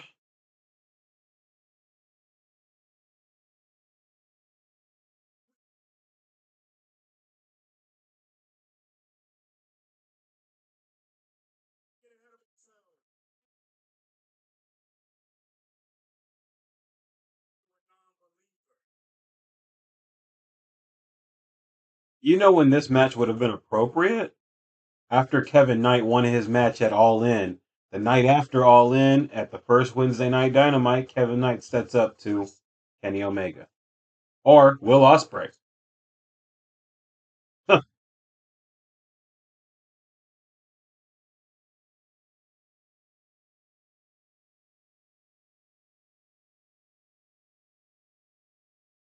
Just how big that gap actually is. Because again, if Kenny nor Willow Nightingale are going to be world champs after All In, then why was the fucking belts put on them?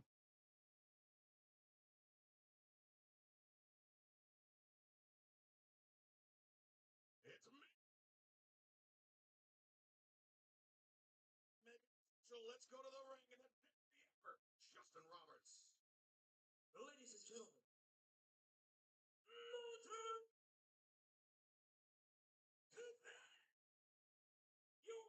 Ain't gonna lie, they've been quiet tonight, the crowd.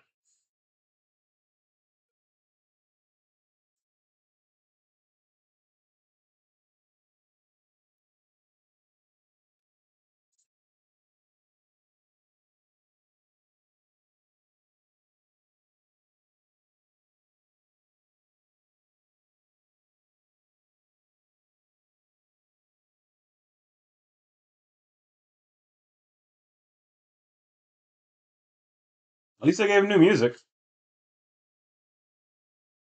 This presentation would have been very good going up against Mike Bailey and giving him a win on a pay-per-view tonight.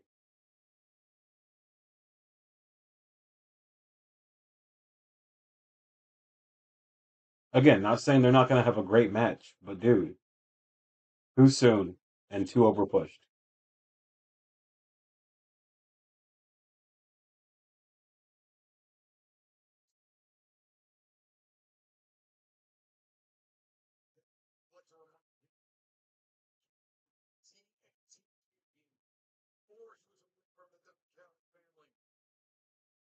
But he said that he didn't need the Don Callis family to defeat Darby Allin. He said he didn't need the Don Callis family to defeat Kenny Omega. He can do it on his own tonight. He can become Jack Stubels, his own volition. He is one of the fastest, maybe the fastest rising star we've ever seen in any. He's a blue-collar wrestler. Blue-collar chipper. He's Dwayne Johnson, the second coming. Main event time. Oh my god. Yeah, See. he's just been chilling there. I forgot about him. Oh my god, I almost killed him. Oh, sorry, chat. Unalived him. Yeah, we gotta watch what we say nowadays. People are too sensitive. Pussies. I'm sorry, kitties. My bad.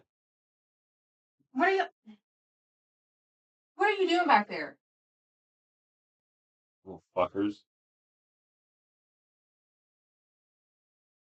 He's chunky. Oh, he's got one winged angel music, so it's okay. It's the savior.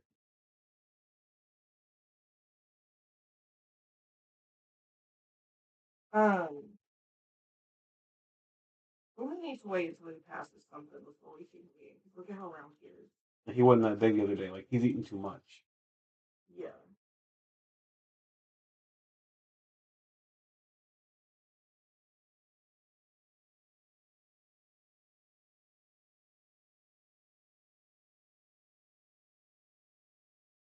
He probably bloated.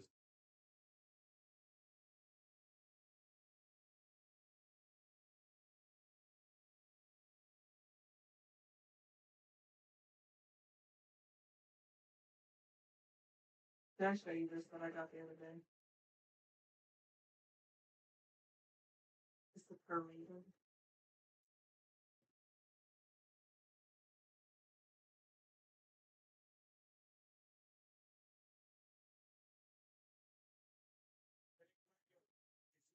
One of 6 men who held a young world championship on more than one occasion.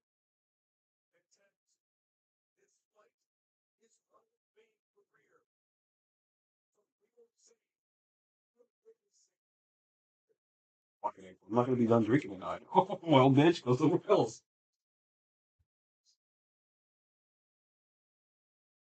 That's why I did my birthday on Saturday. Because don't nobody want to party on a Sunday and go to work the next day on a fucking Monday. I mean, you don't have to work Mondays, but I know, and that's what they were like. They were like, "Well, Justo doesn't work Mondays," and they're like, "Oh, so we but Aaron does work Mondays." Like, I'll ask her, but you already knew. But I ain't gonna sit here and have everyone leave by 9 o'clock, then us have to clean up, and then just chill for the rest of the night, and then everyone go home, go to work the next day. Like, no, I ain't gonna put you through all that.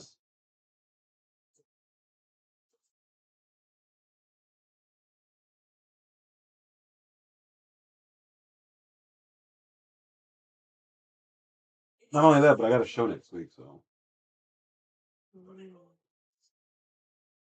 That's not as bad as having this. which I might not do Sunday night next week, depending on the card. If they do Brock and Oba Saturday night, and then possibly do, I guess, Punk and Cody on the first night, I'm not watching the night two because I'm done seeing Roman versus Seth.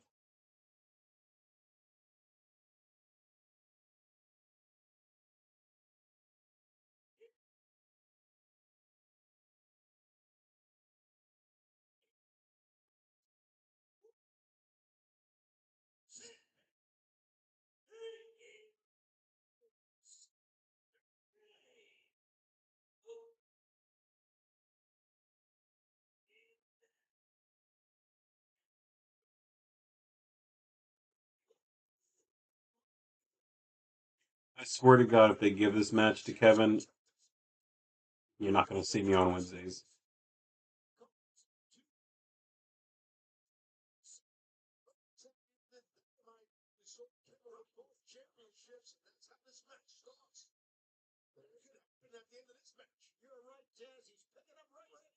Yeah, if this is all in, that's going to be some bullshit.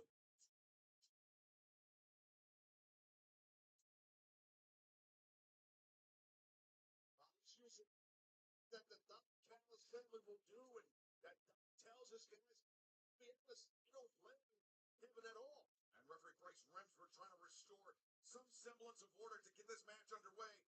But Kevin Knight, there it is. Now body shot from Kevin Knight with Omega. Gee, I feel like Charlie, shut up. Yeah, I heard you.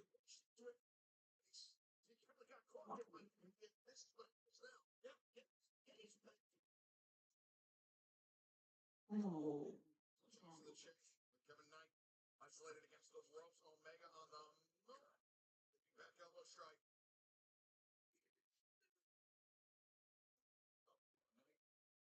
Rated by the EW. Omega.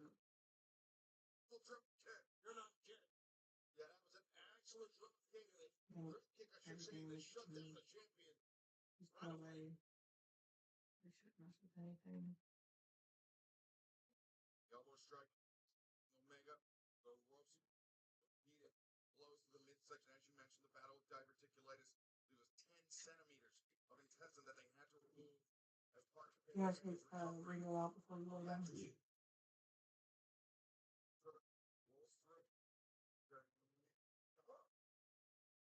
Forget the funny first career. Funny first one. It was now Omega. Got a knife on the inside. Back up against Darnell's desk. Omega building up momentum. Knight though slides in. Shuts down the champion's momentum. Kenny Omega made a mistake he normally does not make. Knight sent tumbling to the outside. Or excuse me, Omega sent tumbling to the outside by Knight. The challenger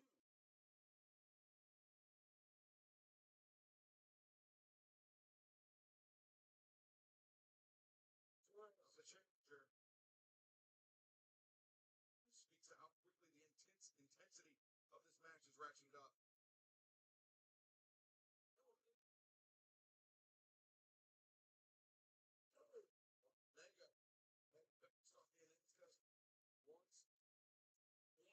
Say, did anybody really redeem themselves in this show tonight?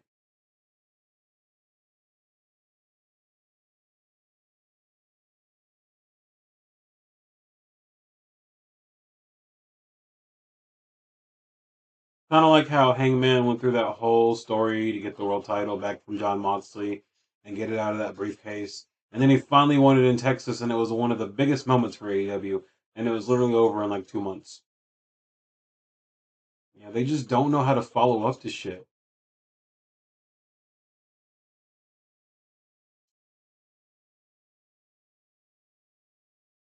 About 3 minutes. Actually,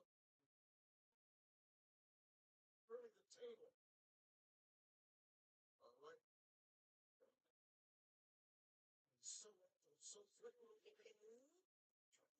I tell him he's a fucking athlete, man. He is a fucking true athlete.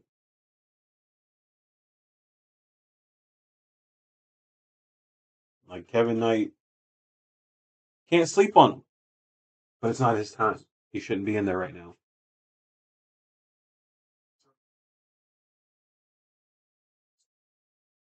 Something that'll tick me off is if we never get that Kyle versus Kenny match, but they gave us Kevin versus Kenny instead. Because if Kenny is truly on his way out and about to be hanging it up, why didn't we get him versus Kyle? That was the match right there.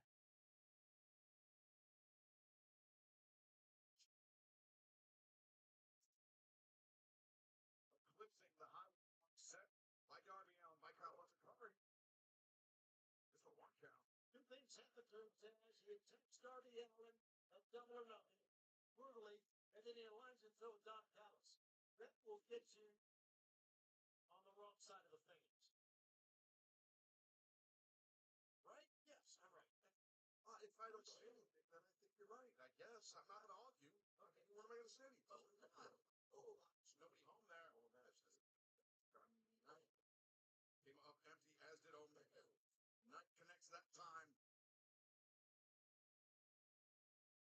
A step ahead of the champion, at least in that stage. Omega able to kick out. On sheer athleticism, Kevin Knight can walk away with this championship here tonight. It's amazing. He is, but let's not sell Kenny's athleticism. I know you're not, but I'm just saying, Kenny's a freak athlete, dude. You know, I mean, so this is what makes for a great matchup here for the world title.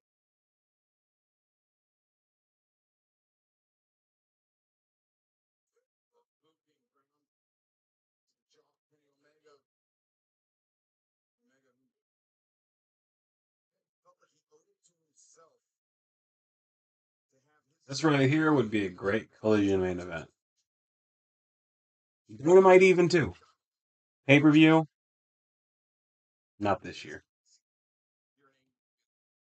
He has to do it the right way. He has to do things his way, not Duffy's way. Right? Remember, they ran out of Daly's place with the belt. Remember that? Here's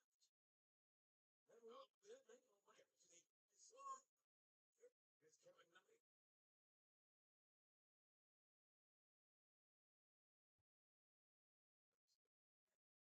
Throw.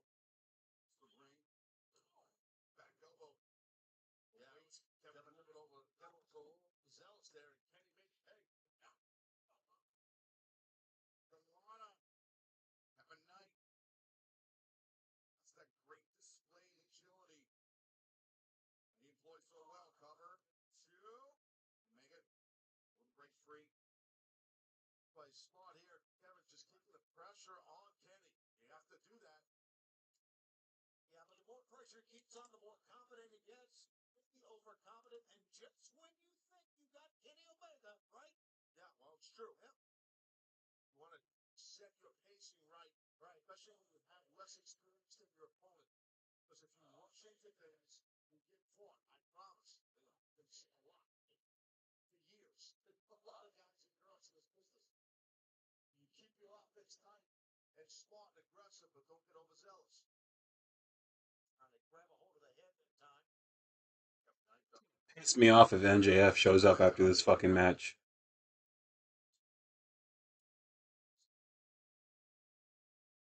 The knee of Omega.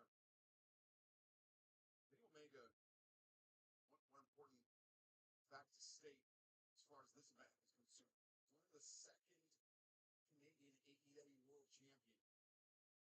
During his first reign, that you alluded to, when always a second, Omega now. I said to that. I know he's going for the ankle lock. Maybe he is. I can't tell what he's doing here. Either way, yeah, ankle lock. Yeah. Kevin Knight. Yeah, we're already at 4 fucking hours and 13 minutes on a pay per view.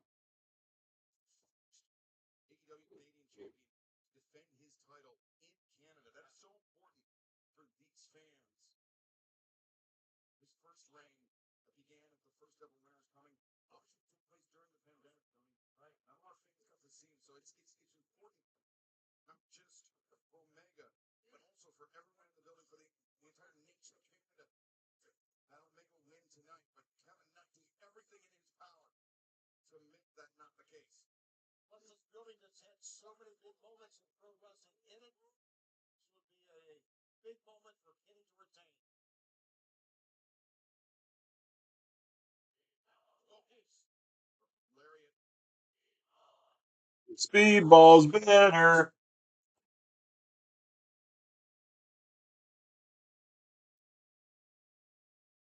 I'd like to express my perspective and hope you don't take offense. I believe your reaction was somewhat exaggerated, as I understand his frustration with the Roman push. Exaggerated on what?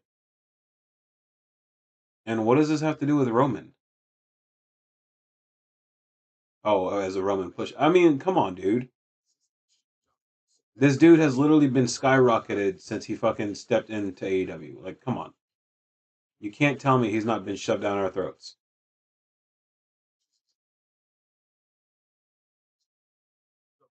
Because every time this guy comes out here and grabs the damn microphone, my brain cells go like that, okay? And he's on every single week. He's been on every single pay-per-view. He's getting the Roman push. He's getting the Rocky Maivia push, the blue chip collar who's going to be a future world champion. And he gets a world title match before fucking Kyle Fletcher. Come on, I'm not exaggerating. And I don't take offense to it, bro. It's my opinion.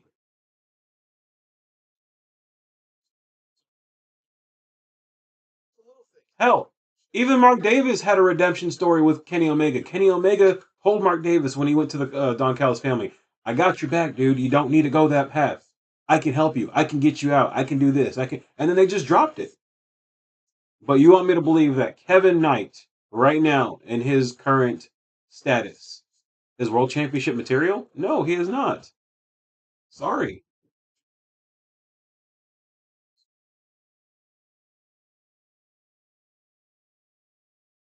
And he isn't ready to be main eventing pay-per-views because he's obviously not drawing attention to it. Like, do you hear anyone in this crowd giving a shit, really?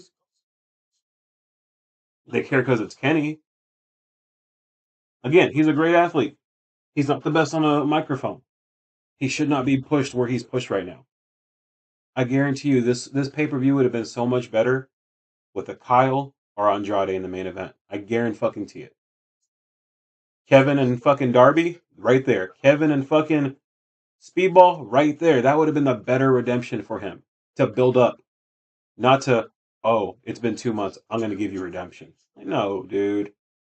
There's no exaggerating to it. He's Roman Reigns getting pushed at fucking Battlefield to get the world title already. Nobody wants to see it.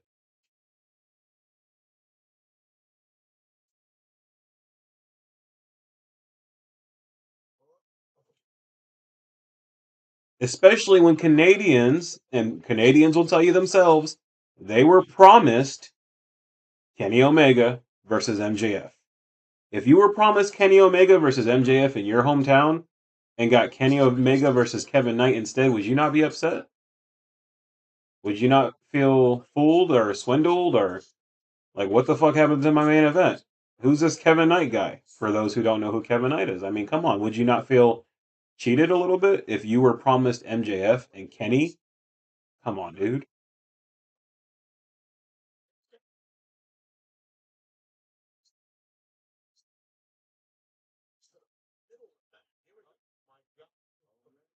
Oh, oh, that was good.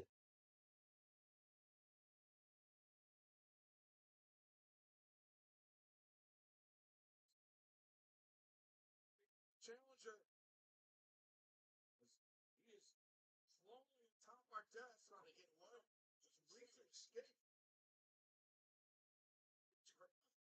Ain't nowhere for him to go. can't tell me that Tony Khan has good ideas or has good intentions, because why the fuck does Hangman Adam Page show up on Collision of all places and we don't hear from him at all since? Come on, man. That's not a guy who's looking for the best in his company. That's just somebody who's shooting creative every single week, you know, trying to see what WWE's doing. WWE's trying to see what they're doing, so nobody's doing anything. You know, he's just booking week to week, and he's booking, Don Callis family versus everyone. Oh, table did not break.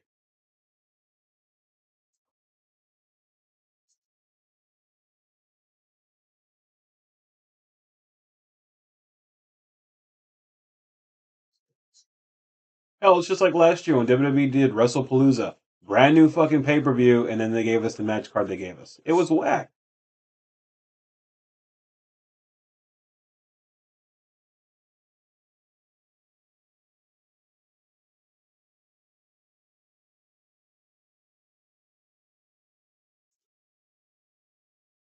Continuing his attack on Kevin Knight. We have had a great crowd tonight here in Montreal. This Canadian hero. I mean, Kenny Omega is one of the greatest wrestlers of all time. It has nothing to do with the in ring of AEW. AEW can piss a great match. They can piss a 5-star match. But it's the story that we've been lacking for 2 years now, and just the fact that they continue to put out shit that just isn't quality. Especially when they have all this quality around their fucking roster and they do nothing with it.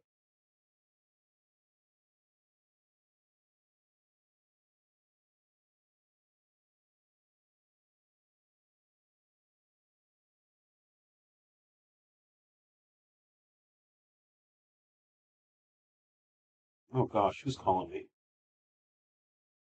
Oh, my phone died. Great.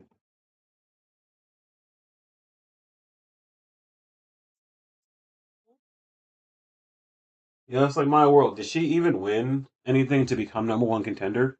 And then she wins by a fucking rollout tonight. Hikaru Shida, transitional champion. Willow Nightingale wins in a roll up tonight, transitional champion by next month. By the end of next month, transitional champion.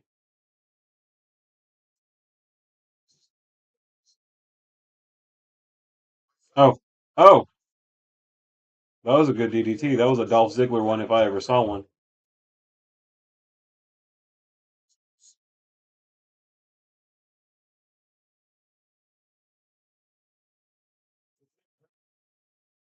All the confidence, all the bravado. He's still the TNT champion and the winningest TNT champion. See, here's the thing. Willow Nightingale got hurt. Did she really, though? Have we heard anything from MJF? We just heard Tony say, oh, yeah, he's hurt. He's injured. Okay, well, if he's injured, why don't you try to pivot something better, all right? The story that came out about MJF wanting Kyle Fletcher, the TNT champion, to challenge the world champion, and he also wanted to put Kevin Knight into the Don Callis family and have Kevin Knight challenge. Like, that don't make no fucking sense, dude. Again, everything they had, all I'm saying is everything they had, if he was legit injured, fine. But don't build the shit up the way they built it up if he was legit injured. Just saying.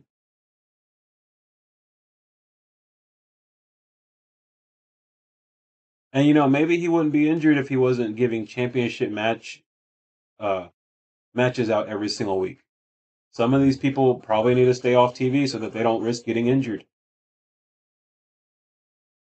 Because they always happen, cards subject to change.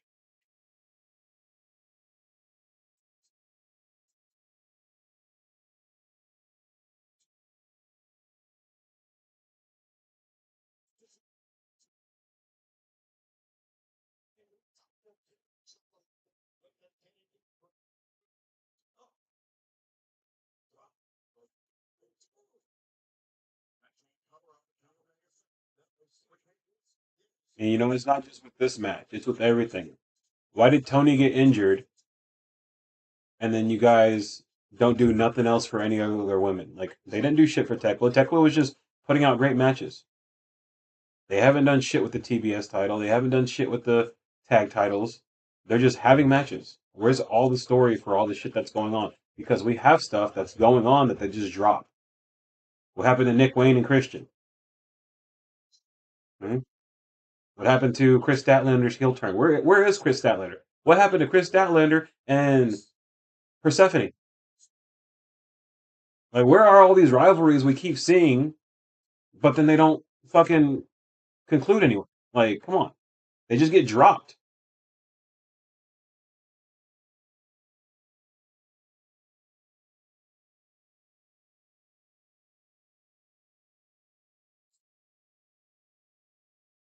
Oh, holy hell. That was good.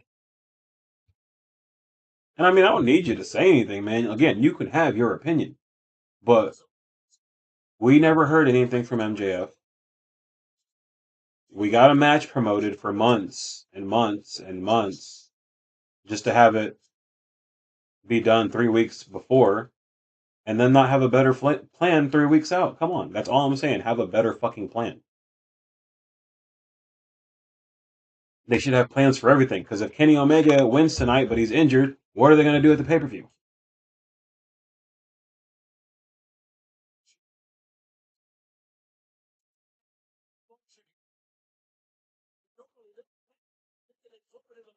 I'll be honest, I'm surprised we didn't get any debuts tonight.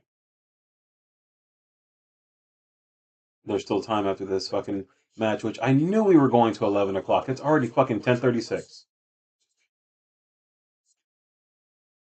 God, man.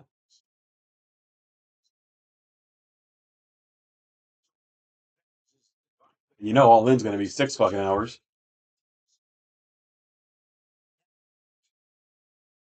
Yet. Well, the match isn't over. That's what I said. Yet. I know. Right hand to the ribs from Kenny Omega, but Knight fires back one of his own. Champion challenger alike, fatigue setting in. Big double axe in the right knee, upper spine. Right across his crap area, man. Oh, wow. Great way to make your opponent's arm go numb. Yeah, it really is, especially when. Again, I'm sorry. The last match MJF had in that championship match against Kevin or Kenny, he did not wrestle like he was injured, bro. You can usually tell when someone's wrestling with an injury. He did not wrestle like he was injured. He may be. He maybe needed some time off. But again, if that's what they knew was going down, they should have planned better.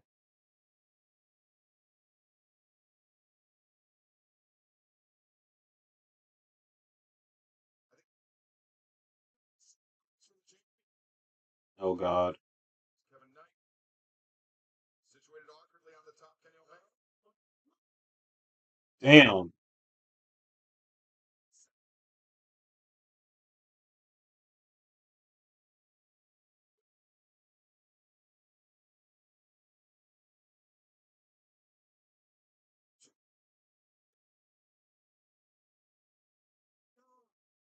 That move from the top was unbelievable. You know, it's kind of like when we had what was it, Blood and Guts last year, and they just threw Kenny and Kota Ibushi in there out of nowhere. It's like, oh yeah, I called them up and they were available, so we brought them into the match. It's like y'all do random shit just to do random shit when you have so much that you've already built up that could be paid off. Like they just don't pay off the things that they build. Again, we could have had John Moxley versus Kenny tonight. Will Ospreay on commentary. Man, who am I gonna fucking back up? Who am I gonna choose? My hero or the guy who's training me to be better?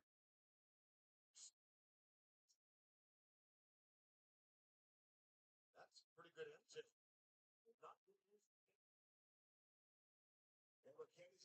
Again, when it's something I watch every week and something that I enjoy less now than I used to, and I know that Tony is just booking the book and he's booking random shit, it just tells me that he doesn't care as much as he used to care. Because let's be honest, you can tell when they care. You can tell when they don't care. I don't watch the other show because they don't give a shit. I don't want to not watch AEW because they don't give a shit.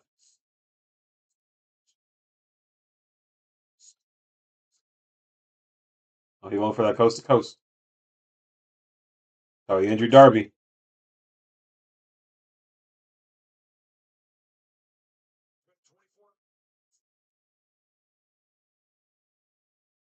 Damn. Clutching the shoulder. A lot of impact on that. Big thrust. Bro, they can't go 20 more minutes. Excellent. Test. Knight may have been targeting the head of Kenny Omega, but he's still connected with the shoulder. And it seemed like that was lifted a little bit. Knight has gone for the world title. It's the only time you're going to touch that title this year, boy.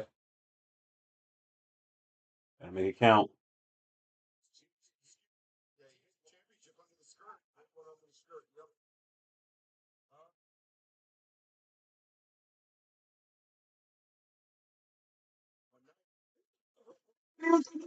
Oh my god.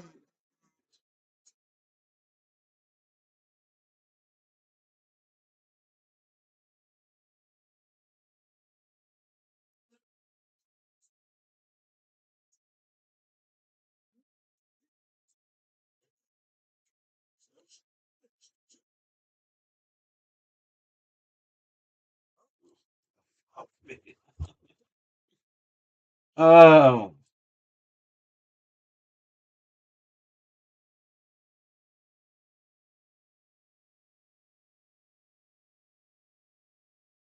Now Knight perched on the top. Oh my god. The knees got up.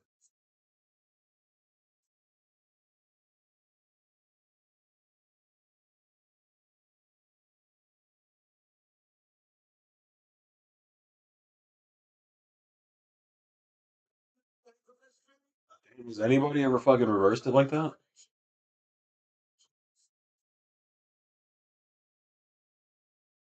Shit.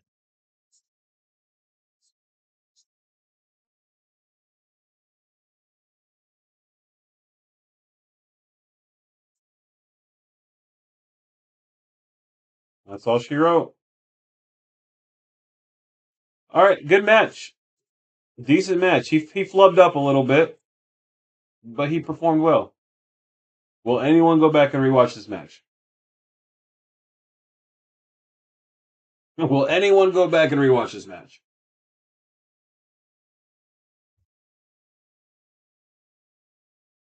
That's all I'm saying.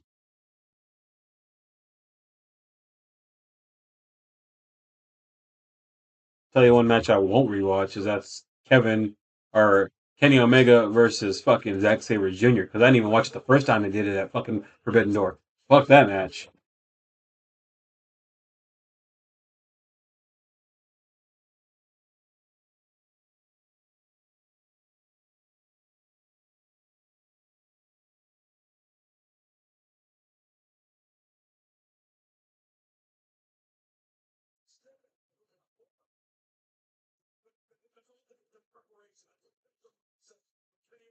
Now, are we gonna have anything afterwards? Any kind of return? Any debut? Something. He's lingering in there.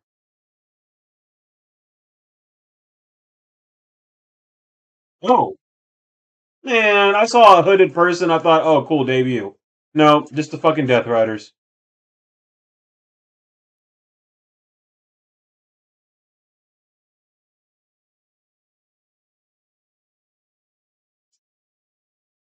Are they gonna turn Osprey heel tonight? Because there's no way he doesn't get booed.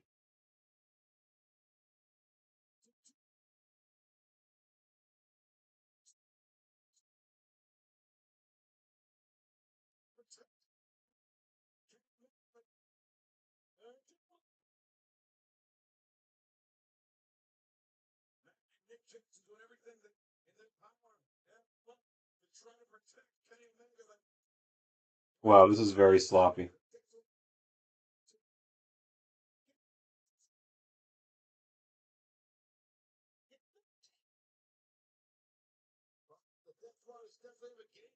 So I guess they're gonna turn on Osprey tonight because I can't see Osprey letting this fly.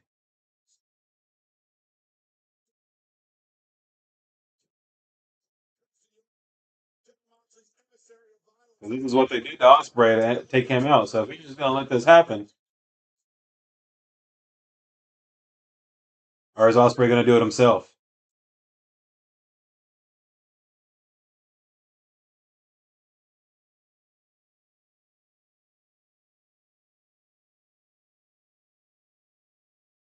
Will Osprey's got to do it. He's got to fucking do it, unless they're gonna jump his ass.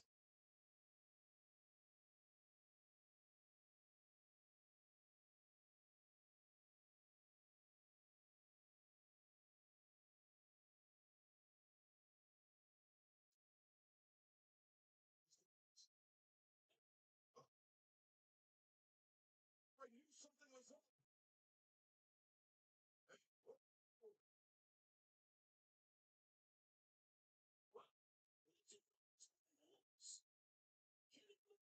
You know, real redemption right here.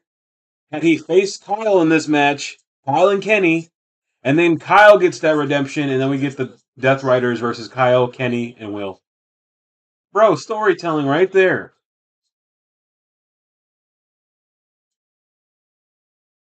Just saying, man. Like, there's. Because I like what they're doing now. I like what they're doing right now. This is good. This is saving the pay per view, in my opinion. Will Ospreay's going to do it. He's going to fucking hit Kenny. He's going to turn on his hero. Are they telling him to fucking do it in Canada? They're telling him to strike Kenny Omega in Canada. Okay, no, they were telling him to strike Jon Moxley. Never mind.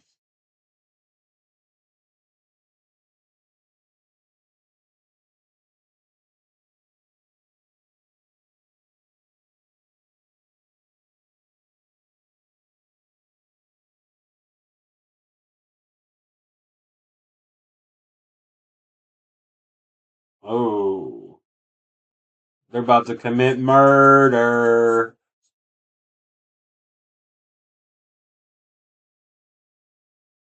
No way Will fucking does it.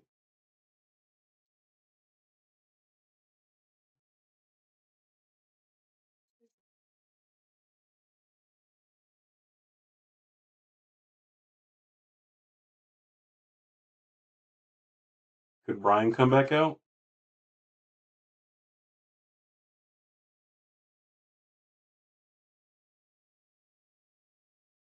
Yo, Kenny's been pretending to be dead way too long. They need to hurry this up. They dragged this out way too fucking long.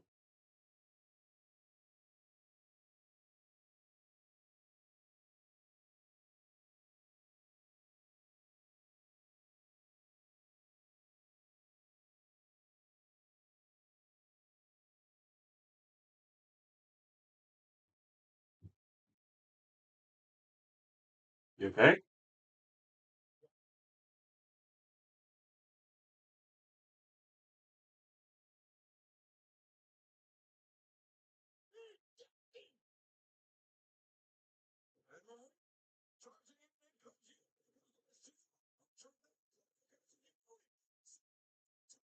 Damn.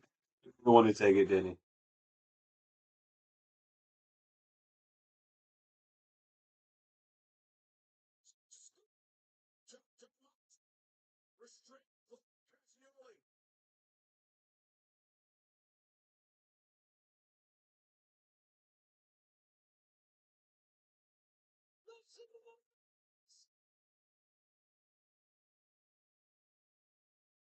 After all Moxley the Death Riders did for Osprey, this is how he treats him? Well, Osprey, he couldn't bring himself to do that. He'd be morally repugnant if Will Osprey would attack the neck of Kenny Omega, would have placed a bag over his head. Osprey is not that type of athlete. So the fans were chanting Will Ospreay's name, singing his name for the man who stood up to the Death Riders. I think that was the Death Riders logo. He was a Death Rider for a whole month.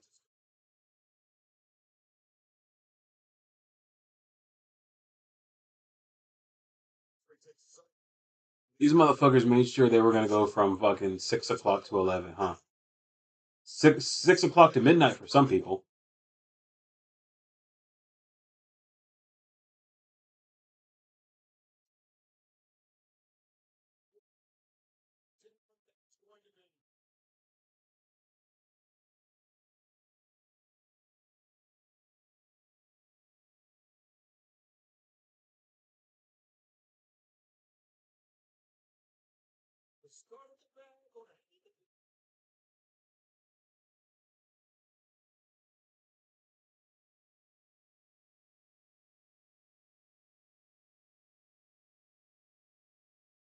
I don't know. I still feel a fucking heel turn coming.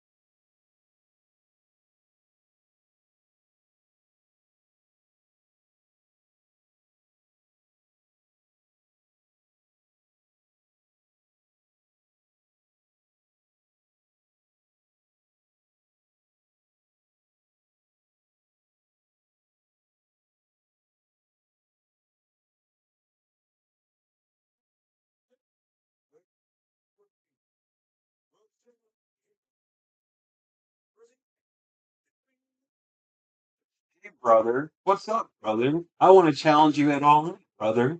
Yeah, brother. Sounds like a good job, brother. Yeah, it's gonna be a great match, brother. I'll win the title in my home country, brother. That's what that feels like.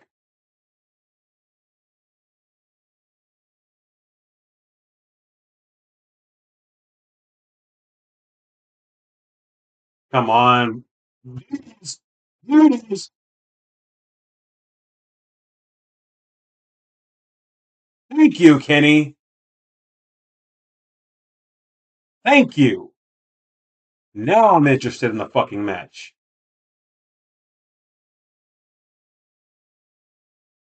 Oh, Kenny's like, oh, you were gonna kill me, motherfucker? You're gonna kill me? Do I look like I'm wearing a fucking orange hoodie?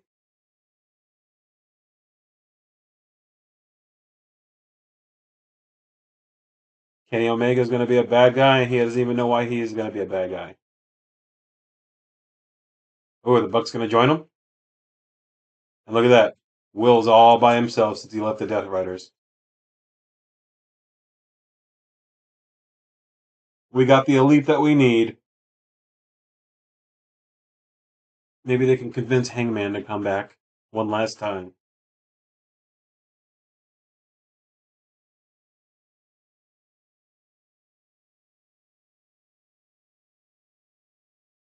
Yeah, Kenny ain't fucking around.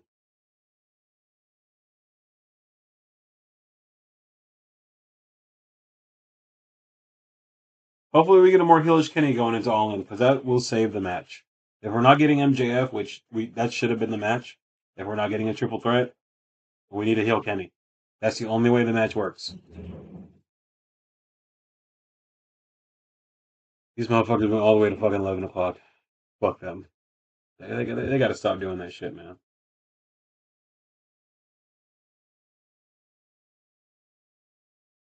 Thought you were going to choke the shit out of me with a bag, huh, brother?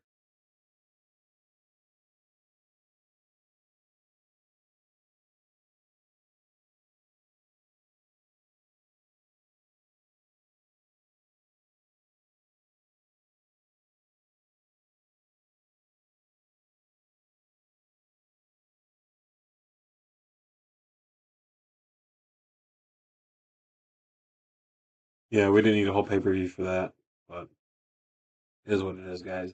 I'm gonna go ahead and get out of here. Tomorrow's Monday, so we'll be doing our 2K streams and some Mortal Kombat possibly because I need to get back to that story. But yeah, that was the pay per view. That was the roadblock. Now on our way to WrestleMania. I mean, All In. All In. That's what it is. I'll see you guys on the next one. Peace. You're right. Hey, man, I try. I try. I just want a good story. That's it. That's it. And if we get a heel Kenny versus a babyface Osprey, maybe with the Death Riders trying to go after both of them, I can dig it. But till next time, y'all, take it easy. Keep it too sweet. I'll see y'all later. Peace.